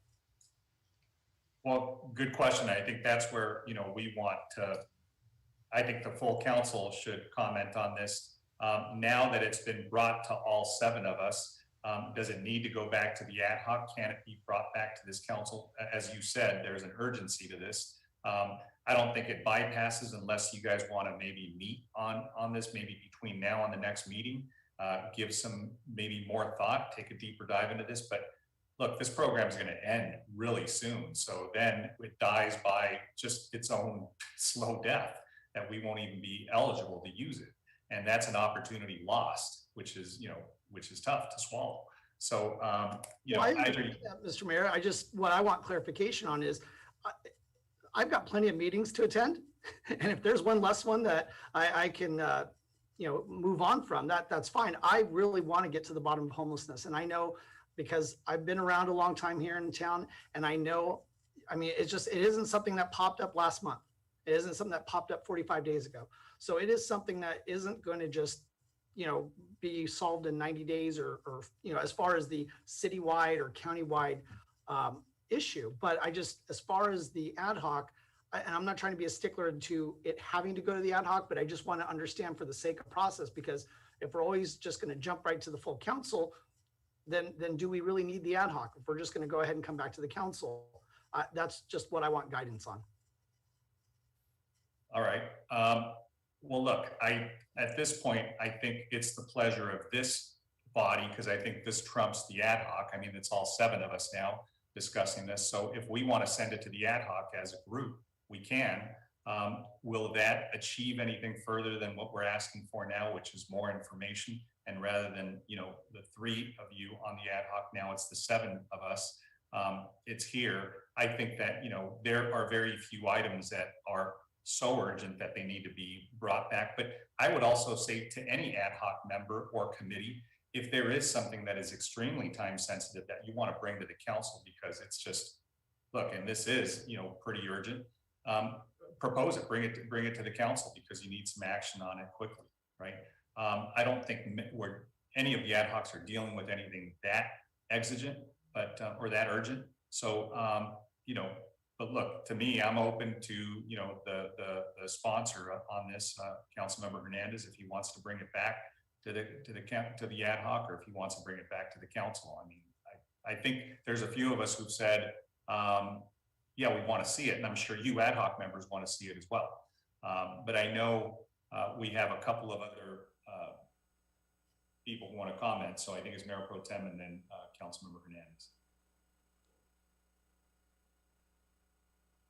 Thank you, Mr. Mayor. I just want to also mention that back in 2018, when the riverbed was cleared and the county housed a lot of the individuals living in the riverbed into hotel rooms for 30 to 45 days, I forget the exact number, it was followed by a lot of these hotel owners suing the County of Orange over the mess that was left behind and the destruction that these hotel rooms saw.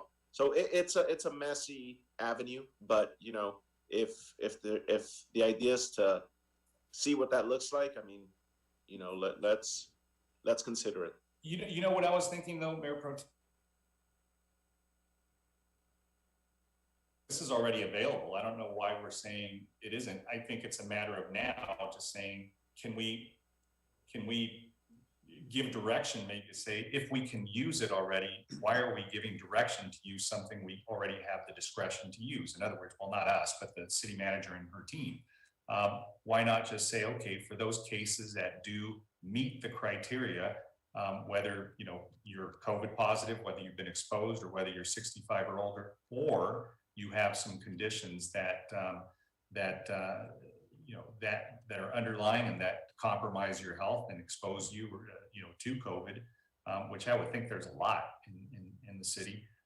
Why don't we just say, that's just an obvious thing. I think the city manager just told us this is already something she can do. I think there are some of us that just are asking why. I mean, is there nobody that qualifies in the city for room key? I guess that's my question. But anyways, I'm not well, sure. and that was a rhetorical question, Madam City Manager. I didn't want to call you on it, but that's just more. Again, I would just think in a city of ours, with our last point in time count was I don't know how many homeless, but look, somebody's got to qualify for room key, and I just don't like to deny it when we have that available to us. But go ahead, Councilmember Hernandez. Thank you, Mr. Mayor. That's precisely why I brought it forward. I thought, you know what, we need to absolutely try every avenue that we have to see how many folks can qualify. We have nothing to lose in doing that. And with that being said, I would like it for this conversation to be revisited by council.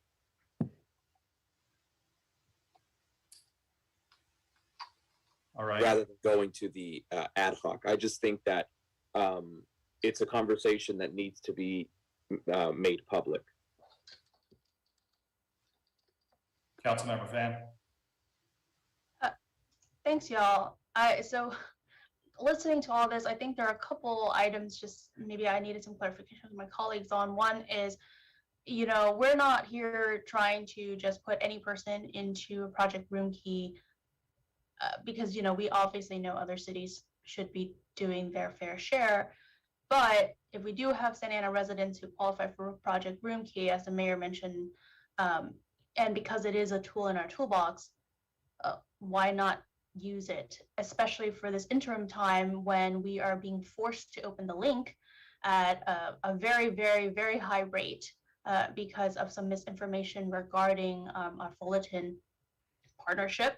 And in the interim, when we are waiting to build our other permanent facility. So it seems like it could be a decent stopgap for those who qualify. And if, I don't have the list of enumerated issues in front of me, but I imagine HIV/AIDS, hepatitis, sleep apnea, lung disease, all of these are potential issues that, would put someone at risk for COVID in addition to being 65 plus. So in my opinion, if we are going out there speaking to folks, I don't know if our CityNet folks have any type of medical training, or maybe we can contact maybe a care provider for that individual if they have any, or ask them if they have any underlying conditions that they're aware of.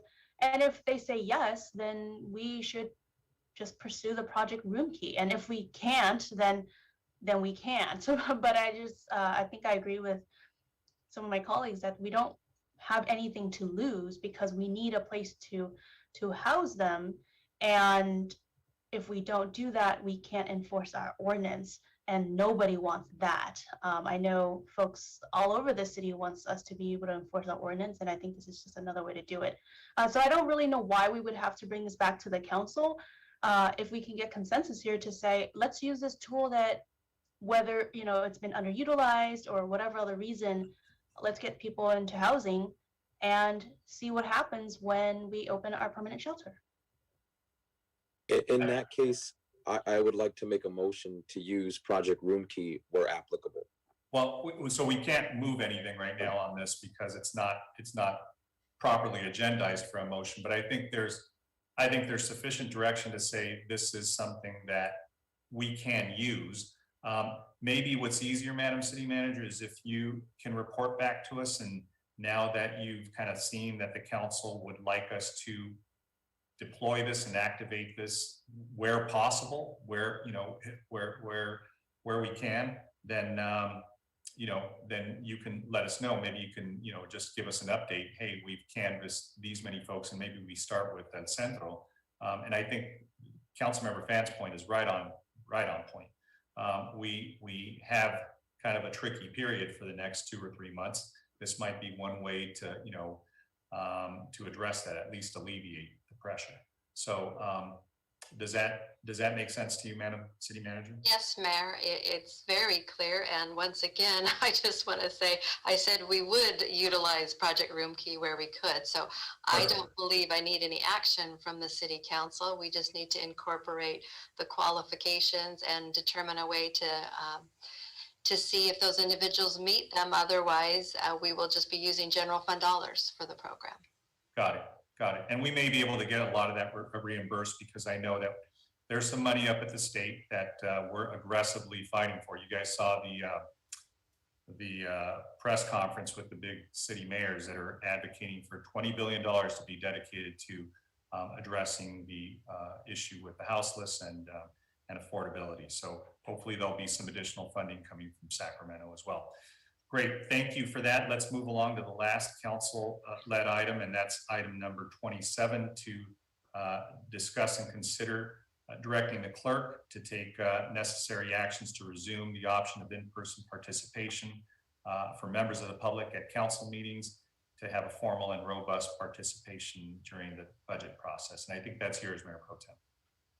Yeah, thank you, Mayor Sarmiento. The reason why I placed this item on today's agenda is because I've been receiving a lot of correspondence from numerous members of our community informing me about their desire to participate in person, especially now that we're moving into the budget cycle. As we saw earlier in the presentation, there's planned workshops, and most of them are virtual. All of them actually for now are scheduled to be virtual and via Zoom, which is disappointing given the fact that we are able to now somewhat meet in person, at a small capacity and socially distanced. But a good way to expand even the Sunshine Ordinance, what we just discussed earlier tonight, and further expand transparency and public access, is to allow the option for limited in-person participation and attendance at our city council meetings. Given the large digital divide in our city, many of our residents have not been able to engage and participate in their local government. As we've seen tonight, for the sake of our city, it is vital that our residents are provided multiple options and participate in democracy, whether that is Zoom, YouTube, phone, or in person. We should be able to accommodate. According to county data, over 135,000 Santa Ana residents have been vaccinated. Dining at restaurants is allowed and movie theaters are open, and I believe we should be able to allow limited members of the public to come into their council chambers if they wish to do so and face their elected officials. There is room for social distancing in the chambers. We've installed plexiglass between staff, and we have installed a high definition screen and projector outside that is available for outside viewing for anyone who wishes to socially distance and come into the council chambers when they want to address us. I have heard from dozens of Santa Ana residents about wanting to participate in person, and it is time to make that option available. One thing even tonight, I received this text message, and I'm going to read it. It's from a resident. So I've been on the phone now for nearly 2.5 hours. I just got disconnected. I called back in and was told that the host has locked the meeting, and then my phone call was disconnected. So I can't log in over the internet. I've tried every which way, can't get it to work, and I can't call in right now. I love this technology. Sarcasm. This is not democracy at work. This is bullshit. And excuse the language, but I'm reading verbatim what the resident sent me. And I'm a little bit pissed off, as I bet many of your other viewers are. Every meeting for the last year, we haven't been able to get this right. Technology never works, as we saw tonight. Half the people can't call in, and there's always something going on. So we need to give, did I freeze? No, you're good. Oh, we need to give residents that option to come in person and participate in person, because this whole waiting, on the phone for 2-3 hours and getting locked out and whatnot, and it isn't working. And residents want to be able to participate and engage in person. They should be given that option. And I think it's time that we do it. I mean, like I said, movie theaters are open, indoor dining, Disneyland is open.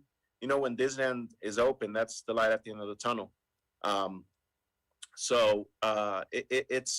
I think it's time that we give them the option. I'm not asking for full 100% open capacity, but there's room to social distance. And I hope the clerk is listening, because it's time. And I know that we've had prior discussions in the past, small, in a few of us, and I'd like to hear some thoughts. Thank you, Mayor Pro Tem. Let me go ahead and bring it back to others. I see Councilmember Fan's hand raised. Thank you for bringing this, Mayor Pro Tem. I am supportive of some type of in-person commenting for the public, because as you mentioned, there is a digital divide. However, personally, I am concerned because indoors in chambers, while it is large and there's room to social distance, it really just depends on how many people show up. So I know normally we'd have to have some list of capacity, and then the rest would have to wait outside, or if we can do something like the lobby or outside and connect it to chambers. I know we've done that before. I've been to council where we had 200 people waiting, and that would be my biggest concern, because we're still not in the yellow tier, if I recall correctly, and we're still not fully open. And frankly, the CDC is really thinking we're not on track for herd immunity due to a lot of vaccination concerns. I hope that's not the case, at least here in Orange County, but that is a concern. And so I would be supportive of this, but I would like for us to have some type of guidelines in place, and I think staff can work it out so that we do have distancing, but also limited capacity, at least inside. That way we don't put staff in danger, especially with these new variants that we see are just really destroying a lot of cities across the country and the world. And those are my thoughts. Thank you. Thank you, Councilmember. Councilmember Hernandez, and then Lopez. Thank you, Mr. Mayor. Thank you, Mayor Pro Tem, for bringing this forth. I think that this is something certainly worth having dialogue over. I've seen a number of residents ask when we are going to open our council chambers. I've received emails, and although I do think this is a good conversation to have, I think it is a bit premature. I know that Disneyland opened up, but Disneyland also isn't. It's pretty well known. Disney on a day's notice will put profit over people any day of the week. So that's that.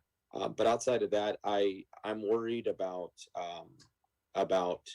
people that have relied on their civic participation. Because of the fact that we are in a pandemic, there are some folks that have been able to be more civically engaged than ever. I'm worried about those folks that are compromised with conditions like asthma, heart conditions, folks that are physically impaired or physically challenged. I want to make sure that those individuals are easily able to participate without having to put them in any positions where they have to take public transportation to get here, or put themselves in positions where they can be compromised. So with that being said, if this is something that the council did support, I would want to push that we still allow for remote participation in some form going forward.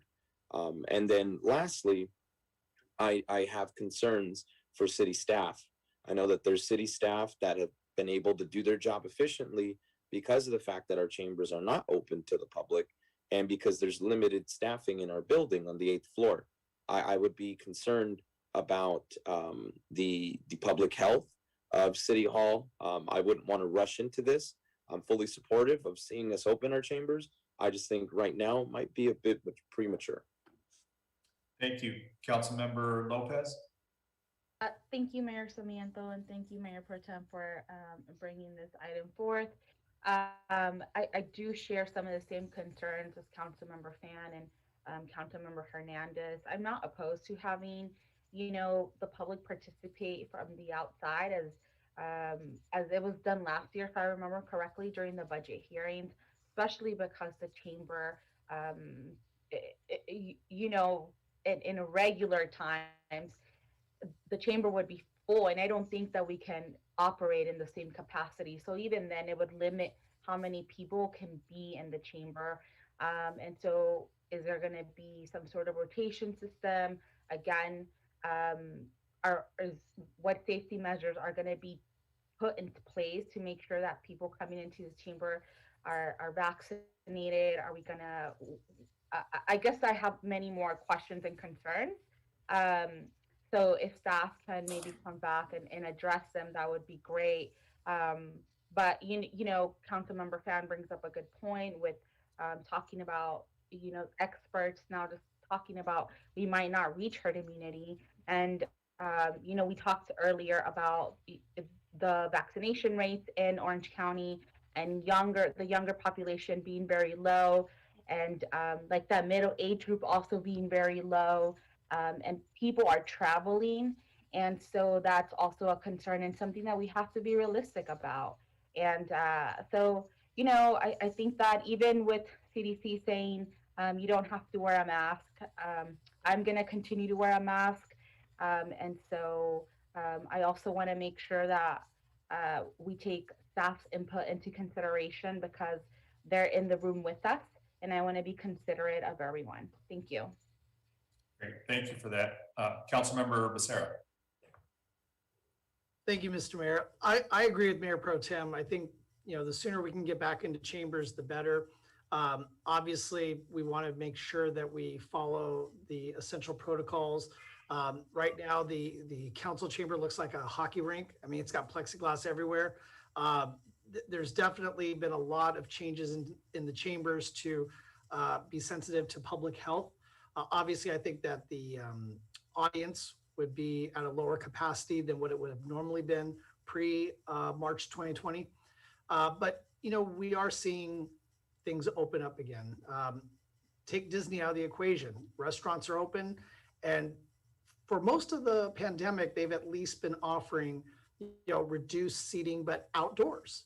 You know, and I think for what we have at our facility at City Hall, we've seen it during the pandemic when we were experimenting with different ways to be open to the public in a safe manner. We had, you know, one point we had like a boom mic that was in the foyer of the in the chambers, and so you had this ability for folks to go in and circulate out to make comments. The other thing, you know, and I want to make participating in our government as accessible and easy as possible. But let's be honest, the calling in feature, I would say the text messages that Mayor Pro Tem has received, I've received as many, if not more, that are just frustrated that it just hasn't worked. I mean, there have been a lot of folks that thankfully have been able to get in, but it hasn't worked. And so frankly, I look forward to when we can all be back in the chambers and go back to a conventional meeting where folks come in and we can see them and they can speak to us. So I support what Mayor Pro Tem is proposing. And I think, like with all my colleagues, we have concerns, and I think our staff has been excellent when it comes to addressing issues related to the pandemic. So I would expect them to come back to us with a plan, recommendations for how we would get back into chambers and when we would.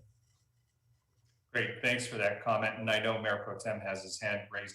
I think everybody hasn't had a chance to speak except for Councilmember Mendoza and I. I'll just briefly say, look, I think what we're simply asking for, and it sounds like this is what, you know, maybe everybody is saying, is that there's still some concern, but yet we need a path to at least get to this point at some point. I think June 15th is going to be a big date just because the governor is, you know, going to be lifting a lot of restrictions and these tiers start going away. So I don't know what that means legally with respect to the Brown Act and a lot of things that have been relaxed as a result of the pandemic. So what I would like is maybe, you know, the clerk to work with the city attorney and bring back some guidance on, you know, what the timeline is and how we can come back and how we can open up to the public. You know, and again, I think it'll be some personal choices from council members. I don't think the remote or virtual attendance is going to go away. So I think the technical difficulties we have now are going to continue in some fashion.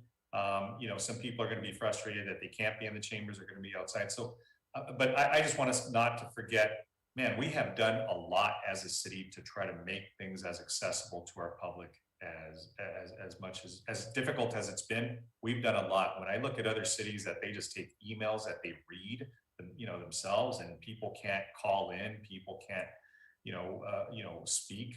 It's just really amazing to me. I'm always stunned, but I think we've tried to do as good as we can, as difficult and clumsy as it's been at sometimes, and challenging. We've really tried to make sure that people have an opportunity to comment and be heard. So I just want to thank staff for all the effort that's been made. But yeah, I think a path and a plan, a blueprint plan to get us back, what that looks like, yeah, that would be great to hear, because especially with, governor's orders being relaxed, tiers going away, all those things impact our decisions. So Councilmember Mendoza, I think I see you on screen. Do you want to make a comment? Yes, I concur, and I think it's a good idea. The only concern is that I want to be absolutely sure that there is almost a 0% of people being infected from coming to our meetings. Maybe we have some kind of requirements that they have. We've got to be doing the health checks, just as you do at other places, and temperature checks, and also that for them to come to council meetings, it's not going to result in a spike right here because of we've come back too early, and maybe even have a team or several teams of health people to come and do the vaccinations during the evening, so that we can get more people to accept the vaccinations, and that way we can do our part as city council people in providing a public forum for our residents, but not exposing them to the risk of contamination, because there's still a lot of people who are reluctant to get the vaccination. So we've got to take it easy. So for my part, I'm still going to be participating virtually. I'm not quite ready to come back in person. It's a big risk. I have a lot of elderly people in my family, and I don't want to risk it. And so, but I do want the public to have that option of coming in person. Thank you, Councilmember. So I think everybody's had a chance to speak. Mayor Pro Tem, you want to wrap it up?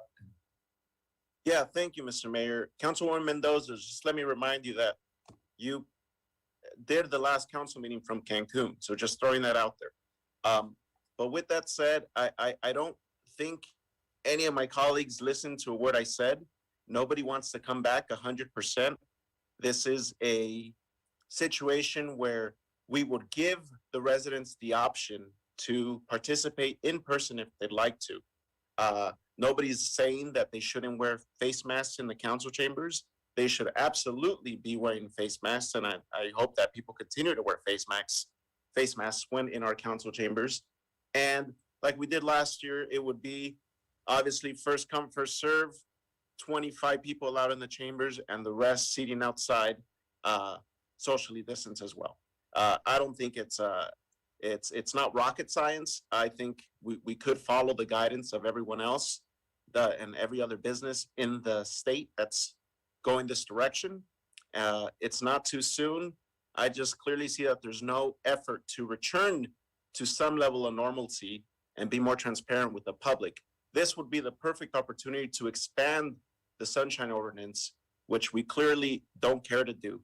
So disappointed, but not surprised. Thank you, Mr. Mayor. Great, thank you for that. Madam City Manager, did you get an accurate summary of where the council is?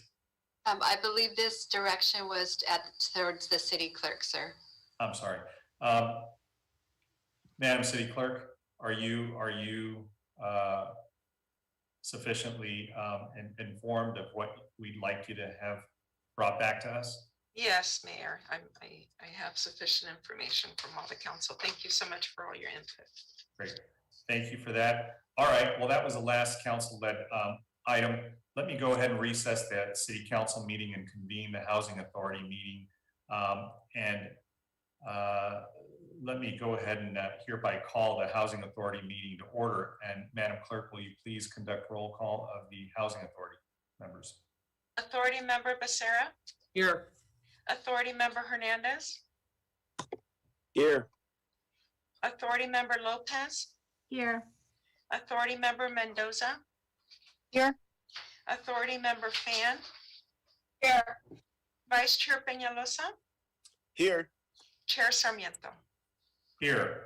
Madam Clerk, do we have any members of the public wishing to address us on any housing authority items? If there are any members of the public who'd like to speak at this time, please dial *9 from your phone or select raise hand from Zoom. And we did not receive any written communication, and I do not see anyone wanting to speak. Great. So I'll go ahead and bring it back to council, bring it back to the housing authority. I'm sorry. We're on the consent calendar, items 1 through 5. I'll go ahead and entertain a motion to adopt or pull any items off the housing authority agenda or recusals. Councilmember Fan. Thank you, Mayor. I'd just like to recuse myself from item number 5. The City of Anaheim is a client sometimes of my employer, Rattan & Tucker, so I will be recusing myself from that item. Thank you. Great. Thanks for that clarification. Anybody else willing to abstain or willing to make a motion, abstain, or pull an item off the consent calendar?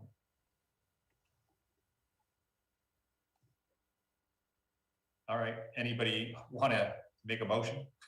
I'll motion to approve. Second. Okay, we have a motion by Hernandez, a second by Mendoza. Madam Clerk, will you please call roll? Authority member Becerra. Yes. Authority member Hernandez. Yes. Authority member Lopez. Yes. Authority member Mendoza. Yes. Authority member Fan. Yes. Vice Chair Peñalosa. Yes. Chair Sarmiento. Yes. All right, let me go ahead and adjourn the Housing Authority meeting and reconvene the City Council meeting, and I'll turn it over to the City Manager for any final comments or announcements. In the interest of time, sir, I will skip any comments. Very wise, very wise. Thank you, City Manager. Let me bring it back to the council members. Council Member Becerra. Thank you, Mr. Mayor. Just 2 quick things. On May 17th, the Ed Arnold Golf Classic is going to take place. The event is hosted by a gentleman who's a well-known sportscaster and anchorman. He was on KTLA, Channel 5 for many years, and he's a Santa Ana College alumnus, and that's Ed Arnold. And so this event raises scholarship funds for Santa Ana College's student athletes. So it makes sure that no student is denied educational opportunities because of any sort of financial constraint. So just wanted to put that out there for everybody. May 17th, the Ed Arnold Golf Classic for SAC. And lastly, I wanted to highlight that May is Oncology Nursing Month. Oncology nurses, for those that don't know, care for cancer patients.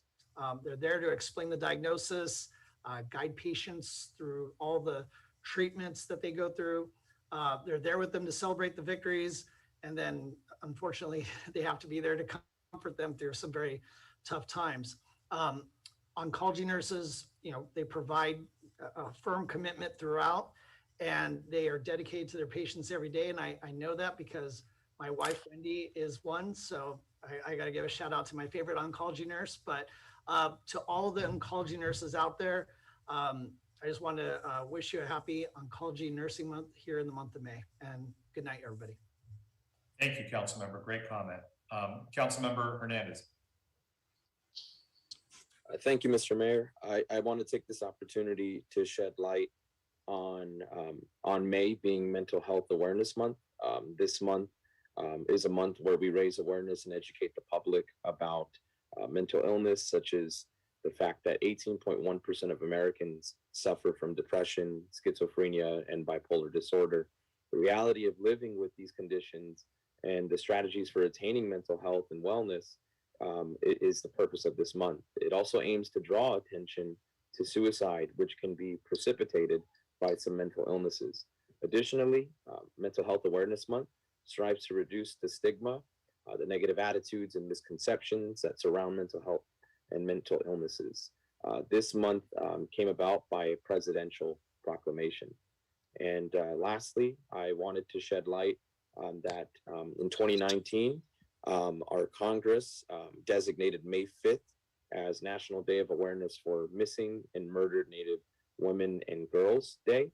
And I just wanted to shed light on the needed dialogue around protecting women and natives. Thank you. Thank you, Councilmember. Councilmember Lopez. Thank you, Mayor Sarmiento. I do have a couple of announcements. I know it's Teacher Appreciation Week, so I want to thank all of our Santa Ana Unified School teachers.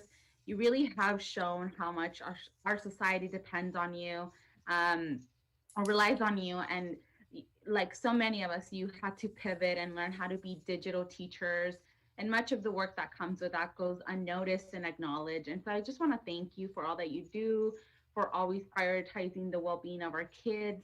It's been a difficult year for so many of us, and through all of that criticism, you managed to help children grow, learn, and feel cared for, and I think that that's really important. I also really want to highlight that it is Municipal Clerks Week. So City Clerk, I just want to thank you for all of the work that you and your team do.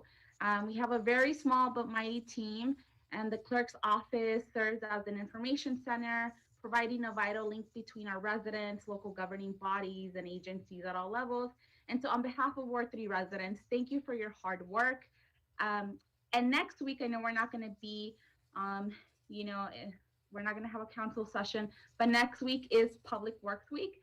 And so I really want to give a shout out to our Public Works Department for their dedication to our city. On behalf of Ward 3 families, thank you for working behind the scenes, maintaining the city's infrastructure, and providing us with essential services that are critical to our community. We have a dumpster day coming up in Marbury Park this Saturday. We will be there from 8 a.m. to 12 p.m. at Marbury Park. We had one in Edna Park this past weekend, and it was very successful. And lastly, and actually that was it. So thank you, everyone. Have a good night. Thank you, Councilmember. Councilmember Mendoza. I thank you, Mayor. I'm just having a little bit of trouble with the phone. It's not charging, but we hear you. Okay, good. As your representative on the Office on Aging, the advocacy for senior citizens, I want to mention that the Orange County Community Resources Office on Aging is releasing a request for proposals, RFP, seeking applications to provide the County of Orange Aging Program Services funded by the Older Americans Act, the Older Californians Act, and other available funds for the beginning of 2021-22. And this program deals with the dignity of at-home fall preventions, and also includes residential repairs and modifications for senior citizens. So I'll keep you updated on training or programs that are available to our senior citizens here in Santa Ana. And also, just lastly, thank you to Councilwoman Lopez for acknowledging our teachers. I am a teacher. I teach at Middle College High School, and it's a privilege and an honor to be able to inspire and motivate and guide our students into positions of leadership here within our city and into careers of professionals. So thank you for that acknowledgement. It's hard work, but it does make an impact, and I will certainly pass that message along to my fellow teachers when we have our next meeting. And just one last comment is that May is bike month, so encourage everyone to ride a bike to wherever it is that you want to, wherever it is that you have business. And at one point, while I was still working for the County of Orange off of Main Street, I did bike once or twice a week from my home in Ward 6. And it actually was a faster commute because on the bike trail, there aren't any stoplights, and saved gas and got some exercise. And the good thing about that is that my employer, the County of Orange, had nice gym set up for us that we would take a shower before work. So National Bike Month in May. And that is it. Thank you very much. Thank you, Councilmember. Busy month in May. Councilmember Fan. Thanks, Mayor. So the first thing is I'd like to mention that, as we know, the police chief said that they would have the hate crime reports on the website, on the City of Santa Ana website, that Councilmember Becerra and I brought forward, and it is up there and it's available in various languages, so anybody can go and see what types of hate crimes have occurred. And I think that's just really a great step forward for our city. So thank you to the chief and his team. I'd also like to just a little bit of a public service announcement. I know it's getting really hot. We're all starting to use our AC more. And for, at least we are in our family, it was 80 degrees out here today. I do recommend checking out SCE website regarding how you might be able to lower your electricity bill. My family went to time of use electricity, and I think we're saving about $100 from our most recent electric bill. So please take a look at that. I think residents can really benefit from that, or for our low-income residents to get discounted or free newer appliances that are energy efficient. The last thing I do want to mention is, I believe it's mosquito time. I think some of us are starting to get mosquito bites, and those can be very dangerous. So please turn over all your standing water, even a tiny little bit. These tiger mosquitoes or ankle biters are really proliferating, and I just want to make sure that we all stay safe as we spend more time outdoors, as we're able to start to do things in person, that we all take care of ourselves. Thanks. Thank you, Councilmember. Mayor Pro Tem. Thank you, Mayor. I just want to keep it very short and sweet. Want to wish all the mothers out in Santa Ana a happy Mother's Day. Feliz Dia de las Madres. It's this Sunday coming up, and Monday, May 10th is Dia de las Madres in Latin America. So happy mothers to all of you, all of our staff who are mothers. None of us would be here without any of you. As always, much love and thank you. Good night. Great. Thank you, Mayor Pro Tem. Thank you for reminding me. Man, that would have been a huge oversight. So Feliz Dia de las Madres a todas las madrecitas, to my mom, but also my wife. Two very, very good, strong women that I love and admire.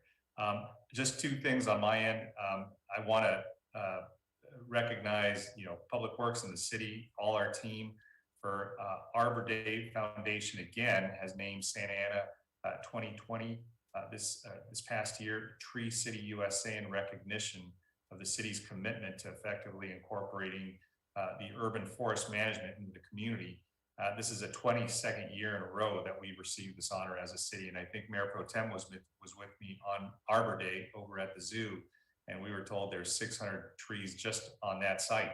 So we have turned our urban area into a much softer, safer, cleaner place that provides shade for many of our families that live in crowded conditions inside in a very hard elements in the city. So good work, great work, public work staff and city team.